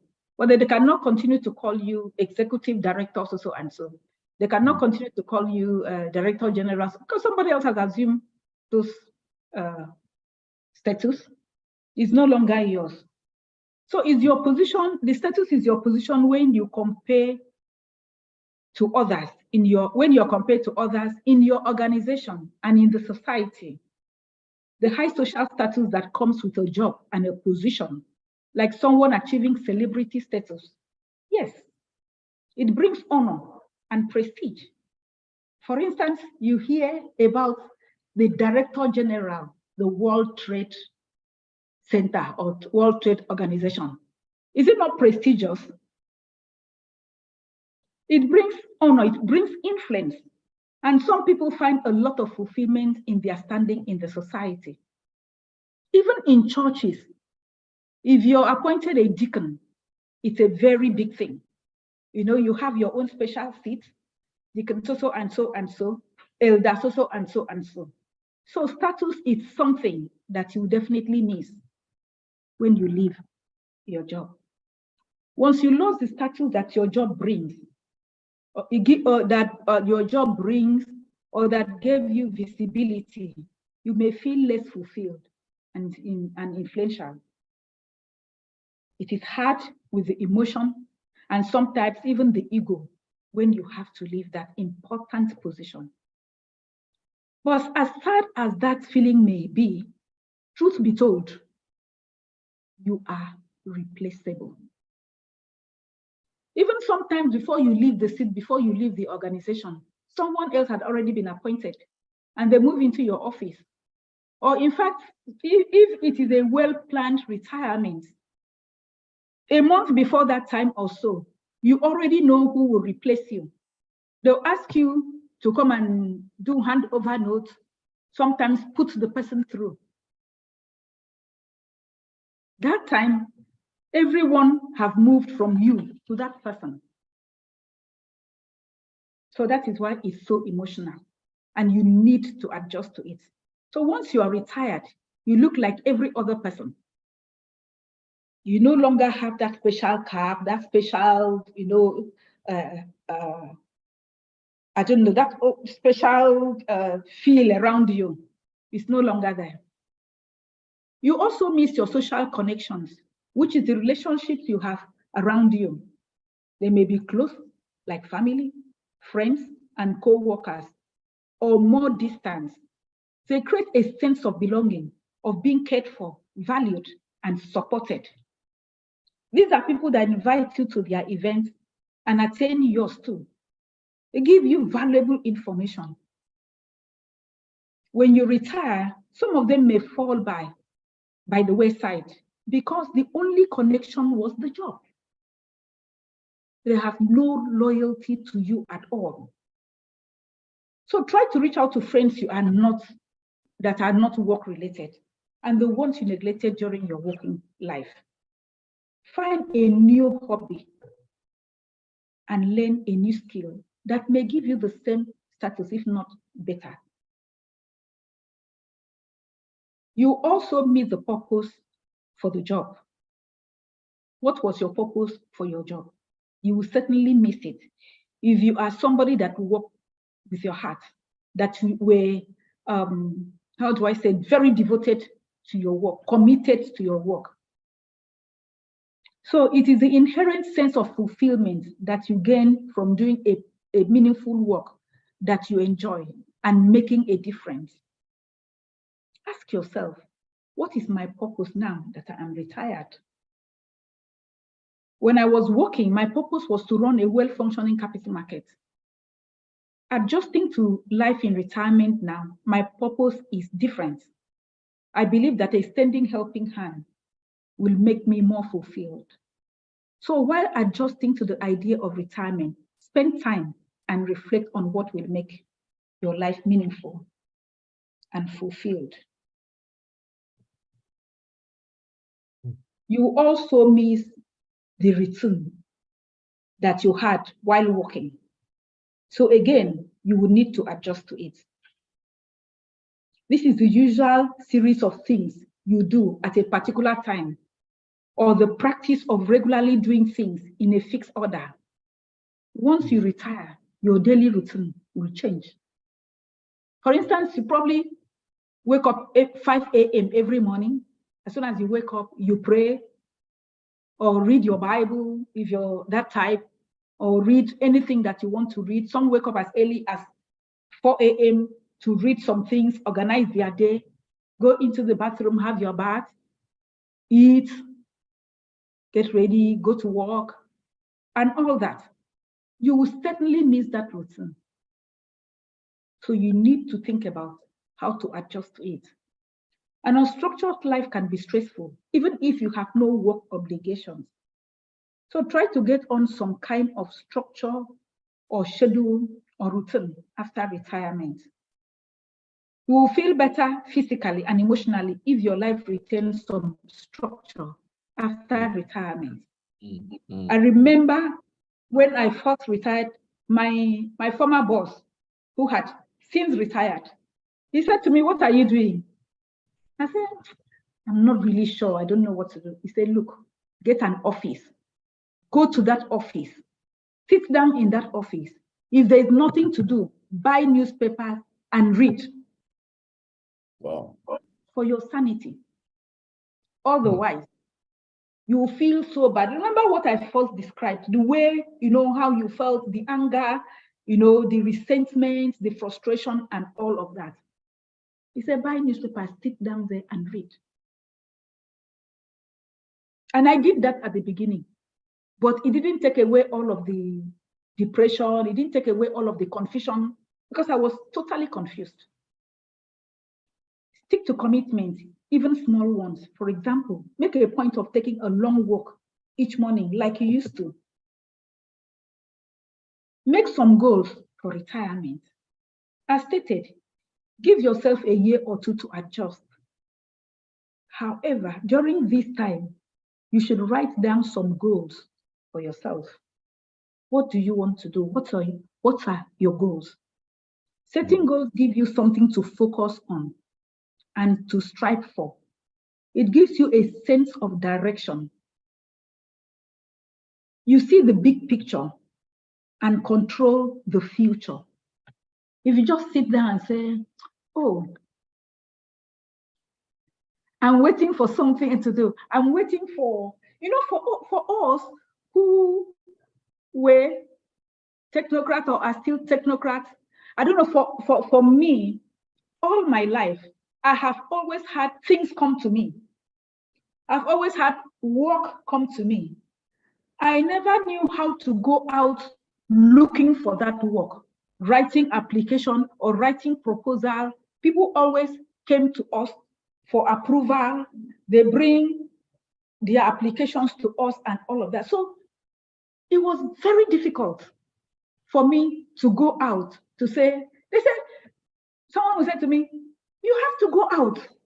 How many names have you written to go out, to go and talk to give you a job? One job or the other. In the first place, I didn't even know what job to do. So the issue of who to go and talk to was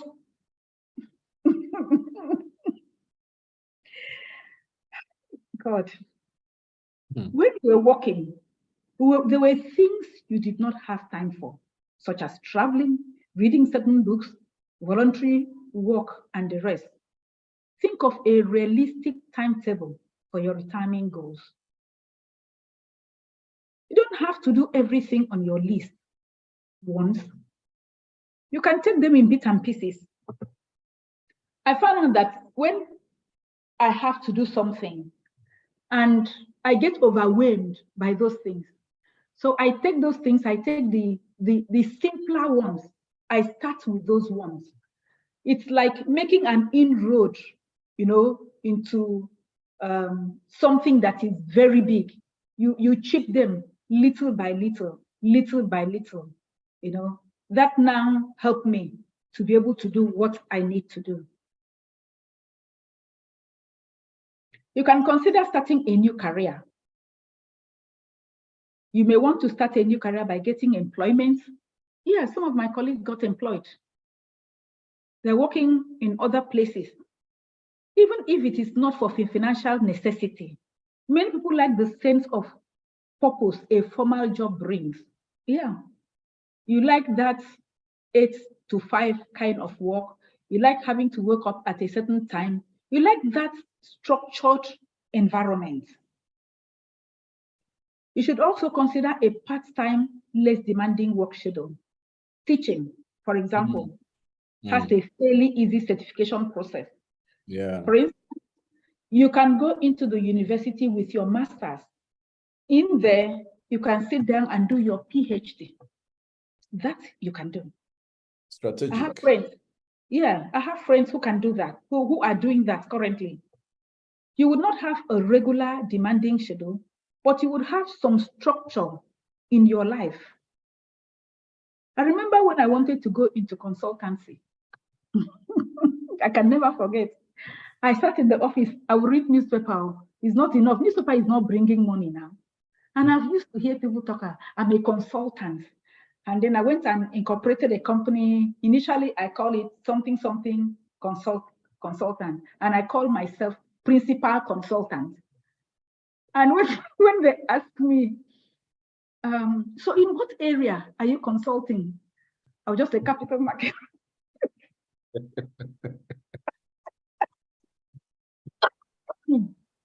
I'll just say capital market. And then I realized that consultancy is not taught in any school. I reached out to one man I know that used to do training. And I said, Oga John, please come and do training for consultancy for us. He said, how many people are you bringing? I said, I'll gather all my friends that we just retired together. He said, yeah. But he didn't come. So I continued to sit down there and I'll be moping. I'll come and say, okay, I know that you start with your vision and mission. So I'll write down my vision, I'll write down my mission, you know, and I write down my goals. I write down so many things, but it didn't show me how to move from point A to point B. And then I had one of the courses that Coach Sam, you know, I think the first thing was the BSG of last year. Yes. Somebody invited me, so I went and introduced me to Coach Sam. And I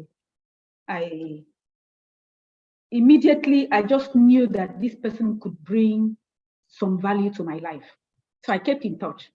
And then he had another program, and then somebody told me about it. And I went to that program. I recall, I think it had to do with public speaking or something. I can't remember exactly. Group coaching. Yeah. Group coaching. And I was asked to speak. I didn't know when I broke down. I totally broke down. And there was something that somebody said, she needs something. For me, today, I translate it to therapy. Because it was terrible. It was terrible. I needed to talk to somebody. You know, a lot of us go through things, you know, immediately after retirement, and we don't know where to go. We don't know where to find help. I found that help in Coach Sam. And that is why BSG or any of his courses will always find place in my life, irrespective of what I do tomorrow. Thank you, Auntie Mary. Coach Sam, you don't know what you have done. Get involved in your community. For many, retirement is a chance to get involved in their community. For instance, I call it road safety. I think that organization needs a lot of volunteers because of what they do. I've seen people that they train.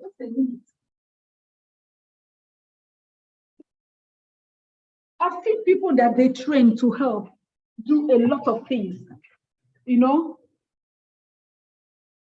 Every morning I listen to Ray Power that talks about traffic towards Nyanya, that area.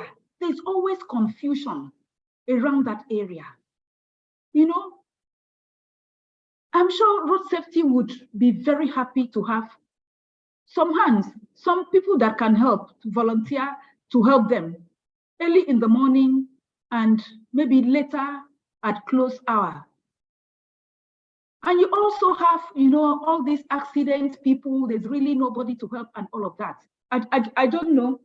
I'm just thinking, you know, if you retire, you don't have anything to do and you feel late, you know, to volunteer in that area or many other areas, the sick, the elderly, and all of that.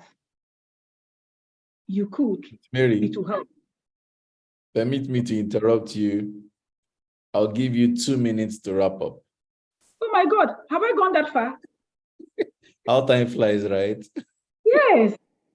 Consider joining an organization or volunteering for a worthy cause in retirement. There may be organizations specifically made for recently retired people. If there is none, create one. Mm. It will help. Connect with old friends. I remember last month or so, I had these friends from my primary school. I have not seen her since primary school because I rarely go home. Over 40 years ago, when I went home, I remembered her and I looked for her. You can imagine the joy since primary school. This woman helped me when I needed help. So connect with those old friends. Consider writing a book. You say you don't know how. There's something, I mean, you can learn it online. I know that there's somebody that does a book writing clinic somewhere in Lagos. If you contact me, I will give the name to Coach Tam, he can help. And I'm sure if you also go online, you will find, help there. And then while adjusting, do not forget to care for yourself. Eat right, because as you are aging, you have a lot of sickness, that old people related sickness, the high blood pressure, the diabetes and all of that. So ensure that you eat right. Do not allow, because you are retired, you just leave those kind of areas, to fall through the crack. Also track your medications. If you're older, you may likely have medication that you need to take each day. Please don't forget. And if there are too many, make sure that you write them down. Stay physically active. You should strive to stay physically active in retirement. I recall for instance, when you were working, you used to take like 3 days a week to go to the gym. Please maintain that now. Don't say because you're retired, you forget about it. So now in rounding up, I want you to focus on the positive sides of retirement. Retirement can be scary, yes, but dwelling on the negative will do little to ease your anxiety. Instead, focus on the positive aspects of retired life, such as having more leisure time to enjoy with family and friends, being your own boss and no longer answering to others, learning new skills through free or low-cost adult education classes, enjoy extended holidays during off-season periods when prices are low, having more time to reconnect with partners or spouses, and choosing jobs you enjoy and involve flexible hours. In conclusion, think of retirement not as an end to itself, but a beginning of your next career move. Approach this next phase of your life as if you are planning the next stage of your career. As you are crafting your next move, you will be crafting your new identity and status. So go and transition from success to influence. Thank you for listening. Auntie Mary. Thank you. Auntie Mary has humbled the room. I'm seeing comments in the chat room where everybody's like, wow, this is like a reality check. Even for we who don't seem to be in a regular 9-to-5 kind of work as business owners, this has been very instructive. And, Auntie Mary, I want to thank you for being vulnerable with your examples, because I'm grateful that I met you at the time I did through Kai Oga. And I can attest to the fact that your transition in the last a little less than 2 years with our work together has been very encouraging, because at some point I recall I was also afraid if you were ready to put in the work. And I have to say that you have inspired me in return, because you're an example to me that anybody who has a will can actually make it. So I want to thank you for allowing yourself share this talk. I know how anxious you were with sharing this conversation and much more. Thank you for being vulnerable. I can see the Core Academy, your hand is raised. I don't know what you want to say. Is it a question? Because we've gone beyond time. So I'll let you say something. You can unmute yourself. Okay, thank you, sir. Sorry, it's a question.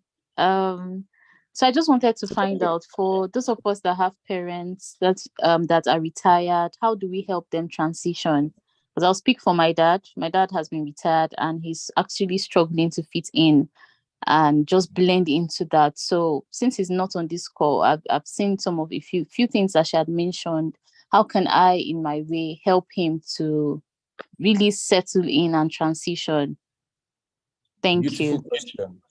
So before Auntie Mary responds to that, I want to encourage Auntie Mary to share her details if she wants, because I believe that many people who are either still working or who desire to most likely seek your help, maybe they've retired or something, it is easier if you are contacted and then you can help them make the transitions, or at least give them some form of soft landing.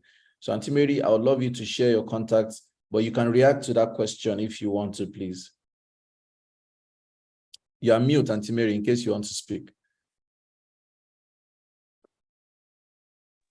Okay, thank you. Thank you very much. Like I said, there are many phases that a retiree will go through before you finally accept the fact that you are retired. There's nothing like having somebody to talk to. There's nothing like having somebody to talk to, because if you just, I recall I used to just sit down there, I'll just mope around the house. My children would like, Mommy, are you okay? You're not going to work today? I mean, that was what really made me to open that office. I'm like, so there's nothing like really having somebody to talk to and making up your mind. Like I said, it is not the end of life. Yes. As far as I'm concerned, retirement, now that I have come to see this with what that lady has talked about, the first lady, unfortunately, I didn't listen. I will go to and listen to her, this thing. And then the Lord, I mean, you can do so much in retirement. You can even do better in retirement than when you were working. You can do far, far better, because now you are free to explore. What are those things that what are those things that you like to do? You know, those things that give you joy, that you want to do. And above all, just retiring and sitting at home is a no-no. I can tell you the value that BSG has brought to my life, and maybe many other such, organizations. I remember I was telling myself that in the first 1 year or so that I retired, I attended many courses that many more courses that I've ever attended, in the last, say, 5 years before I retired. Apart from, business travels or, official travels, I attended so many courses. I attend them, it opens me up to other possibilities, and you don't also have to continue to stay in the industry where you were. Yeah. Be open to other things, be open to other opportunities, other areas, that appeals to you.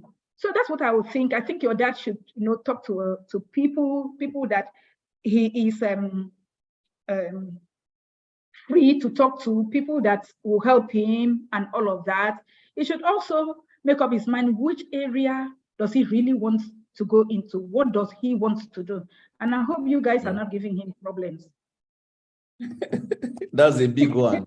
That's a very big part, actually, yes. I hope you guys are not giving him, that's a very solid statement there. Fantastic. I have shared a number in the chat room right now. I would say that anyone who thinks that their parent who has retired needs support, we have people in our community who help elderly people and people in retirement. Auntie Mary is one of them. There's an organization I won't mention here because they are not sponsors, so I don't violate my sponsors. You can reach us privately through that number, send a WhatsApp. We would connect you to these people who help elderly people and people in retirement. Because what is the essence of having our parents when we don't support them in retirement? It really doesn't make sense. So my parents are in retirement and they are being supported by people in my community. They reach out to my parents, even without my knowledge, and they support them. So we have these people in our community. Send a message to that number. we would connect your parents to the appropriate people that can support them. And then hopefully your parents can find another reason to live and enjoy and thrive in their old age. They deserve to thrive in old age. Retirement is not a death sentence. So once again, thank you, Auntie Mary. I'm grateful to you, Auntie Mary, for believing in me, believing in our work and following through. Despite your travels, you're always reaching out. Thank you for coming on this call. And I haven't seen you share your contact, Auntie Mary.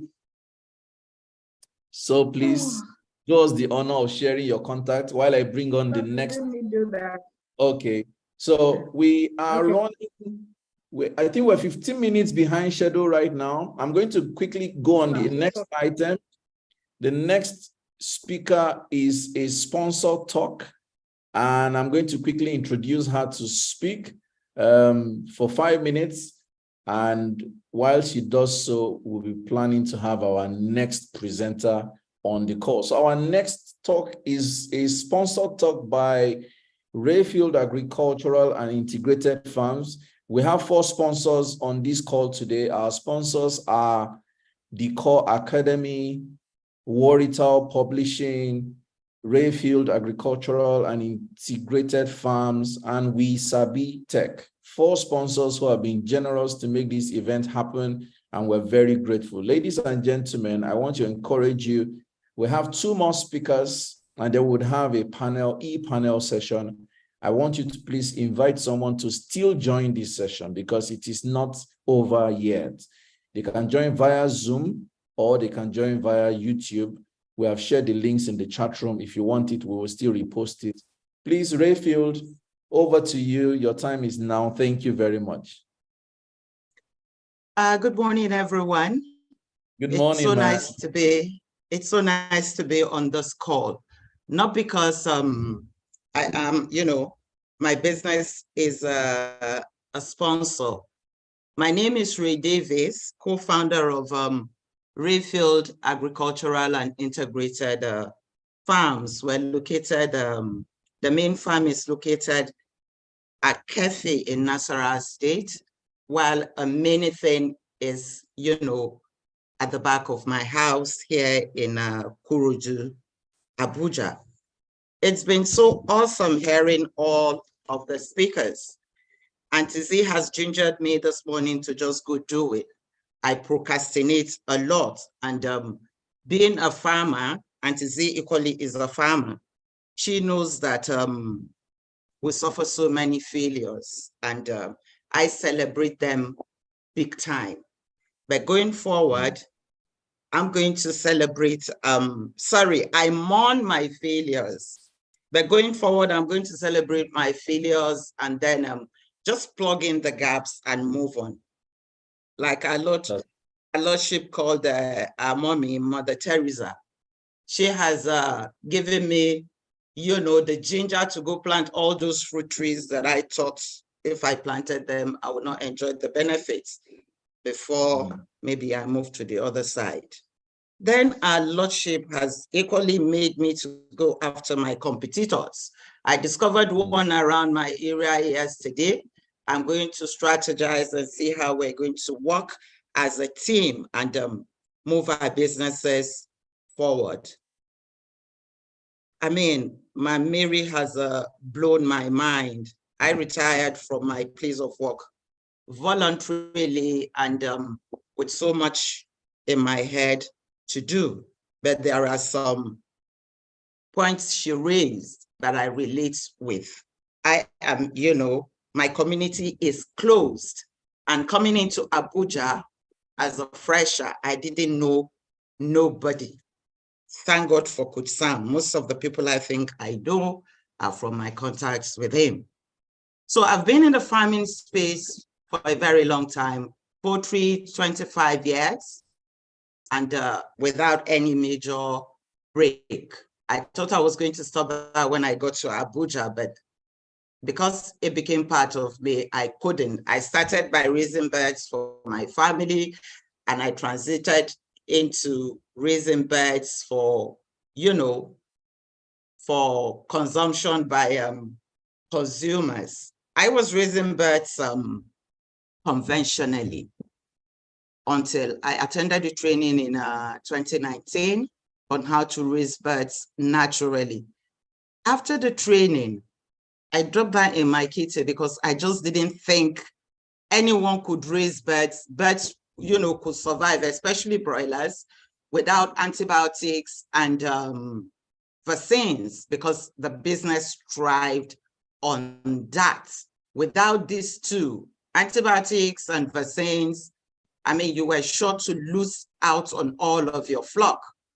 So after that training, it was like, okay, I've heard you guys. I was not willing to take that risk, knowing the implication. But between 2019, 2020, and all of that, I felt that nudge to do more in that field. So later on, I began to realize that I was not enthusiastic about consuming even birds that I raised, despite knowing how careful I was in the use of vaccines and antibiotics. But I mean, in all honesty, those birds are anyone's capital. And for those who are in the same industry, you know that if you lost your birds, you have lost so much money. So I went back to repeat the same training in 2022. After the training, that package came, you know, at a higher cost because we were going to be mentored. So on the 29th of July, 2022, I stocked my first batch of birds that were raised naturally. I'm not, you know, one to keep in dates, but this date has stuck in my head. And to the glory of God, we lost as few birds as, you know, less birds than we did with all the antibiotics and all the vaccines. That was encouraging. And what do we mean by raising birds naturally? Raising birds naturally is just, you know, raising birds without the use of antibiotics and vaccines from day old to the day you slaughter. All we use for the birds are our very common spices, herbs, vegetables that we find around, you know, our environment. Nothing special. You get them from the market, you get them in your gardens. So with naturally raised birds, you do not have any fear of consuming chemical residues, which cause drug resistance in people, because sometimes these birds are overdosed, not deliberately. And please don't, you know, don't get me wrong, not by all farmers, but because we do not know what birds we are buying from what farm to who, we cannot say that this one's, you know, the withdrawal period for the drugs were met. So we went into raising these birds naturally.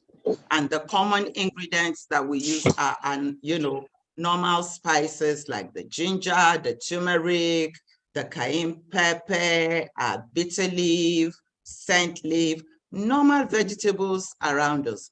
And we know that these vegetables, they contain, you know, the antioxidants, the anti-inflammatory, and, you know, other properties that help the body fight infections. These vegetable spices I have mentioned are not limited.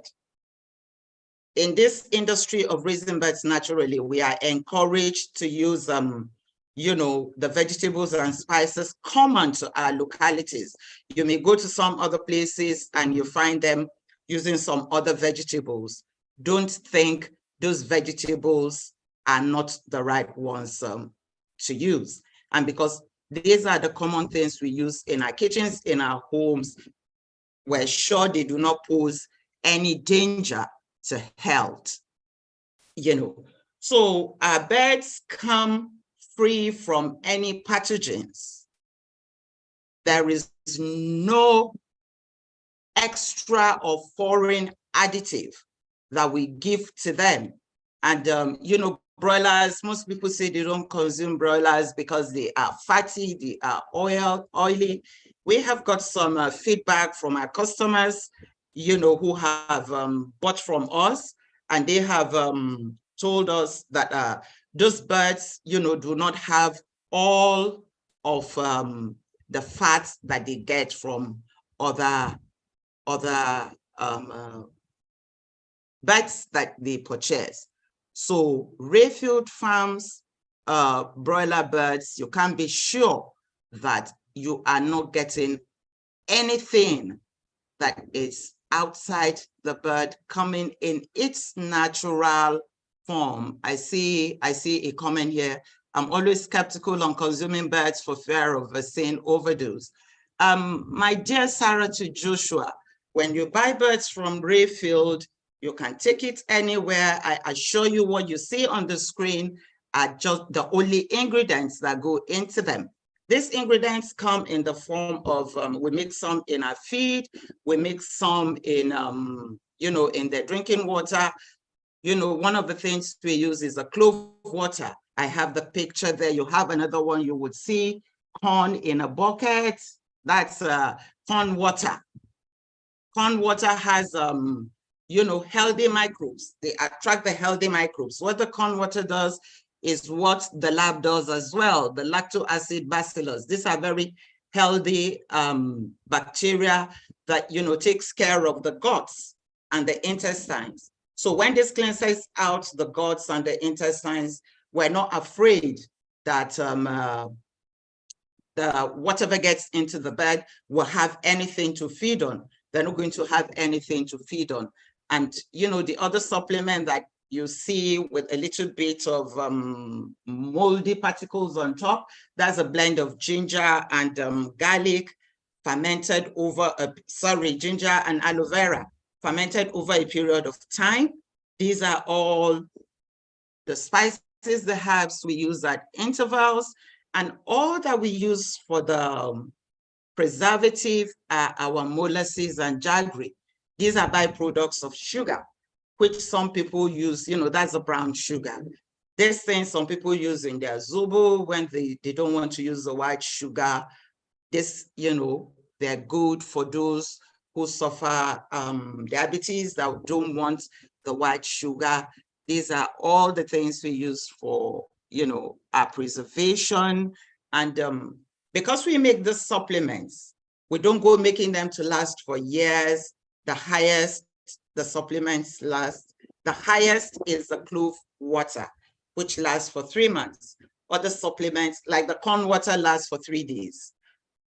Other supplements last between 3 and 4 weeks. So you are not afraid of consuming any extra chemicals that are used as preservatives or enhancers in the supplements that we use. So we are assuring you that when you get our birds, you are getting the best from us. And we are open to partnerships as well for people who would want to spread this message and get the birds from us at reduced cost. Thank you so much. Fantastic. Rayfield Agricultural and Integrated Farms. Thank you so much, Mommy, for that very detailed. I see everybody likes and is happy with the organic product that you make. So ladies and gentlemen, Mommy Ray, please be kind to share your contact details in the room, in the chat room, so you can be contacted. I would strongly recommend and encourage everyone to switch up and buy organic products from Rayfield Agricultural and Integrated Farms. Thank you so much for sponsoring this webinar. Thank you for being an active member of our community. Thank you for being a very strong part of our systems. I can see questions for you in the chat room. Hopefully you can answer each of them in the chat room, like questions like, where do you have an outlet in Abuja and all that. So please, while you attend to that, let me quickly introduce our next speaker. Let's see how we can quickly catch up with time because we're running behind time already. So our next speaker is someone I've been very grateful to have known for many years, a very deep and very committed soul who is always looking forward to helping people, especially with respect to their, conduct, their personal conduct. This is something she takes very, very seriously. Personal conduct, your mental health, your attitude, your mannerisms, your communication, how you show up.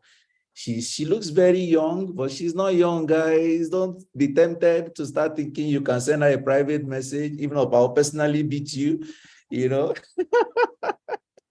Oh, guys, by the way, please welcome with me my big sister and a professional of all standards. Her name is Aisha Atta. Welcome, boss. Oh, good morning, Coach Sam. Oh my goodness. Thank you for that introduction. Thank you for the opportunity. I never take lightly when people like you open up their platform to me. I know the caliber of people that you reach out to. So I hope that I will be doing this session justice, especially after the brains, the minds that I've listened to this morning. I'm just thinking, oh, this is why you should be the first speaker, so you can get it out of the way, and then you could just relax and enjoy everything. I hope my screen is clear. On this side, it's a little bit, I don't know what's going on, but yes. Okay. Sharp. It's sharp so on my end. Yes. Do a screen share. Okay. Okay, let me get my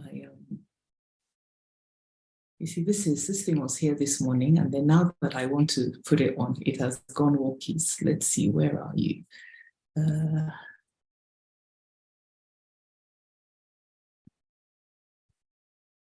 Yes, there it is. Okay, so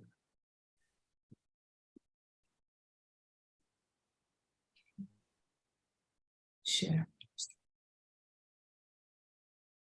Are we good? Okay, so can everybody see this? Yes. Okay. So my name is Aisha Atta, as Coach Sam introduced. And in a nutshell, oh, by the way, Coach Sam, do I still have 45 minutes or? Yes, no, you have your time. You have your time. Okay. So when people ask me what I do, in a nutshell, I tell them that I do effigy and packaging. I can package you, I can package your business, or I can package your product.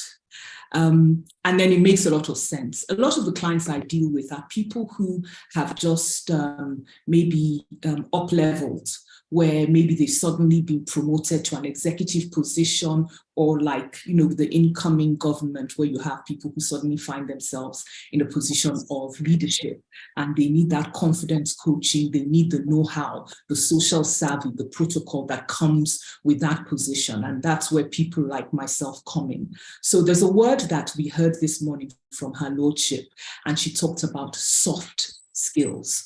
When I came into this business, we talked about, etiquette and protocol.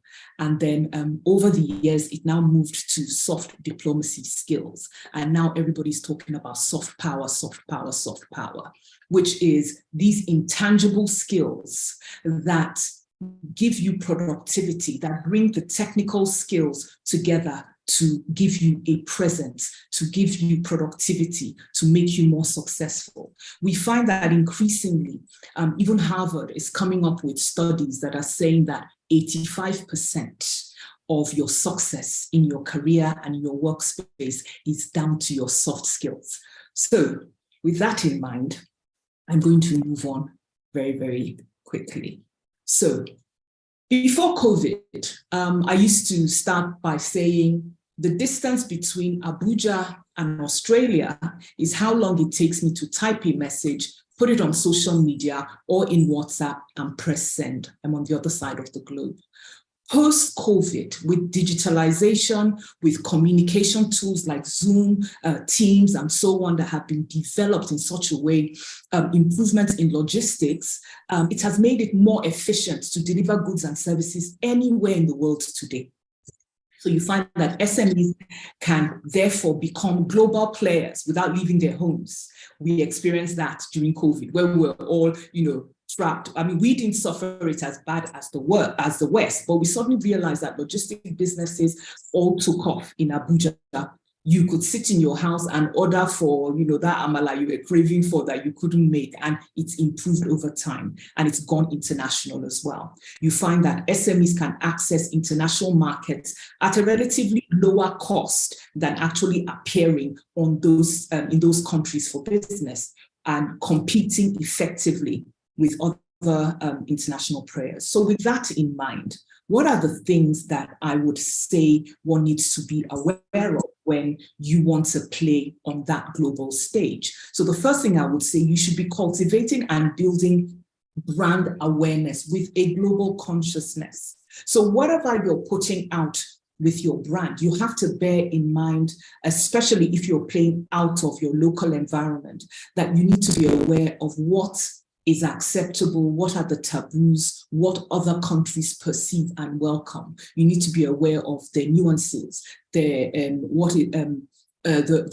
pros, the cons, the taboos, the etiquette, and so on and so forth. I also want to say you've got to be very careful about your first impressions.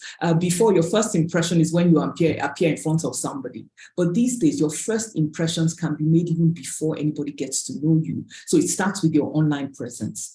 If you're like me, if I hear a name, the first thing I do is I go to Google. I Google and find out, who is this person? Before I even start going on to social media, LinkedIn, and so on and so forth. How many people have Googled themselves recently?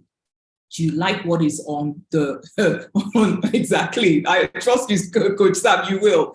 Do you like what you're seeing, or do you need to start building deliberately an online presence? I came into Abuja in 2011 and I started this business. And in 2023, I'm having to consult with a brand expert to be brand, because it feels, I know that I've pushed my business as far as I am able to. With a doctor, you can't operate on yourself. So I might be able to do this for other people, but I can't do it for myself anymore. So I'm having to rebrand. I'm looking at every aspect of my business and how it is portrayed out there. So your first impressions, when people come across your social media, what sort of photos are they seeing? Do you have a profile picture that has been taken in a professional studio, or was it one photo you took when you went for Owambe, your makeup looked nice, so you took it, somebody's frying puff in the background, and you think that's the photo you want to send, to a global platform? No, you can't do that anymore. People are investing money and time getting professional photographers. You can't even put down content anyhow. One of the mistakes I've made in this business is, in the process of doing, I didn't keep records of photographs. I don't have people going around taking photos of me because I just thought it was vain. But in this day and age, if you don't have any online presence, you don't exist. You can tell people, oh, people know me very well. Just ask around, they know me. But if they cannot see what you've done and see it in a professional way, you don't exist. So first of all, what this chap did, went into my slowly being built Instagram account and took down half my photos. He says, nope, you can't have that. It's not, no, it's not doing this. No, it's not doing that. And that is where we are today. So when Coach Sam asked me to do this, I said, yes, it's like the spirit is leading this man, because I am right in the place where this is what I am doing. So I'm being open with you to say, even for us that coach this and teach this, we have to go back and get our own medication and get our own prescriptions and put our houses in order. So that's one of the things I'm going to say. And for those that have to go through a visa process, I don't know if anybody has gone through this, but they check your social media. They're checking, what are you liking? What are you commenting on? And these are the same things that come up when we Google your name. When it now shows your feed, we'll see, are you in a global world? You have to be aware of what the hot topics are right now. And her lordship mentioned it. You have to be aware about inclusiveness. You have to, your opinion on the LGBT matters, on sustainability, on the environment. So are you one of those that when somebody is posting a radical religious post, you're liking it, you're commenting? Are you bullying people online? Because that is what people see of you first before they even come into your DM or send you an email or send you a WhatsApp message, and they've already formed that impression of you. They say it takes 3 to 7 minutes to form a first impression, and it takes 13 minutes to change that first impression. They say it takes 13 separate encounters to change that impression as well, depending on, the source of information you listen to. Now, who's going to give you 13 chances to get it right? At least in the Bible, Jesus said 7 times 7, so let's start with the 7. I don't know about anybody willing to go, all that way, Second and thirdly, you have to have cultural intelligence. You have to be ready to navigate various cultures and when you are carrying out business. You need to know, like I said, the taboos. You need to know what is acceptable, what is not acceptable, what kinds of gifts are acceptable in those cultures. What are they conservative? Let's not even go global. In Nigeria, for example, let's start with the major tribes. In the north of Nigeria, you find that very conservative, strong religious boundaries, very strong gender boundaries. You can't just go there and shake a woman and, the public display of affection. In Abuja, I might sit down and go for a training in a suit, dress or trouser suit. But if I'm going training in Zamfara or the core north, I've got to be properly covered up and properly presented.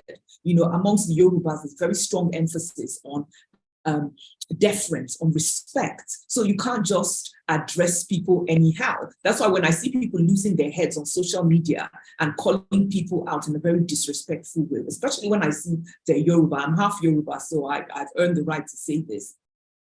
What do we call them? For those who are Yorubas here, they will say, Omo alaileko. So a child has not been taught well at home. And that now translates to even us as we grow older, because people now start looking and thinking, who is this person? They're unpolished, they're uncouth, they're mannerless, they're brash. And they begin to think that that personality that they see of you is how you conduct your business. So who would want to do business, with those things in mind? And then finally, you have to be ready to deliver business, your goods and your services at international standards using international best practices. If, for example, you are a dressmaker of fashion, you're in the fashion business, you need to know what the various dress sizes across the globe is.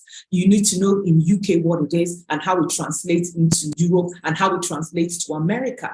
When you are packaging products, like food products or you do export of processed agricultural products, you need to know, are you using the metric system? Are you using the imperial system? You need to know what the ISOs required for those products are. You need to know what, if for example, in the UK, they've stopped, if you go into a shop, they are discouraging the use of plastic packaging. So you need to know, if you are dealing with a country that has banned that completely, you need to start producing at global standard using international best practices. You cannot, and unfortunately, when you live in a nation where it has been free for all, and I'm praying that that narrative is, I know it is changing, but I'm praying that it will change faster, where we don't see repercussions for breaking the law. We don't see people get away with all sorts, with impunity. It breeds a culture of what should I call it?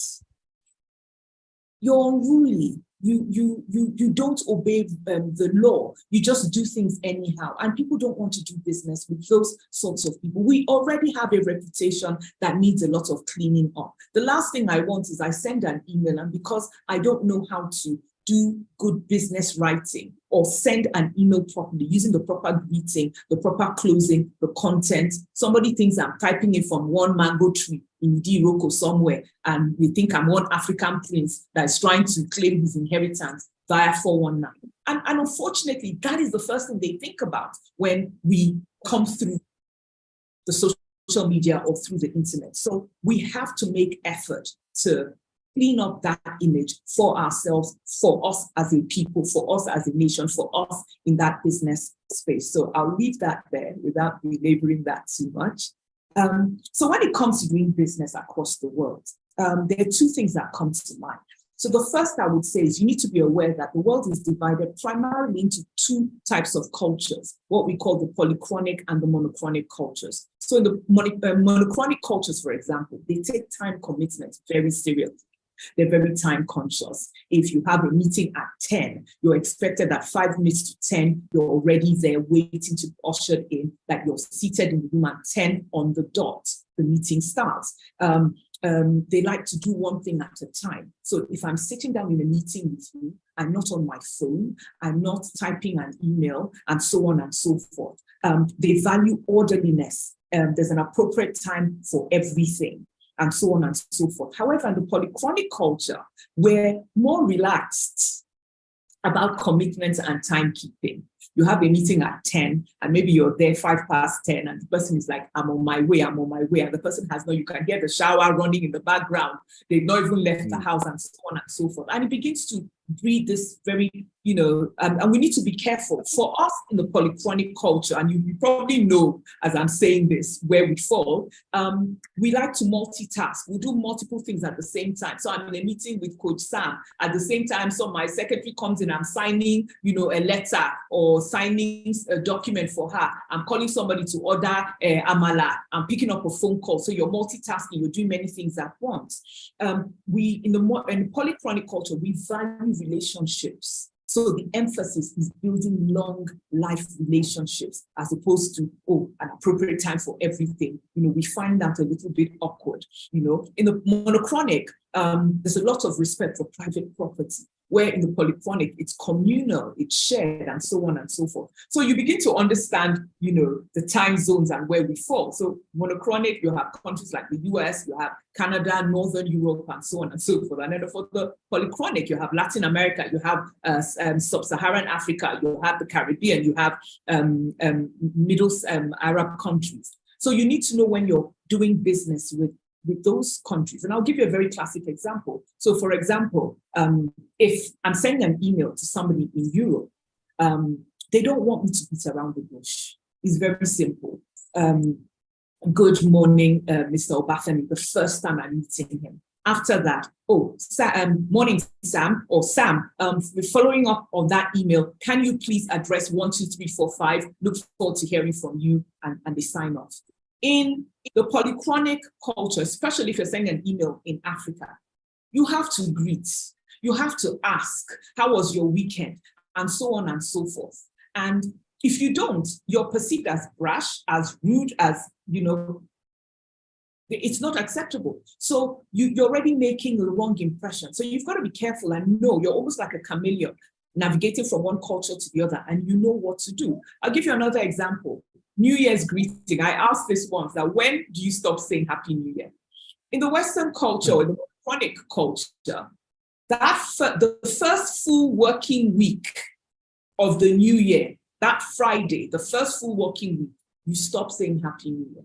So if second week, third week, you're still saying Happy New Year, they're thinking, what's wrong with this chap? Meanwhile, in Nigeria, if I've not seen you in the whole of January, December. if the first time I see you in February, you better greet me Happy New Year, or else I'll think you wish me bad belly. You understand? So they're just those little conceptions that one makes. So things like body language. If I look you in the eye, in our culture, especially if it's an elderly person, it's perceived as rude. In the monochronic cultures, if I don't look you in the eye and I'm, they think I'm being dodgy. So when we go for interviews at the embassies here, and we're not making eye contact out of respect, because this is the person that holds the fate of our visa in their hands, they're thinking we're hiding something. Meanwhile, we, in our hearts, are showing them respect. So these are some of the confusions that happen. And it is not, I tell people that the mistake is not because the village people are following you. It is because you have not followed the protocol and the rules of engagement. And that is why these reactions are happening. So let me move on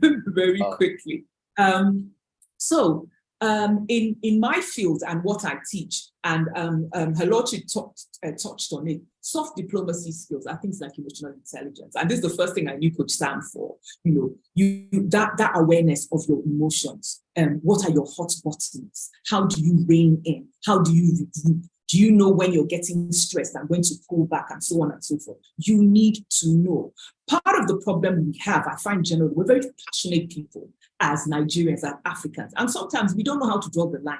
The fact that I don't like what you're saying should not translate to I don't like you. We can agree to disagree and continue in our business without making enemies. Okay, so next thing is public speaking and presentation skills. And for all of those who are on this platform, you know you're in the right place. Interpersonal skills, how you connect with people. Oh, I don't like people, I'm shy. It's not an excuse anymore. You have to learn. You have to learn how to engage people, how to speak people, how to communicate with them, and so on and so forth. You need to understand civility and social etiquette. Or like I said, what is acceptable, what isn't, what is taboo, and so on for different occasions. There's a protocol within every industry.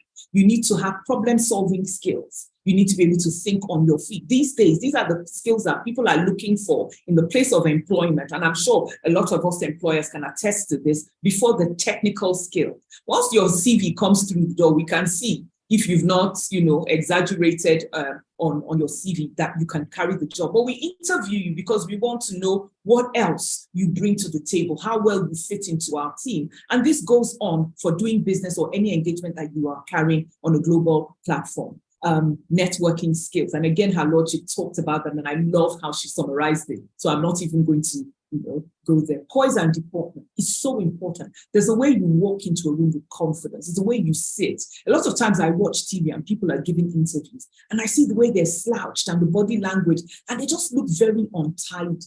It's important to know the right way. And these are taught. I watched President Obama during his inaugural speech or his inauguration, the way he came down the stairs. That's what they taught us in finishing school. There's a way you come down the stairs where you're not looking at the stairs. You glide down very gracefully. And these are some of the things that exude confidence, that exude power, that exude leadership, that gives people the impression that you know who you are and what you are doing.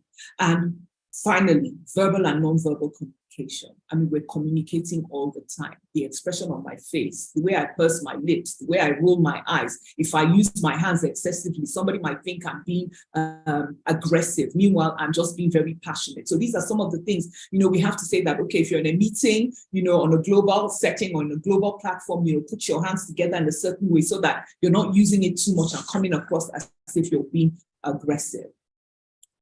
So when it comes to communication, and that is as we say, the cocoa of the matter, because businesses are made or lost in this space.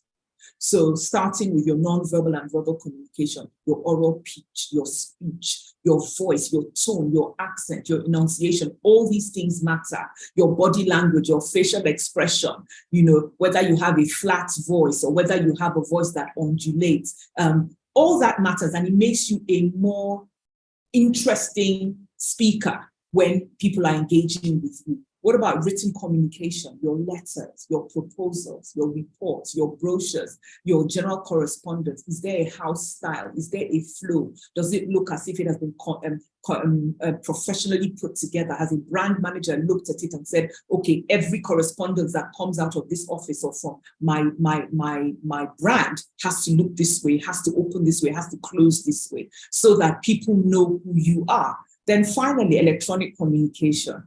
So let's start with email address. So 3 people send you an email. One comes from boboalaye419@yahoo.com. Another person sends an email, sexymamag@hotmail. At hotmail.com. And finally, somebody sends an email, aisha.atta@gmail.com. Who are you most likely going to consider open their email? I would think the more professional one. However, Bobo Alaye could actually be the better candidate, or could be who you're looking for, Sexy Mama G. But how many of us are still going around with Sexy Mama G types of email addresses? So those are some of the things we've got to look at. If it's your private email, let it be in a way. Mine is aisha.a.atta, because I didn't want aisha.atta 70-something or 20-something. I just wanted it clean. So I did that deliberately, and I had to discard my older email addresses. What about text messaging? I see people who send text messages full caps. If you're sending a text message to somebody, emphasis is not caps. You can bold, you can highlight. I mean, with WhatsApp, there's so many things you can do with that. But when you send a message across to somebody full caps, it means you're shouting. So the person is thinking, where's this aggression coming from? What have I done to you? Social media content. I tell people, please try and separate your personal from your business. And I also say, please try and keep religion and politics out of your business, if it is not a religious or political business. It gets very messy. People get very emotional about these things. And sometimes you get associated with that business and it can eliminate your market if you're not careful. The global platform is very neutral. If you notice, a lot of times they're beginning to eliminate and take out religion and politics out of it. And no matter how passionate you feel about your faith, your religion, I think me writing a t-shirt, I am a Christian believer, believe in me, it's not going to make me any more Christian. I think by my actions, by my choices, by my values, it should come across without me having to say too much. I talk about your website, your blogs. People need to come on. They're looking at the photographs you're putting on. Have they been stretched? Have they been crushed? Do they have a watermark on it? Because whoever built your website just could not be asked to, forgive my language, could not be bothered to go and get, stock photos to use. All those things say a lot about who we are and what our businesses are. On communication, I want to talk about, further, the next thing I'm going to go on to speak about is reading the room. It is so important. We Nigerians are very confident. We know it all. We've been there now. We know it all. But guess what? A lot of times we blunder because we can be very confident in our arrogance sometimes and in our ignorance sometimes, and we get it wrong. I remember when I was brought onto the OSP platform, I observed. Now, there's some things that I noticed. I didn't see anybody posting Happy Sunday, Jumat Mubarak, and so on and so forth. Come and buy my hot puff puff. So it would be very stupid of me, I'm sorry to use this word, to just go in there and then that's when I want to start sending these messages. Read the room. And a lot of times we get invited to professional platforms, WhatsApp groups, and we carry this behavior on there. And as a professional, there is a level, there's a lot of training that goes into becoming a professional. And the reason why it is done is there is a standard that you are held to that nobody needs. You're perceived as nobody should teach you. You are the leaders, the captains of industry. So you should not be found committing those kind of things. So the moment you start doing that, already your professional currency is diminishing because people are looking at you and thinking, okay, you should know better. Now in Nigeria, somebody might call you and tell you that, that thing you did was not right, or delete that comment. Over there, you just notice a withdrawal. People are a bit chilled towards you and you don't understand why. So meeting and greeting, it's very important to understand, is the person for handshakes? Is the person's culture more about bowing down? Is the person, and in some cultures, they kiss 3 times, like in the Arab culture. There's a book I'm going to recommend. Where is it? And just permit me to get it.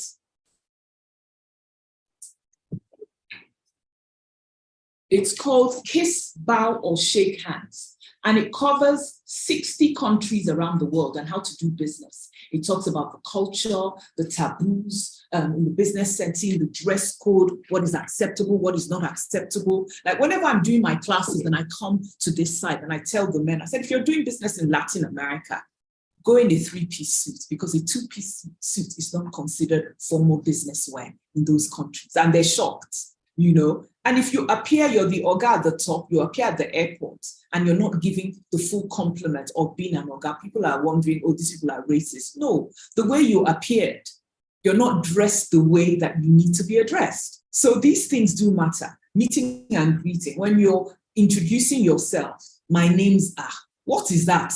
If you say that to an American or somebody in Europe, they're thinking, oh, maybe he's got a personality disorder, a split personality disorder. I'm sure Coach Sam will think the same as well, because we're thinking, okay, how many are you? Are you a legion? What's going on here? My names are. And the thing is just spreading like wildfire. Or you go and ask somebody in a monochronic society, how was your night?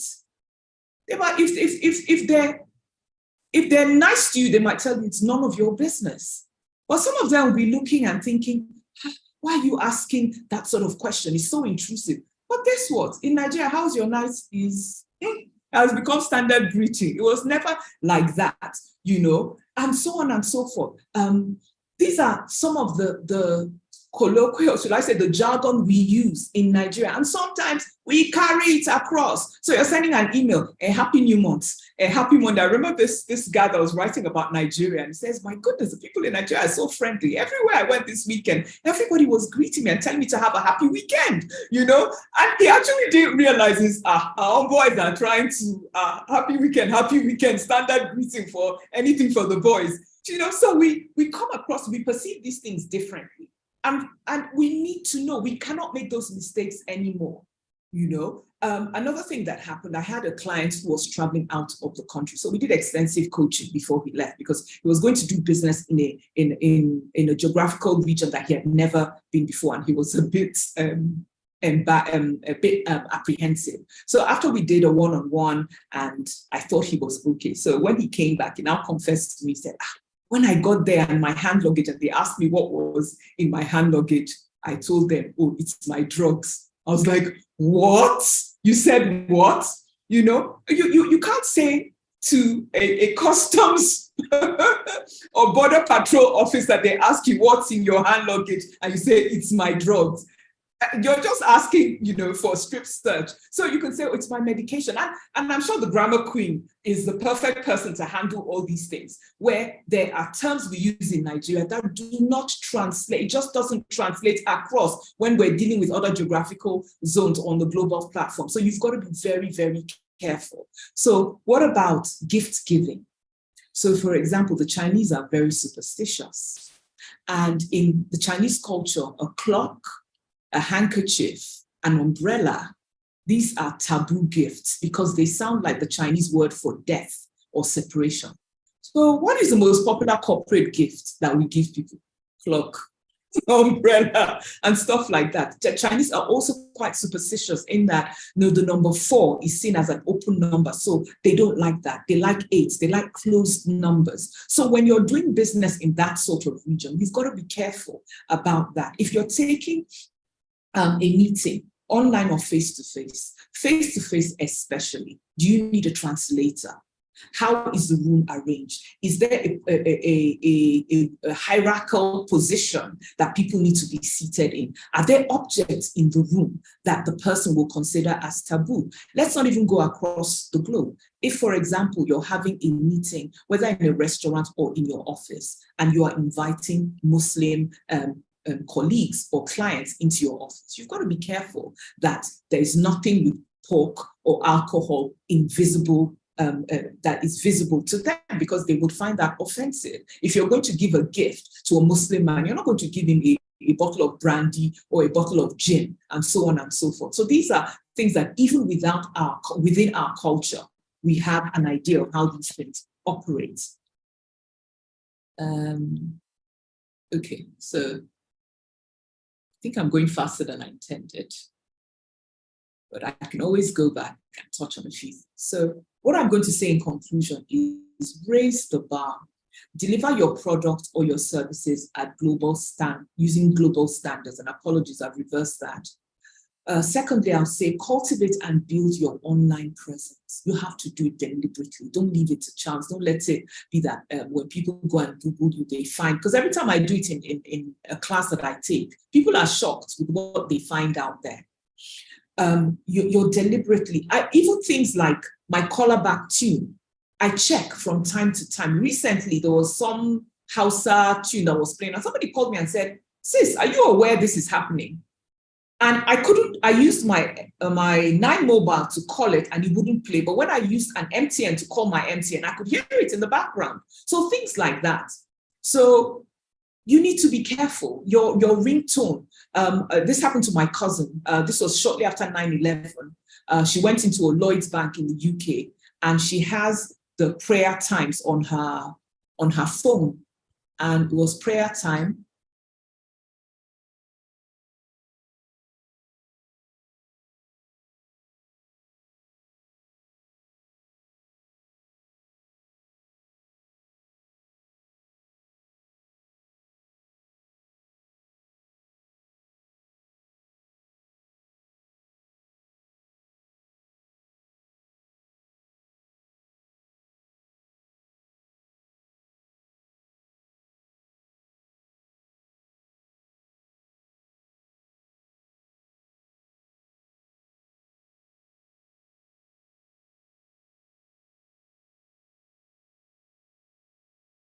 Okay, the network threw her out. She's just joining back. Thank you. I almost thought it was from my end too. So let's Sorry give it a about sec. that. The power Welcome went back. out.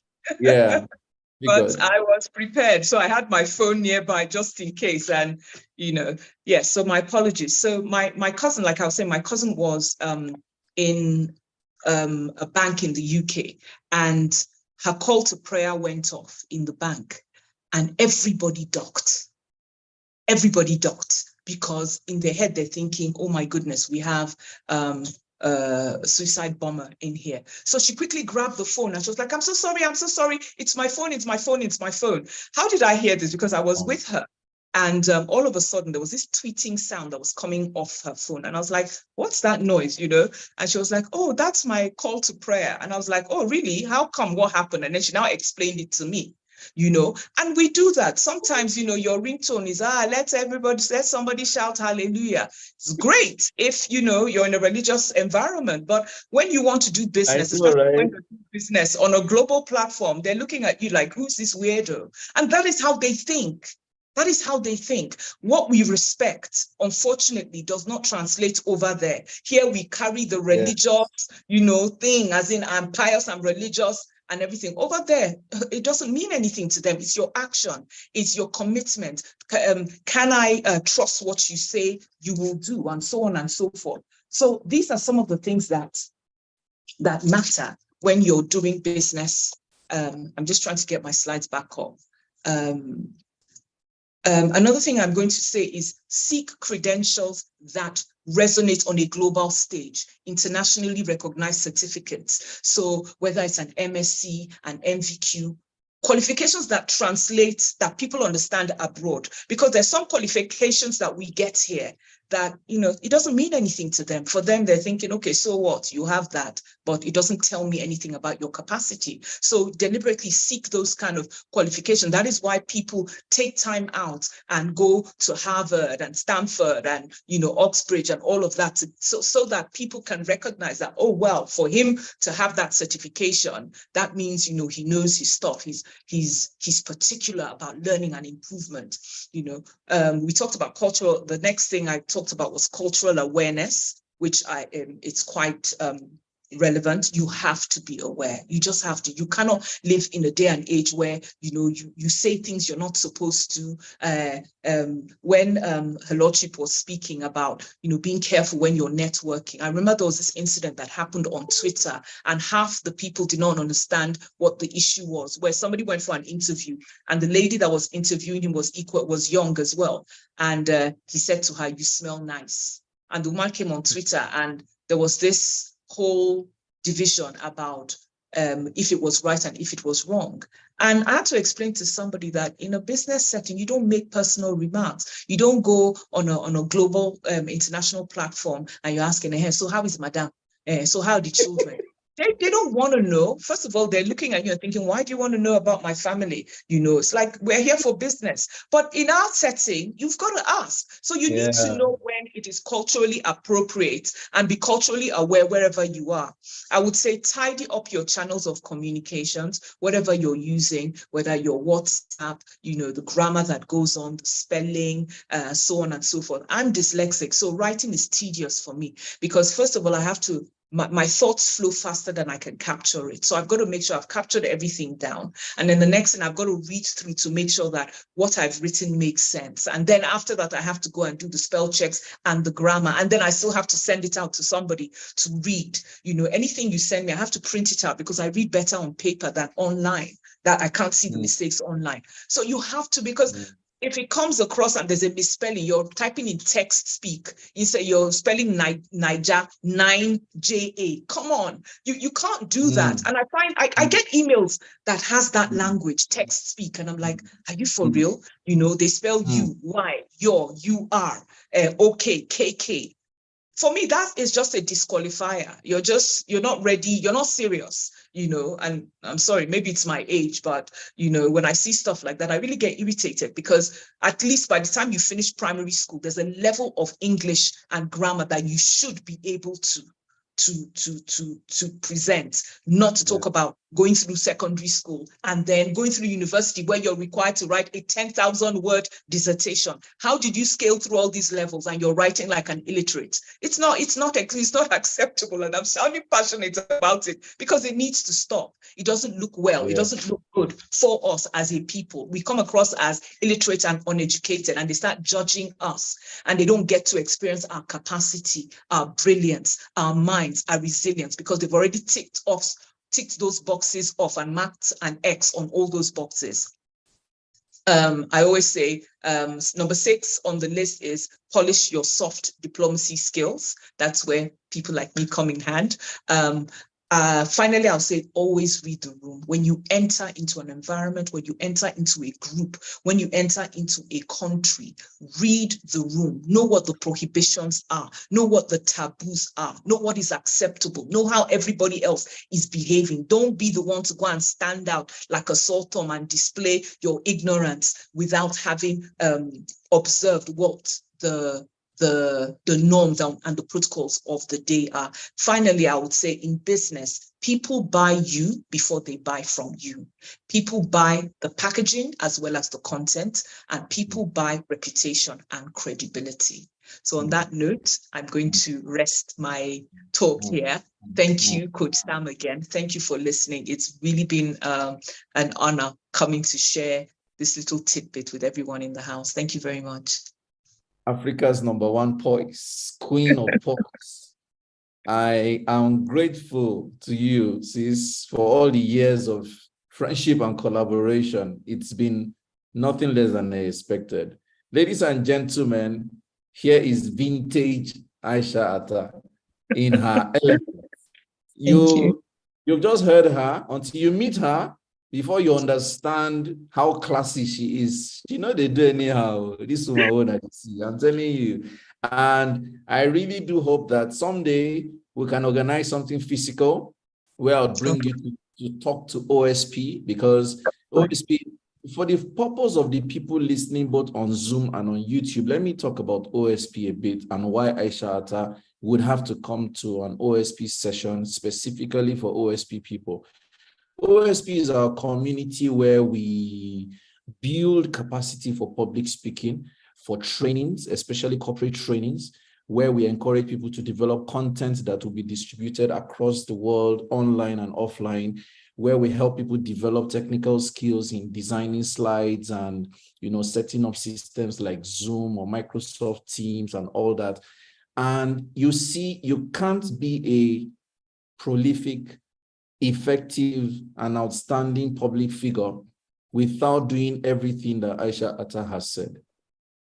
So I know that even though our timetable in OSP is so choked, we would find a time when we would bring you on to speak to OSP members, both virtually and physically. We have OSP members from they're in the UK, in Lagos, in Akwa Ibom, in Taraba, in all over the country and across several cities of the world. So I'm saying this because peradventure someone here, you've been hearing OSP, OSP, OSP, BSG, BSG, BSG. These are some of the communities that belong to SECA Africa. BSG talks about business study group. That's where we have CEOs of businesses. It's a community. We meet on WhatsApp and we have several engagements. That is the community that powers BSG Summit, our annual business summit. So you see the BSG powers our annual summit. The OSP powers speakers that come on such a call. For example, the only non-OSP speaker today is my brother Taufik. Every other member here is a distinguished member of the OSP community. So before I bring on our next sponsors to speak and bring on my brother whom I've delayed for a few minutes, I want to invite you to join OSP. It is not a free community. OSP used to be 450,000 to join, and for members of SOPCA and BSG, it used to be 250,000 naira. Last 2 weeks, we revised the fees downwards because of economic realities and made it 100,000 for members of SOPCA and BSG, 150K for non-members. But for the sake of this call, up until midnight of today, I'm going to make it a flat fee for everyone.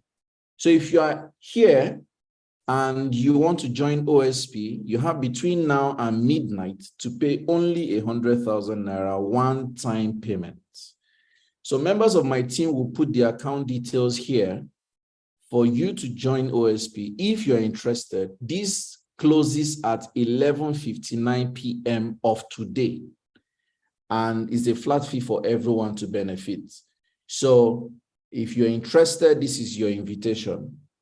Sis Aishata, thank you for your presentation. Thank you for being literal, being, generous with your content. I'd like you to share your contact details, please. It's important that people can reach you. I think that if you run an organization, you should hire Aishata.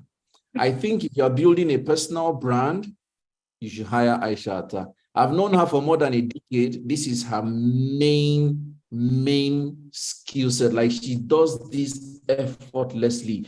So it's not some theoretical person who just want to razzmatazz you like her lordship said, Zazu business owner. She's not a Zazu business owner. I love that statement. That statement was just off the hook. So guys, I think you need Aishata for your personal branding, for your international business, learnings. I like when she painted pictures around doing business with Arabs and doing business in China and I didn't know some of these things, and I'm just so happy that I'm learning this, because I'm already thinking that, not true.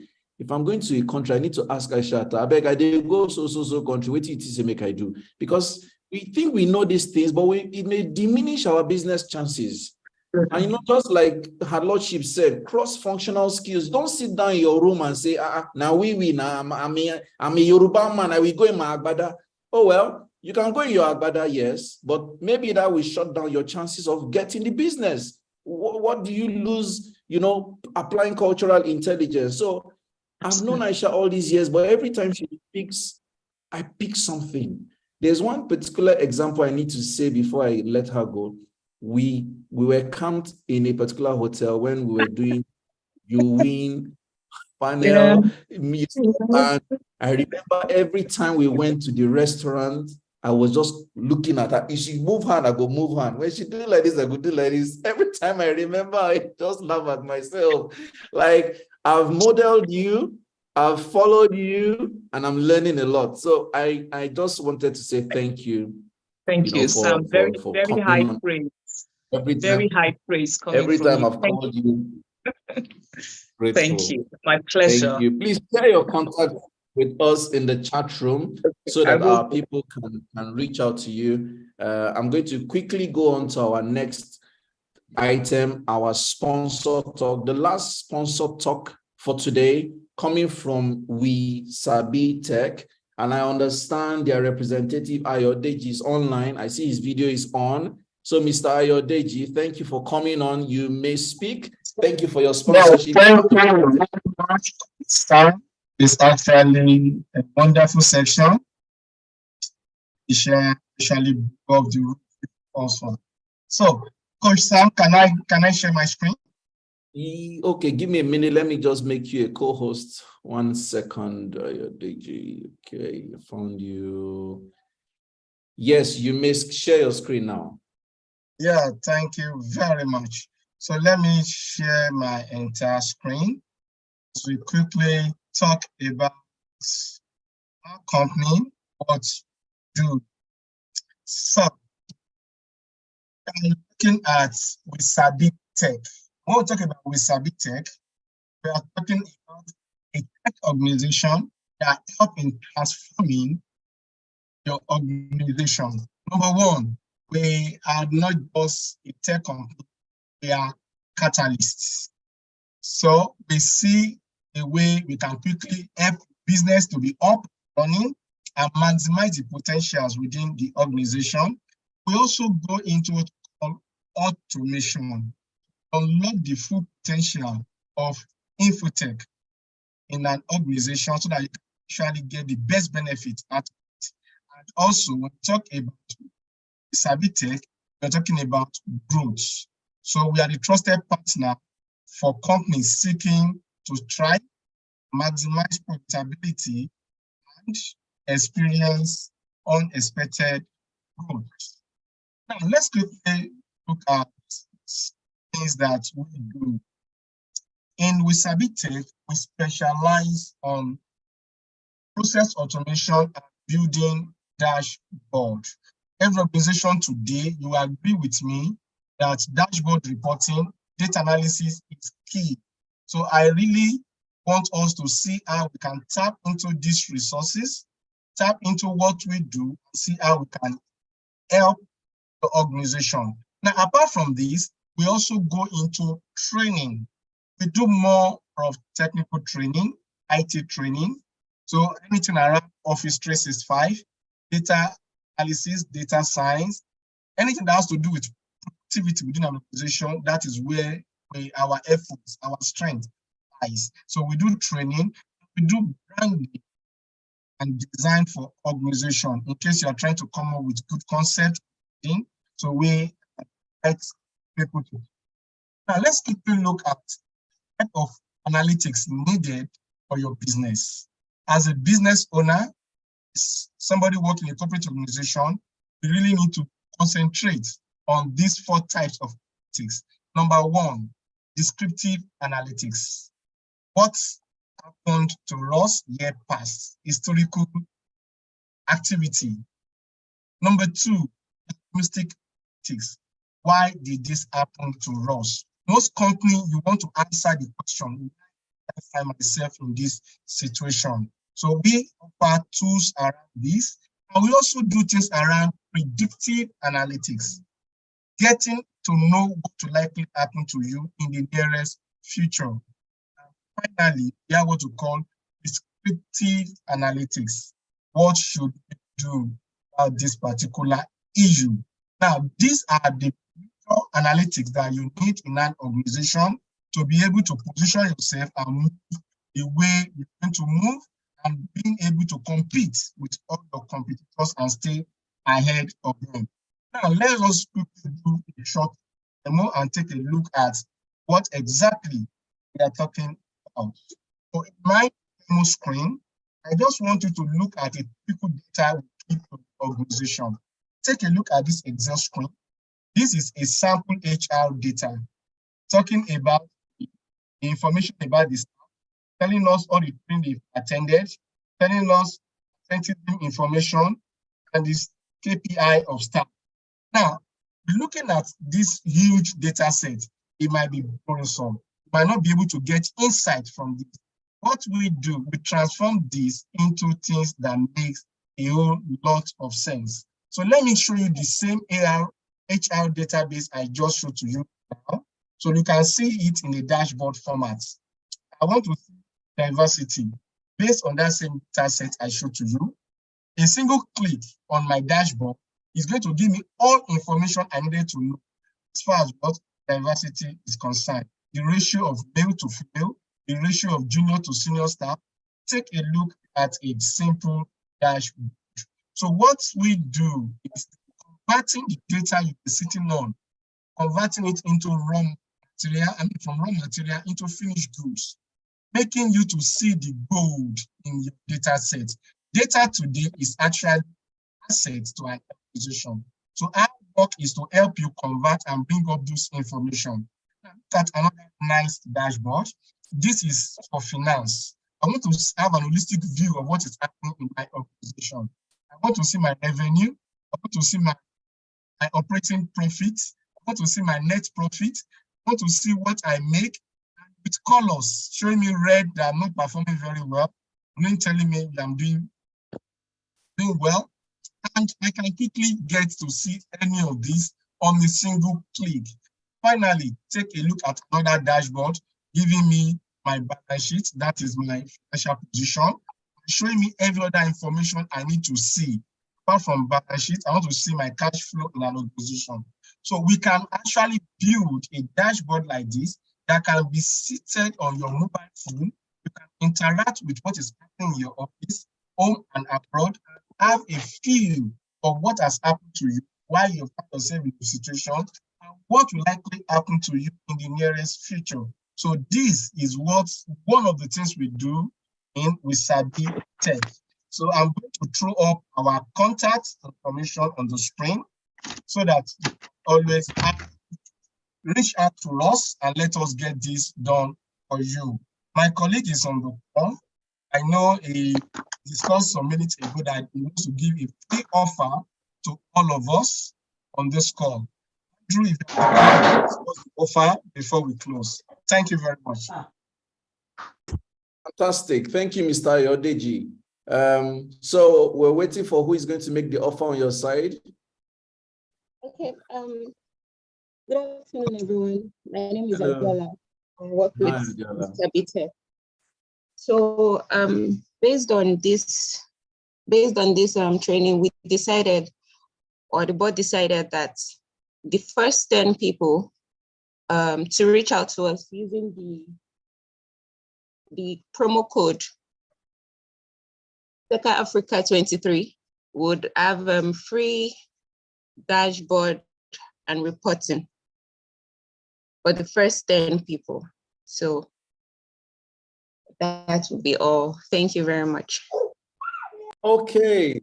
Which number should they reach with the promo code? Ladies and gentlemen, you're expected to send Seca Africa.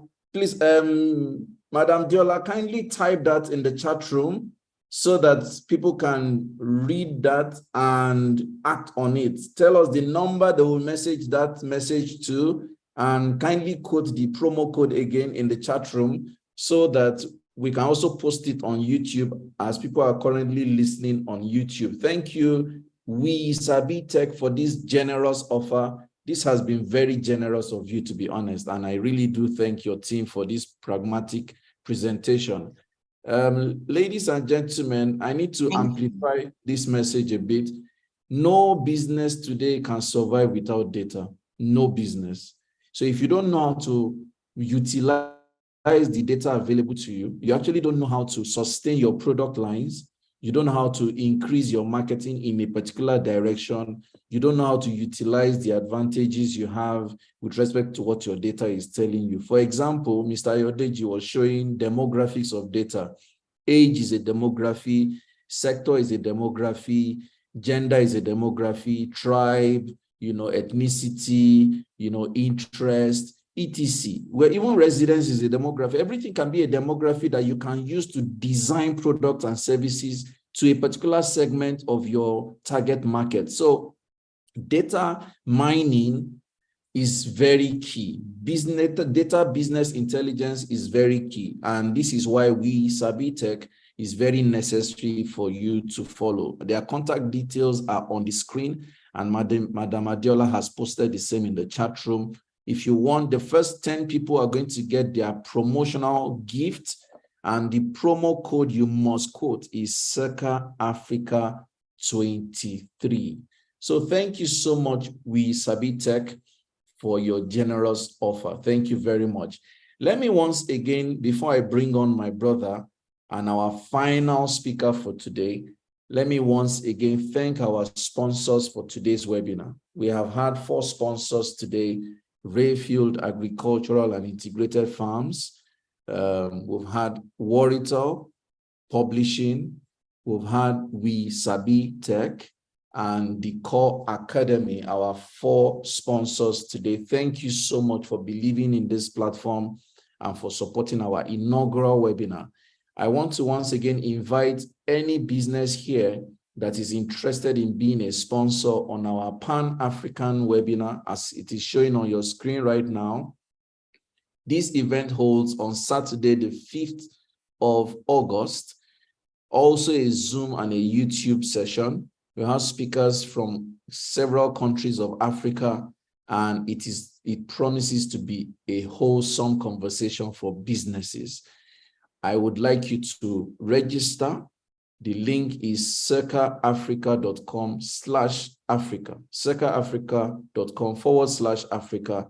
Only 2 sponsorship slots are left out of 3. Please reach our numbers immediately if you want to take a sponsorship slot, and you would have it. This session holds about a month from now, and it is absolutely free. You can share it among your communities and get people to sign up. It promises to be a promising, rewarding business conversation. So it is at this point that I'm going to now invite our last speaker for today, someone that has been my unofficial coach for as long as I have known. Since I stepped into this town, he has shown me so much love. He's constantly watching my back, constantly advising me on how to improve my excellence. He is excellence personified. Like, you cannot be around him and not be triggered for more. He's excellence personified. He is constantly supporting his communities, which I'm fortunate to be a member of, always wanting us to improve. He's a giver, philanthropist, very objective person. I just love him, and he's just a solid guy. So, ladies and gentlemen, I had to wake him up because he's all the way in Texas, United States, and he's joining us, at this, according to his own timeline, on Holy Hour. I would like us to welcome my brother and friend, a core professional, a father of, we call him Baba Beji too, Aisha, forgive me. This is an international conference. Can I say Baba Beji? Yes, I should. Baba Beji means father of twins, a father of girls like me, and he's just a progressive man. Honestly, a progressive, solid man. Ladies and gentlemen, welcome with me, Taufik Babayeju, the unlocker. Good day, boss. Good morning on your side. Good afternoon on our side. Thank you, Coach Sam. It's always a privilege and an honor to be around you. Thank you, I don't know what to say, but it's both a blessing and a curse to be the last speaker, because a lot of big masquerades have danced and they've displayed so much, depth, and their performance have been excellent. Even though I woke up to Madam Mary O'Rourke's presentation, I missed the Zazu business owners talk by Our Excellency or Our Lordship. Yes, sir. So maybe I have a replay of this so that I can add that to my own vocabulary too. Zazu business. In fact, Madam Mary, thank you very much. The part of yours that I listen to is status and purpose, losing your status and finding your purpose. Let me say thank you very much to everybody that has been on this call. I've thoroughly enjoyed myself, from even the few presentations I listened to. Coach Sam, thank you very much for the privilege to be here. I consider it a privilege. I'm not worthy. I'm learning. Marked up, like you always say. Thank you very much for giving me this privilege to be here today to talk about something that I love. For 1 minute. Come again? I want to interrupt you for 1 minute, if you don't mind. Yes, sir. Ladies and gentlemen, Taufik's birthday is July 4th. That's a date I will never forget, because he's such a bright light in my life. And because we will not be on this online call on July 4th, I want us to spare the next 30 seconds to 1 minute to please wish him a happy birthday. So I'd like you to celebrate him in the chat room and tell him how much I'm grateful to him for being who he is and for being such a bright light to all of us in his community. I really don't take this man for granted. And I want to wish you a blessed year, a good year, a prosperous year, a year full of all the things you look for, and most importantly, great health to you, Taufik. Happy birthday in advance, bro. God bless you. Thank you very much, Sam. I'm again short of words. So I've looked at this, the participant here with overall between, 50 to 40. This is a good one. It means people have stayed to the end. It normally doesn't happen this way, but I'll try my best to ensure that I keep the momentum going so that you don't get bored. But please don't compare me to all the superstars that performed here tonight, especially my sister, my very dearest one, Aisha, who I continuously learn from. We were in LBS together some years back, I think about 12 years ago. And ever since, she's also been my own etiquette coach. In class, we called Madame Efizi, Madame Etiquette, the names, so endless. So let's get right into this. Coach. Yes, boss. My topic is very, very simple, which is how to unlock your next level in life and in business. So what is your next level? And I'm going to try as much as possible to make this as practical as possible. But let me just do a quick introduction. My name is Taufik, simply Taufik.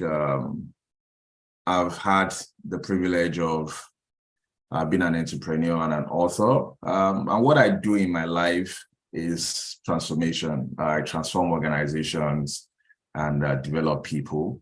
And I'm on a mission to help as many people and organizations to unlock possibilities and create opportunities for Africans to thrive. A wise man once said, the way you do one thing is the way you do other things, whether life or business. I've held on to this quote, even though I don't know this sage, but I've held on to his quote for some years now. And, to get to your next level, we all understand one thing. We want one thing. We want to win in life. And to get to our next level, whether in your career or your business, you need to be in the game, or in the race to win the race. Like they say, if you know play lotto, if you chop lotto, right? So, however, winning is never by accident. You cannot pray your way into winning. Okay, it requires deliberate actions and efforts, discipline and consistency. Now, so the question is, how do you intend to win? This the second year, half of the year, how do you intend to win? Now, everything is premised on who you are. So I'll tell you a quick story. Some years into my marriage, I asked my wife, we're just sitting there, and I said, who are you? She looked at me and she was like, is this guy crazy? I'm your wife. I said, I know that. You don't need to tell me that. I married you. Don't tell me you are my wife. Who are you beyond being my wife? And this is a question that most of us never stop for a moment to ask. When people come for interviews or I meet people and I ask you, what drives you? Or tell me about yourself. People just go about telling me about I have 3 degrees, I have this, they tell you all sort of stuff about what they are, but not who they are. Who you are is where your unlock journey starts from. That is where your transformation starts from. That is where your next level starts from. When you realize your purpose, you start to reapply yourself differently. But let me warn you, this journey to self-discovery, to understand who you are, because there's no manual, given to you when you came to this world to say, hey, this is how you're going to solve every problem. However, that journey to self-discovery is personal and sacred. sometimes it's very discomforting. Now, transformation, which is what I've done all through my life, in my career, in organizations everywhere, is the missing link between where you are right now and the next level that you seek.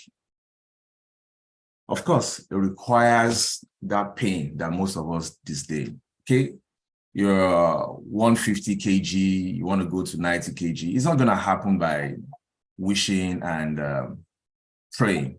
You need to put in the job. So also everything in life comes with pain. So from lava to pupa to whatever, for some of us that did biology when we're in school, life is about process. You can't skip the process. Okay. Just like somebody mentioned earlier on, you can't be a Zazu business owner, or you can't live a Zazu life. Just hype. You need to go through the pain. And that transformation, tell me, is painful. Anything change is pain. And what they don't teach these days is how to absorb pain. If there's anything you need to teach your children, you need to teach anybody, is the joy of pain. Did anybody hear me right? The joy of pain. Now, I'm a fitness person. When I don't go to gym for a while, I feel there's something I feel around me. But when I go to the gym again, I resume my exercise, I feel some pain, which is very, very joyful, which is very sweet. So when you get used to pain over time, I'm not saying kill yourself. I'm not saying, find misery. But you need to understand the pain that comes with transformation, and it is very, very sweet. Now, again, it's all about mindsets. Successful people and organizations have different mindsets, and it is called transformation mindsets. It is called growth mindsets. They are never satisfied with the status quo. They are currently and every time looking for what can we improve on. It is called continuous improvement. But it starts from the mind, okay? And because people don't understand this journey, and like I said to my wife when we were having that conversation, it took us a very long time. And it was one of the motivation which, I wrote my book, because I want people to understand how to develop from within, because everything you seek is first within. You cannot be great without starting from within. And I like to, to share some things that, I curated with you. I'll try as much as possible not to make this very, very academic, but I still need to show you some things. There are some things that are formed the way you are being programmed. Everybody here, we're just like computer systems. We've been programmed in one way or the other, different influences. But 4 I found very, very interesting and very, very relatable. I call it the 4 E's that form your mindsets. The way you are functioning right now is a function of your programming. The way you see the world. Before I met Aisha Atta, I was programmed in an Ebute Meta way. Okay? And she taught me some etiquettes. And I was like, that's interesting. I started seeking for more. Okay? So the way you are performing right now, you can't perform beyond your programming. And that is your mindset. The way you see the world will determine how, you consume information, the way you process information, the way you relate with people, the way you attract opportunities. So these 4 E's, your environment plays a very key role. Number 1, the environment that you grew up in, the places you found yourself, one way or the other shaped your mind, because the environment will have the kind of people that will tell you this is how things are done, this is how life is lived. Imagine somebody that grew up, a child that grew up in Ajegunle and the one that grew up in Ikoyi, they are thinking different ways, right? So their programming is actually different. Your education, and I'm not talking about classroom education alone here, the quality of your education, the kind of people you listen to, the kind of people, the kind of books you read, the kind of message that you listen to. When you wake up in the morning, are you listening to an audio book? Are you, redefining your mind, or you are just on social media consuming information that is going to, that has no bearing, into your next level that you're thinking. I'm not saying we shouldn't have fun. Please don't get me wrong. Because even growing up in Ajegunle or in Ebutemeta, where I grew up in Lagos, is a blessing by itself. Okay. Now, your exposure, what you expose yourself to, like events like this, the people you hang around, the places you go to. There's something they say in Yoruba, please, and I'm not going to translate this, that Alarika Kunshegbeji graduates. Coach, you want to translate that?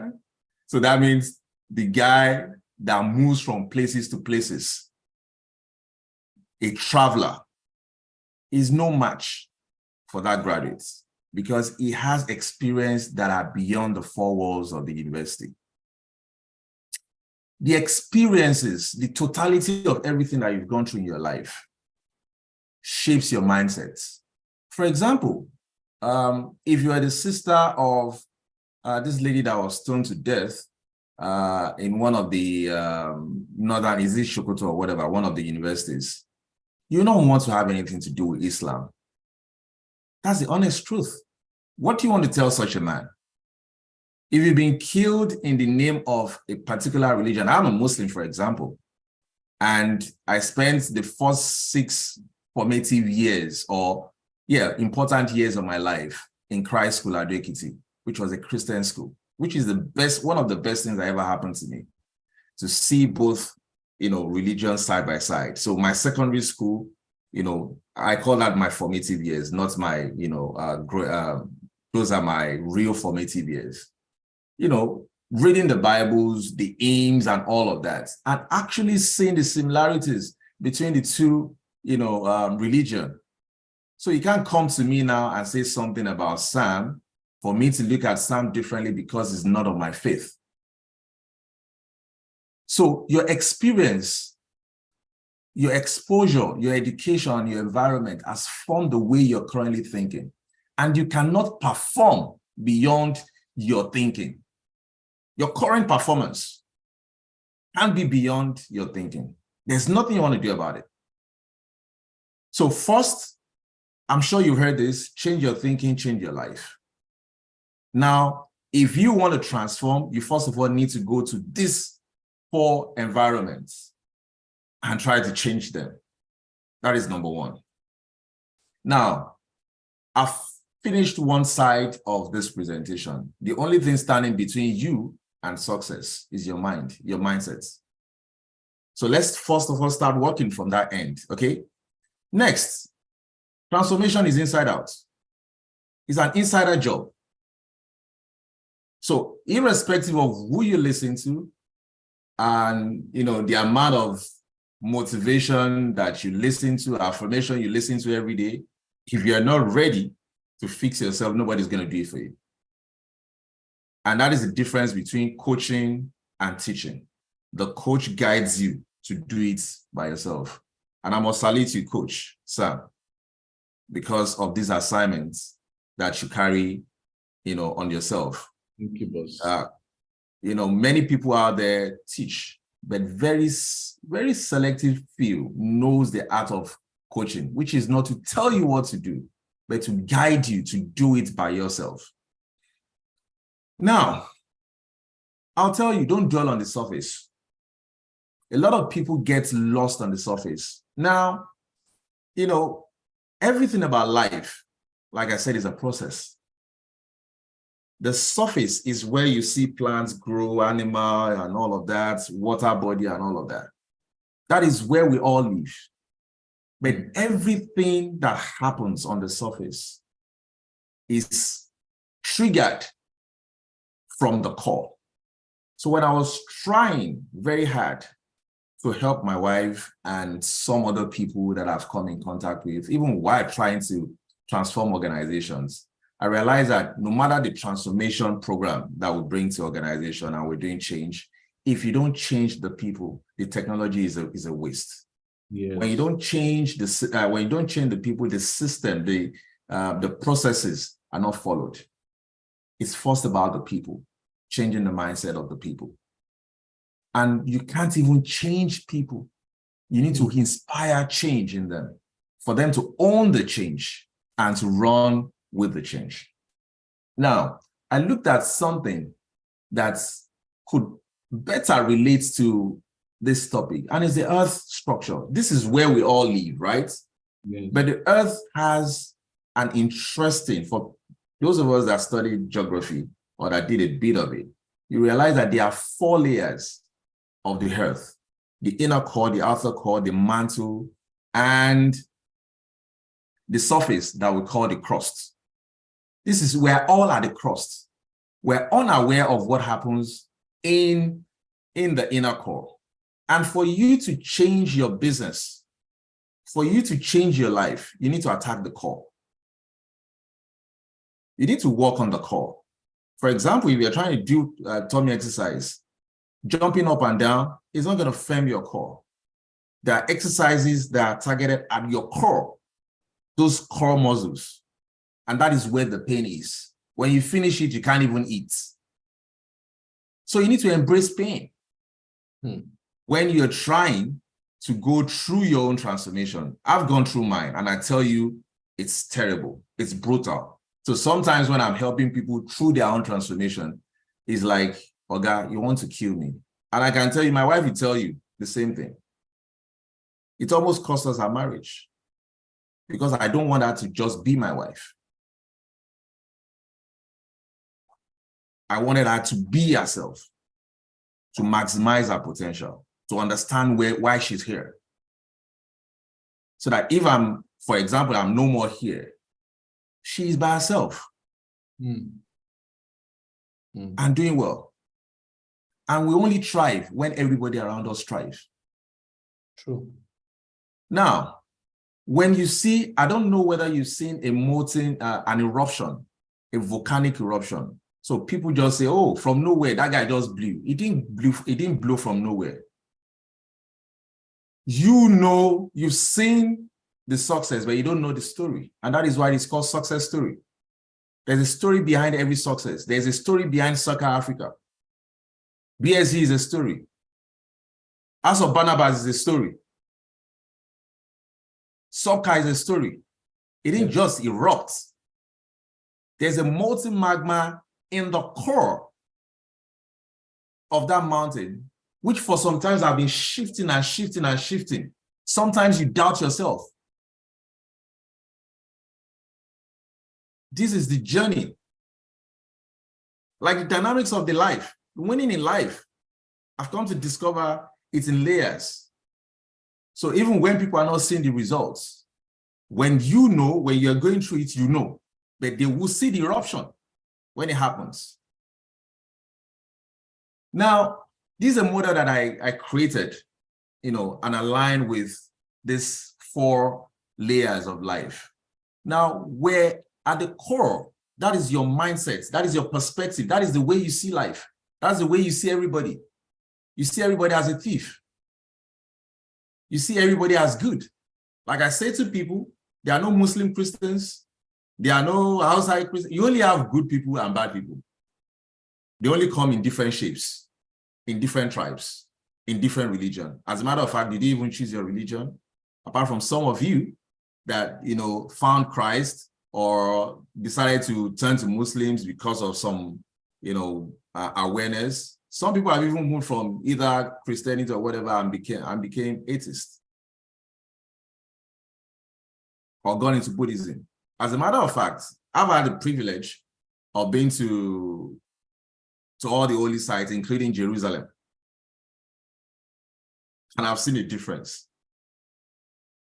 So the way you see life, your perspective, your mindset that has been programmed will stop you from developing your capabilities. Because what you don't know is beyond you. It is only when you know that you start, Aisha just talked about, global business and all of that. Somebody has given you another perspective. Now you want to find the capabilities. Okay, let me find this tool. Let me harm myself with this. It is only when you are capable that you can see the possibilities.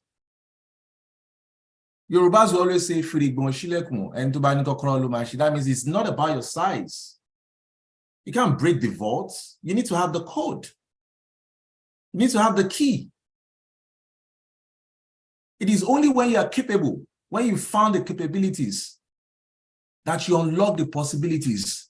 It is only when you stay in the realms of possibilities that this thing is possible.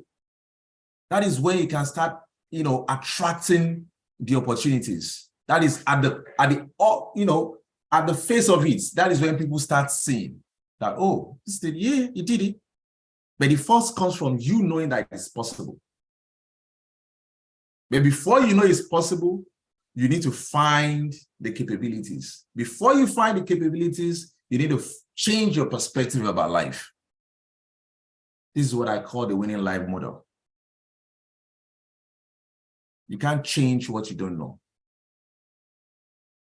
It's beyond you. So it comes back to my question, who are you? Excellence, like I said, I'm going to tell you why I said, the quote of that wise man, the sage, that guy with the shiny head, the octopus. That the way you do one thing is the way you're going to do others. Excellence is transferable. It's an habit that is transferable. If you're excellent about yourself, you can able to transfer that excellence to your business, to your life. Have you ever noticed that every successful man has a routine, or woman? They have a routine. We are a composition of, routine. Our routine forms our habits, and our habits makes our life. And it is, it is no brainer that every successful person involve and indulge in one form of, they call it their own fetish. I'm not talking about jazz and whatever. Some routine is like, some people wake up 3 a.m. every day. For me, I wake up 3 a.m., I do 2 hours of work before I do my prayers, and my day is done.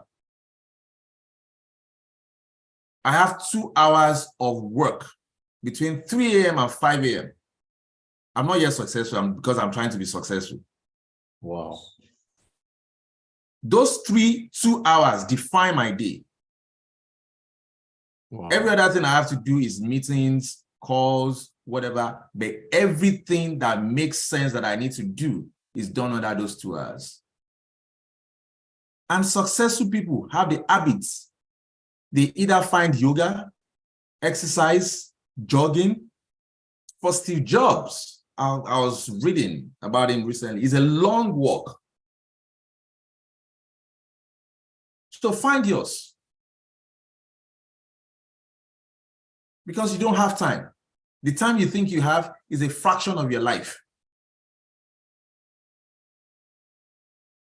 So excellence is a transferable habit that can be taken from your life to your business, or from your business to your life.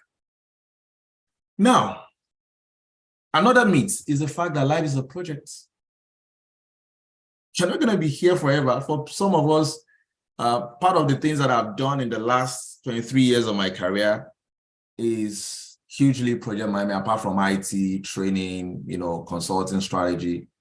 I'm sure most people know me with project management, which, I've done for a very long, more than, 17 years now, out of my 23 years. I became a project manager in, one of the telcos, against my own wish. I wanted to just be on the, the network side of things, and, I found joy doing it. Now, what are the elements of a project? It's for a defined time. It is unique. You know, everything you can think of a project, because life itself is a project. But unlike any other project that somebody can manage for you, you are the project manager of your life. It is entirely your responsibility. It's a unique endeavor. No two human beings, and that is why you have DNAs, even your fingerprints. No two human beings in life would have the same track. I have twins. They are totally different. They don't look alike. They don't have the same height. They don't have the same, you know, how do I put it? The same set of interests. It's so unique looking at these two guys that came, you know, 6 minutes apart, being so two different personalities. And it shows you that we all have our own different tracks. Also, for every project, there's a limited resources, or there's limitation for resources. So you don't have it all. And that is why no human being on the face of earth would have everything I want. But with Sam, with, you know, any other one of you here, we can make it almost perfect, even though perfection, you know, cannot be attained. You have specific timelines, whether I like it or not. Unlike projects, other projects that you say, oh, this is going to be for 6 months. You don't even know the timelines that you have, unfortunately. So you can't live forever. And you have 24 hours of every 365 days. Every day wasted is a part of your life wasted. Now, like I said, you are the project manager of this life. And you have several stakeholders, the communities, your friends, the society. I'm happy to have Sam in my community. I'm happy to have Toyin Sesi in my community. I'm happy to have, I don't know who else I'm seeing here, Aisha Atai in my community. And I'm sure there are some other people here that are in my community. So these are my life stakeholders. You can't leave it alone. What affects you affects some other people. And like I say to people, I don't believe in the concept of self-made. I believe in the concept of community-made. I am community-made. I'm a product of different communities. So nevertheless, however, because you have stakeholders, doesn't mean that you're not responsible. You're responsible for the failure, absolutely responsible, and the success of your life. So how you manage that project is entirely up to you. But we need to be considerate to our stakeholders. Now, today, you have met somebody new. Every day, there are 8 billion people on the face of earth. I don't take for granted each individual that I meet on my journey. You waste your time looking for Dangote, you waste your time looking for whatever. And when new politicians or whoever comes, you know, come to play, you are all over them looking for appointments. You've forgotten that those guys went to primary school with some people. When they were homeless, some people gave them shelter over their heads. When they wanted to start their political career, some people funded them. And you want them to prioritize them above you? Are you dreaming? They fear you. Wow. Wow. Wow. When I came to this town, when I was sleeping on the balcony, some people gave me a room to sleep. You think I'll ever prioritize those guys, you know, prioritize you that I'm just meeting, no matter what you have, above those guys? Let's stop dreaming, guys. On your journey every day, the people, I was listening, because I listen to all kinds of things, right? I was listening to the story of Yemoli that introduced Olamide, Asake Olamide. Very solid story, man. Come on. There are people in your lives already that in your journey will help you. God doesn't make mistakes. That out of 7 billion, 8 billion people, you meet somebody one day and you overlook the person. You're going to meet him in front. So manage your stakeholders very closely now. And that is why you will never separate Dangote from Otedola. They have stories. Our true friends are not the people that meet us when we're successful. They are the ones that were there. They have been there. You don't know. Wow. Now, activating and actualizing your next level, which is what I call the unlock code. In business,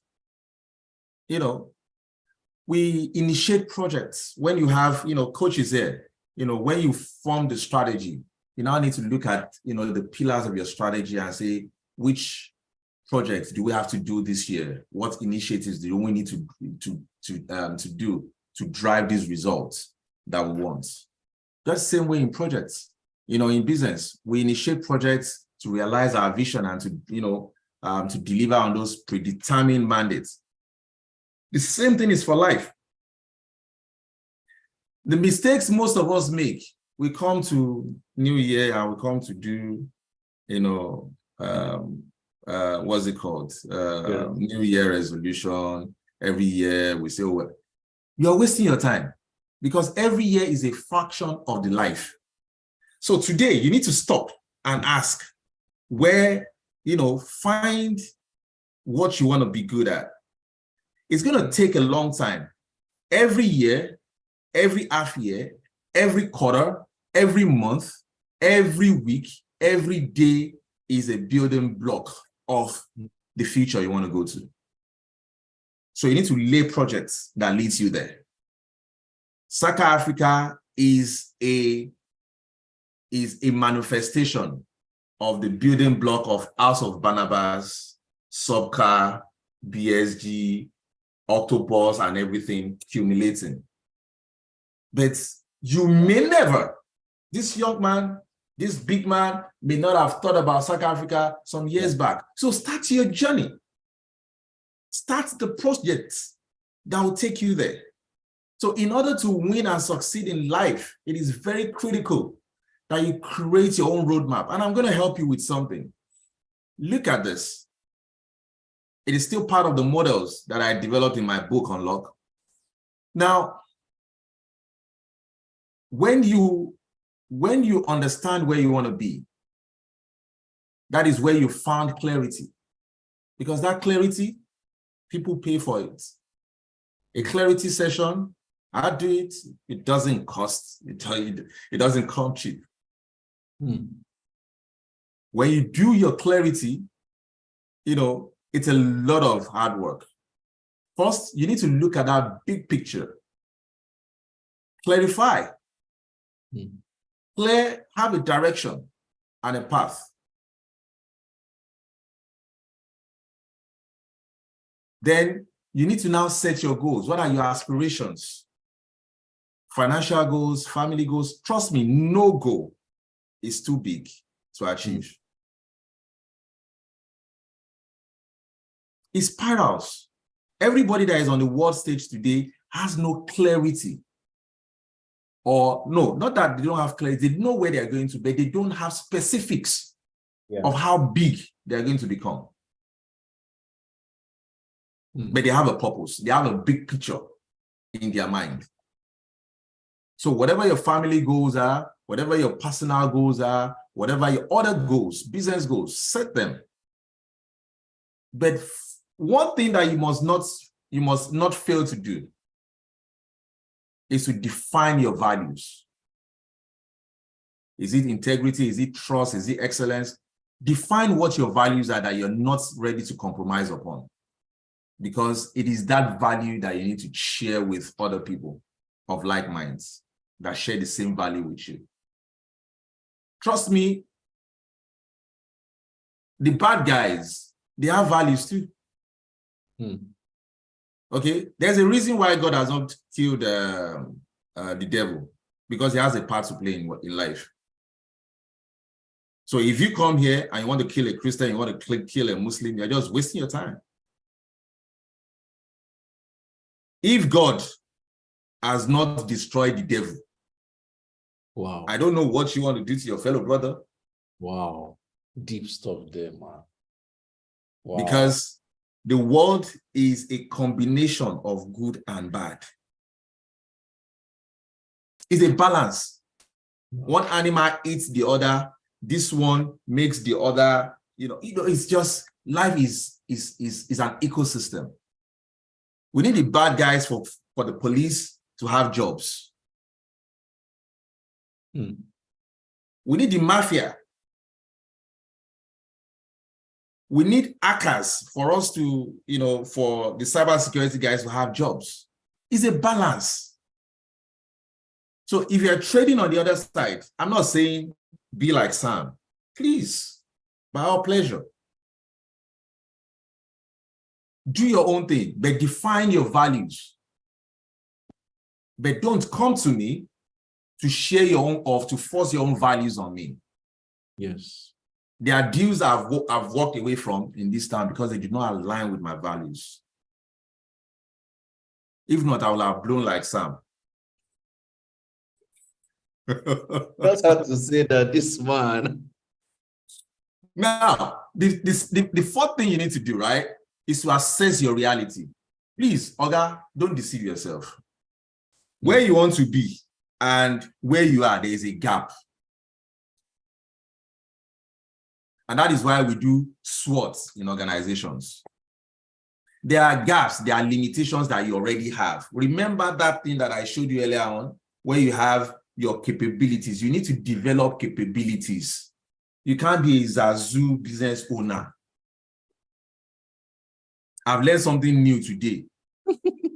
You can't be a one-hit wonder person. Know what your limitations are. That is the gap.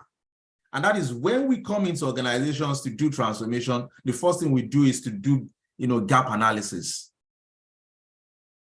As it is, and where we want to get to.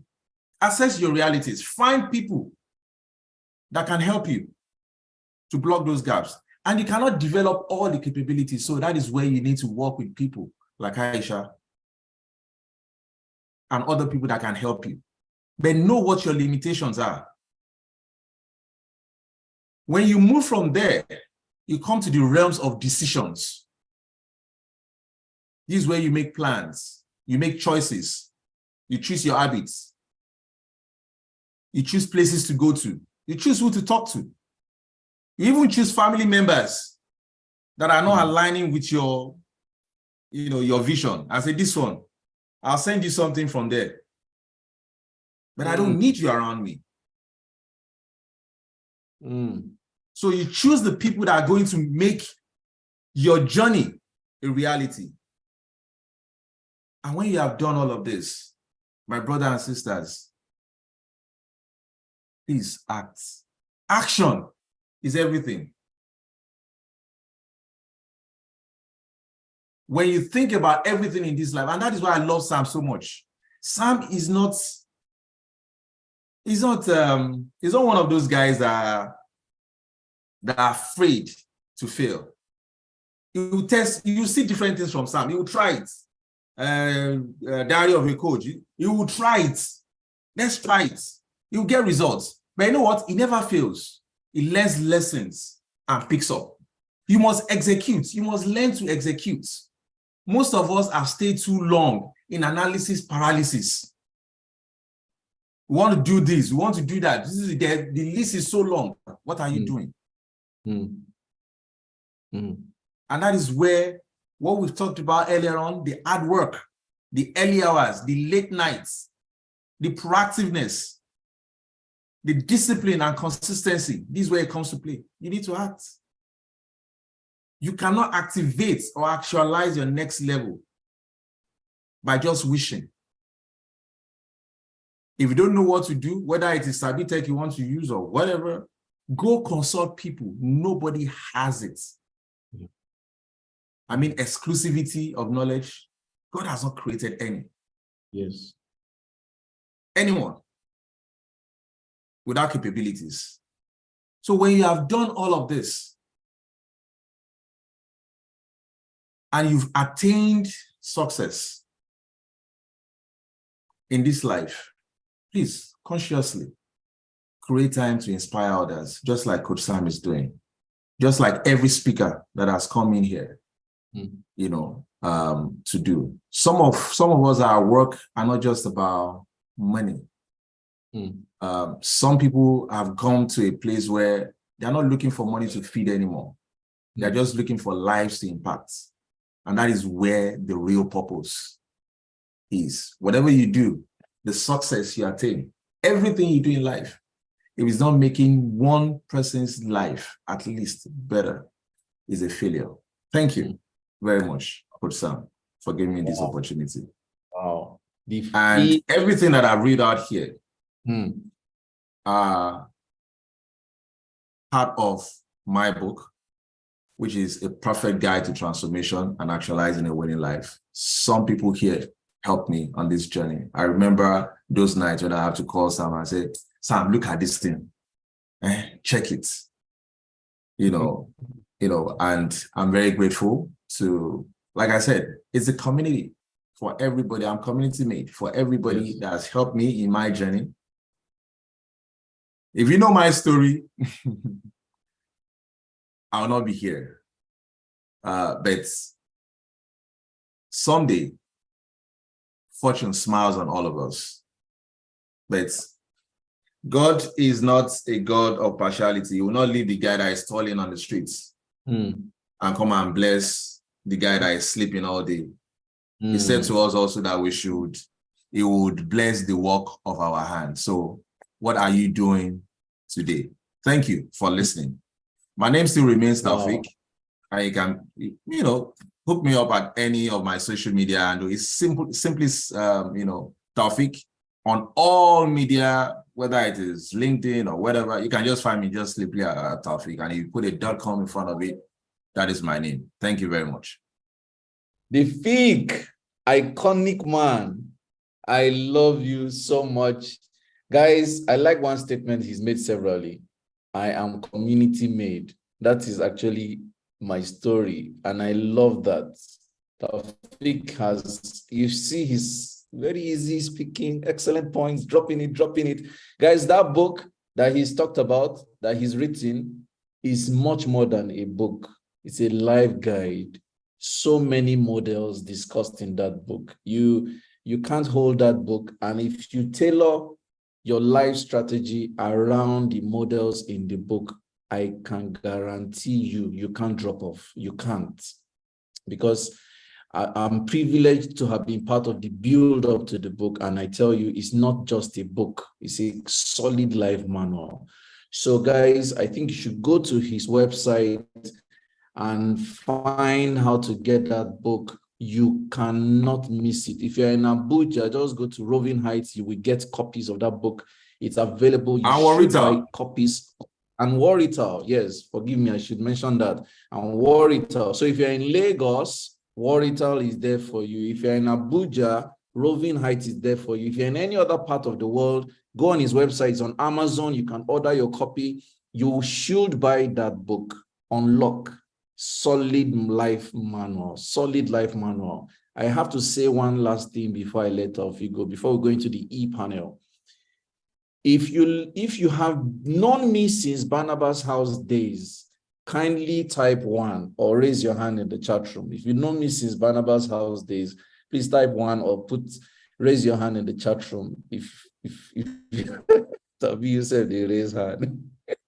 If you know me, at least Aisha Atta, I'm not sure it's going to be more than 3 people in this room. I doubt. From Barnabas House days. Okay. If you now found me out during Subcar days, kindly do us the honor of putting 1 and 2 in the chat room. Put 2. If you found me during Subcar days, put 2 in the chat room. Okay. So we have more people who know me from Subcar days. If, of course, that will almost coincide with when you found me out during BSG days. I think that's about the same age bracket, So BSG, it would be 3. Barnabas House is 1, Subcar is 2, BSG would be 3. So you see that very few people, In fact, based on the count in the room, only 2 people knew me from Barnabas House days. And if I'm going to add Taufik to that count, that makes, okay, 3 people in the chat room, including Taufik, will make it 4 people. I want to say that Circa Africa was born after a 15-minute call with Taufik. You see, sometime in April this year, Taufik had called me and he said something. He said, I want to tell you something and I want you to activate your recycle bin. If it doesn't make sense, just trash it. But if it makes sense, make use of it, what you will. I was in this sitting room. I was perambulating as I was on that call with him. And after 15 minutes, I knew that that was the end of the phase of soccer and BSG. And ladies and gentlemen, less than 7 days after that call, we birthed Circa Africa, which we launched on BSG Summit Day, June 10th of this year. So I can never tell the Circa Africa story without remembering that the catalyst for this transition is Taufik Baba Eju. And that just goes to say how much I have told you he's such a part of my life that, you know, that unseen hand. You get people where you go, they put on like, they say, this person, that person, that person. There are just some people that are there watching you, guiding you, giving you tips. Let me tell you one other story. In 2015, I did a conference in Lagos called BCP Conference, Behavioral Change Practitioners Conference. After the conference, I came back home to Abuja and I went to Taufik's former office in HeartLab Zone 5. And he said, he noticed that this BCP conference is under my name as samobafemi.com/BCP conference. He says, you know what, this conference has a life of its own. Don't incubate it under you, it's bigger than you. Guys, that singular advice is what made BSG Summit become as powerful as it became. Because I keep remembering that statement. Don't incubate a big idea under your person. It's always bigger than you. So, Taufik, I may not say this often, but I need you to know that you're a very significant part of my life, especially my professional life. Your openness, your love, your support, your silent push, and Taufik will not force you. You just drop the hint and just move on. Just drop the hint and just move on. But if you get sense, you know, say you could do something. So, Taufik, I don't take your counsel for granted. I am grateful to you for always being there for me. I see how far you go for our communities. I see what you do for many of us. I just want you to know we see you. We are grateful. And may God Almighty reward you much more than we all can reward you. Thank you, Taufik. Thank you very much. Thank you. I'm humbled and I'm privileged to serve. Thank you, sir. And thank you all for the birthday wishes. This is coming very early. It feels like an ambush. I appreciate it. Fantastic. Ladies and gentlemen, Taufik has shared his contact details, so no need to ask him. But I wouldn't want to assume that there's no question for him. We're going to have an e-panel conversation. Fortunately, Andizi is back. She's supposed to be on a Wimby's call, but I see she's back, so I'm not going to waste too much time. This session has I'll log off at 2 o'clock. I'll log off at perfect. 2. Yeah. Perfect. So we are not staying 1 minute longer than 2 o'clock. So I'm going to quickly add, or I want to request that all our panelists put on their videos. I want to add you to the spotlight so that everyone can ask a question directed to any of the speakers. And, you know, you can type it in the chat room if you want. You can raise your hand and I'll call you. You would unmute yourself and ask. Our speakers are going to do this between now and 2 o'clock. We will not take a minute longer than 2 o'clock. And I'm happy we went back to regular programming in terms of time.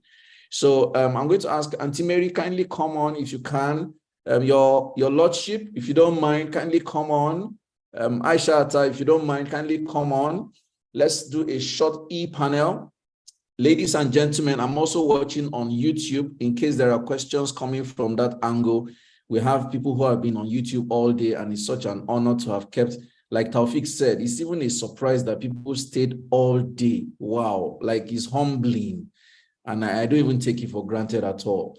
So questions, this is time for you to throw in your questions, ladies and gentlemen. Now is when you can ask, you can revisit something a speaker said, or you can ask a question out of the blue. We have until 2 o'clock. And if you guys don't have a question, then this is actually a good place to wrap up this session for today. But I think this is a good time for you to ask any question at all.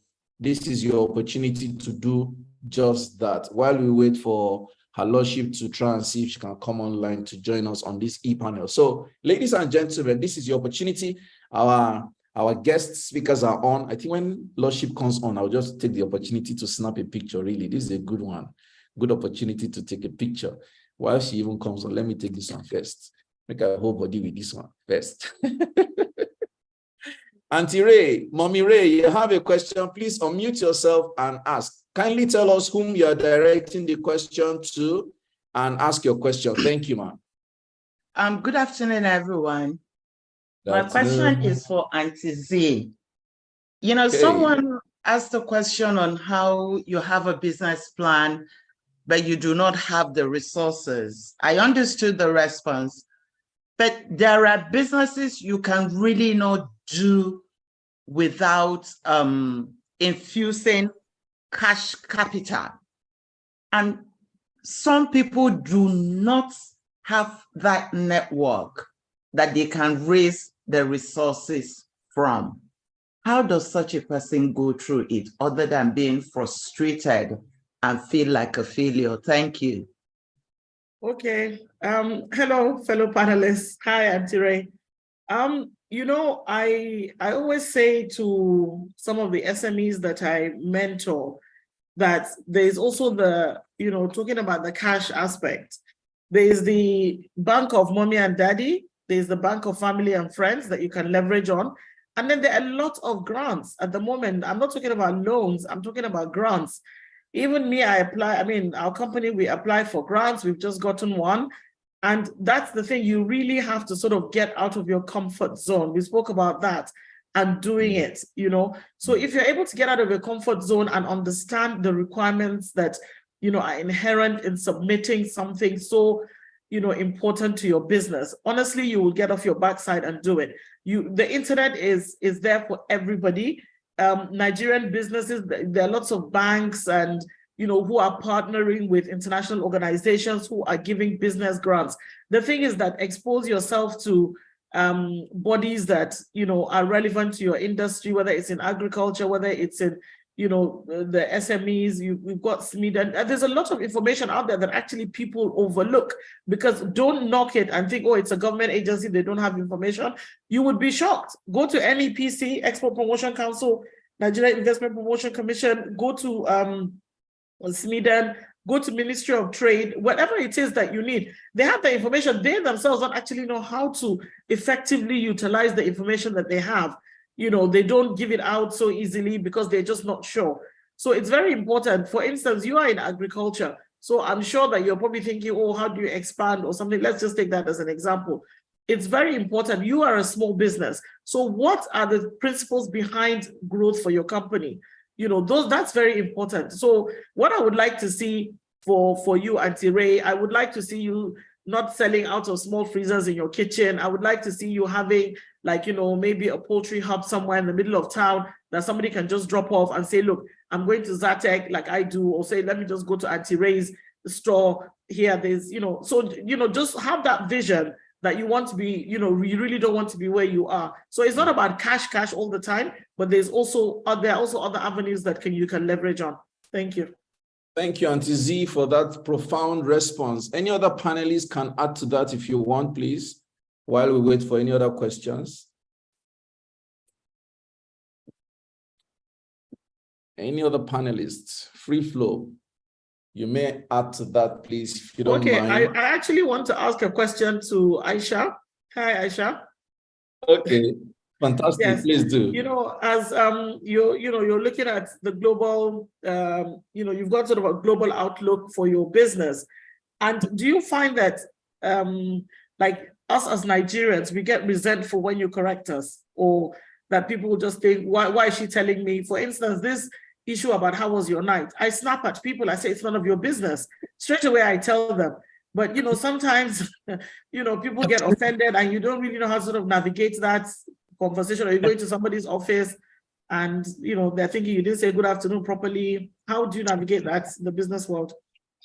Absolutely. Like I said, we're very confident people, and the downside of that is we can be confident even in our ignorance.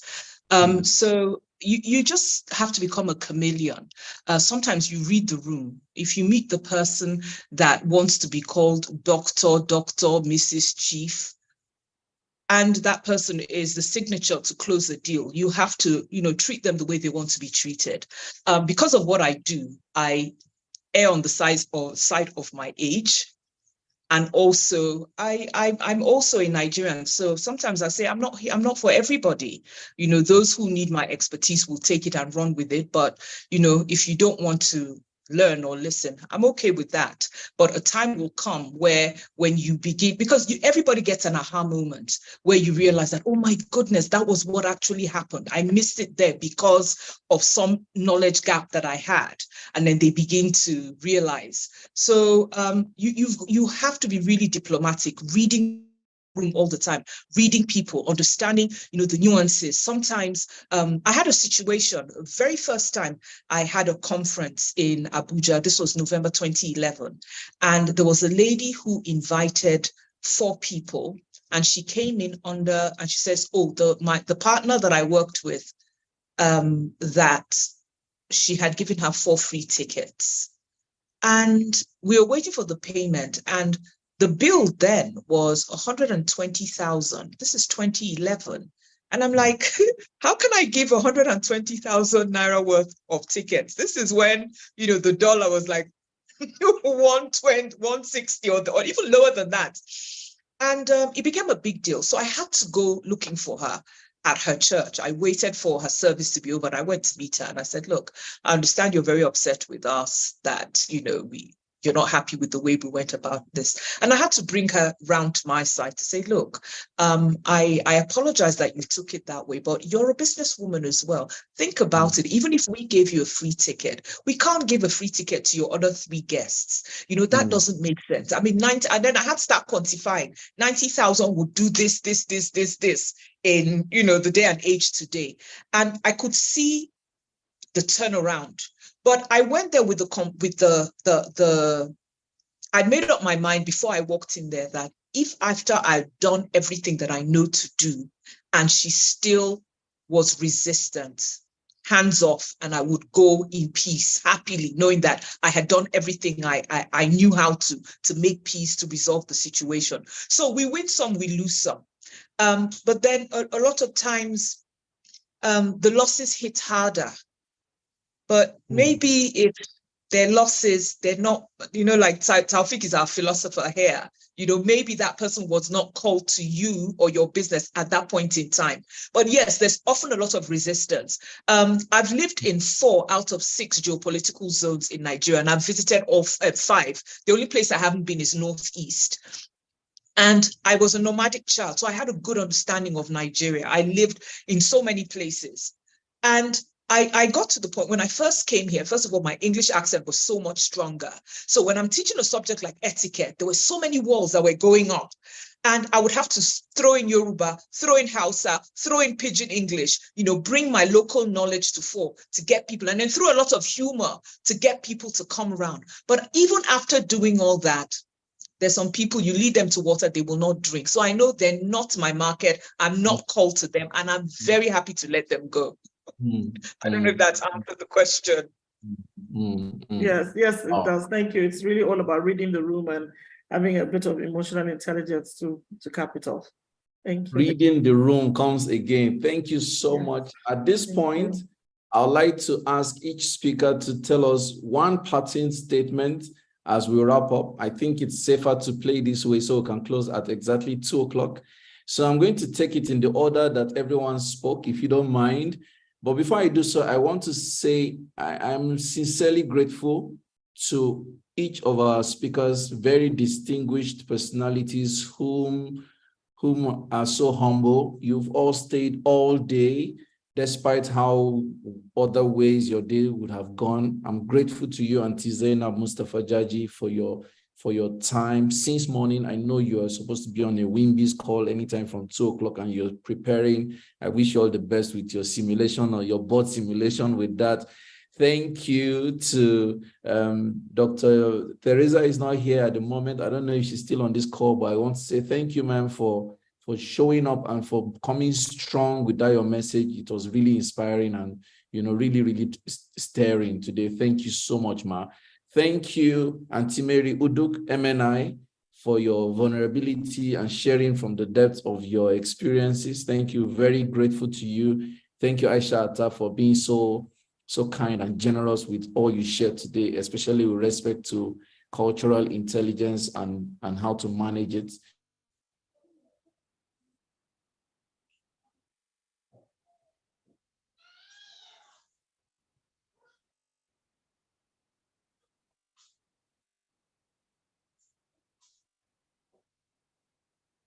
I can't hear you, Coach Sam. I thought it was just me. I think maybe he had a power cut. Yes.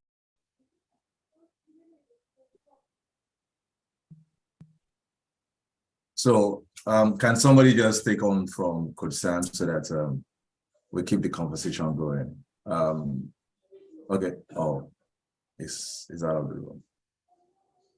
So Aisha, I have a very humorous answer on Madam Zainab to the how was your night? So yes. I'll just say, what part of my night are you interested in? Right, that's a new one. Okay. Okay. So I just brush it up. Yeah. So definitely noted. Definitely noted. So I'll add that to my archives. Taufik, but do people get it when you say that? Do they get it? So if you're smart enough, you'll get it. Okay. But if it is not my place, it's not in my place to tell you it's wrong to ask such questions, right? But if you're in my corner, I can tell you stop asking such questions. Yeah. Yeah. But you know, if I tell you what part of my night, come again, ma. And then I'll add, what do you want to do with it? With it, you know. Yes, so if you're smart enough, you know that you've just asked the wrong question because why are you asking about my nights? You know, but there are some people that genuinely do not know. So you just take them aside and let them know that it is not ladylike for you to go and start asking a lady, how was your night? So you do what with it if she told you. So they just get the message and leave you alone. Yeah. I particularly tell my mentees never to ask that question. Particularly my female mentees, I always tell them, please stop. Please do not ask. Yeah. That was how one of our presidents went to US and asked US president, how is madam? Yeah. Apologies, my network threw me out. And I'm back now. I hope you can hear me. Yes, we can. Yes, we can. I was fortunate to catch the last part of the jokes. So thank you to our speakers. Your Lordship, thank you very much. My brother Taufik, happy birthday in advance once again. Thank you very, very much. It's been a pleasure having this session today. I want to say that Circle Africa is poised to do more of this. We really, really want to see how far we can go with this, and we'll always count on your support. Like I shared earlier, our next event is just one whole month down the lane, happening on the 5th of August.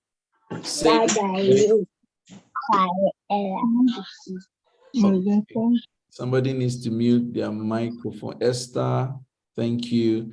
Okay, so we would be inviting everyone to join this next session. We call it the Pan-African webinar, where we're hosting friends from across Africa to talk about business-related concerns. And this also promises to be very vibrant. So, ladies and gentlemen, thank you for holding up. For everyone that has stayed online all day, you guys are the real MVPs. It's been unbelievable that you will stay all day so far. Please, guys, follow our speakers, reach out to them, Let them help you at different levels that they are capable of doing so. And at Seka Africa, we are always close to you. We're always close to you. So thank you very much, everyone, and have a beautiful weekend. This is officially bye from Seka Africa. God bless you. Thanks again, Coach Sam. Coach Have a lovely Sam, weekend, everyone. how do you hold people down for 7 hours? Coach Sam, thank you so much for the privilege Thank you. and the honor. Thank You. And nice meeting all of you. Thank Enjoy you your so weekend. much. Thank you, guys. God Only bless Coach you. Sam can do that. Yes. Yeah. Holding us down for 7 hours. You all made it happen. You all made it happen. Thank you so much. Having Your breakfast Lordship, and thank lunch you. on one call. Your Lordship, thank you. You're on mute, Your Lordship. I see you're speaking. Coach Sam, thank you. I wanted to say thank you and that I'm sorry I went off. No, I went okay. to quickly change and get ready for another speaking engagement. I'm Thank very you, sorry. Thank you, Your Lordship. God bless you, man. We're very Thank grateful. Taufik, Yeah. I really do appreciate you, bro. God bless you. Thanks for You're waking welcome, up early to do this for us. We're grateful. Aisha Mungode, so say thank you so much. Your Lordship, I've taken one of your new mantra. What's it called now? Your Hello, new Aisha. Good afternoon. Zoo business people. I kept hearing you refer to. You need to go and watch that video so that you can put the Zazu in proper context. Context, right? Thank you so very much. And I think I need you. I will definitely need you, but maybe we'll have to organize for a strategic section, a kind of a strategy session together with Coach Sam and yourself, the three of us. And yes, Aisha Atta as well, so that I don't have an untidy representation when I'm out there. Thank you. I appreciate it. Aisha has coached all of us. All of us. If it has to be paid, I don't mind. No, I like Your Lordship. No We're here problem. for you. Thank you so much. I'll keep in touch with all of you. If you need anyone's contact among the speakers, please let me know. I will send it to you. I'm sure I have automatic consent among all the speakers. I should be able to share that comfortably because let's see how we can strengthen our networks. We are all community made in Taufik's words. Thank you so much and God bless you. Thank you.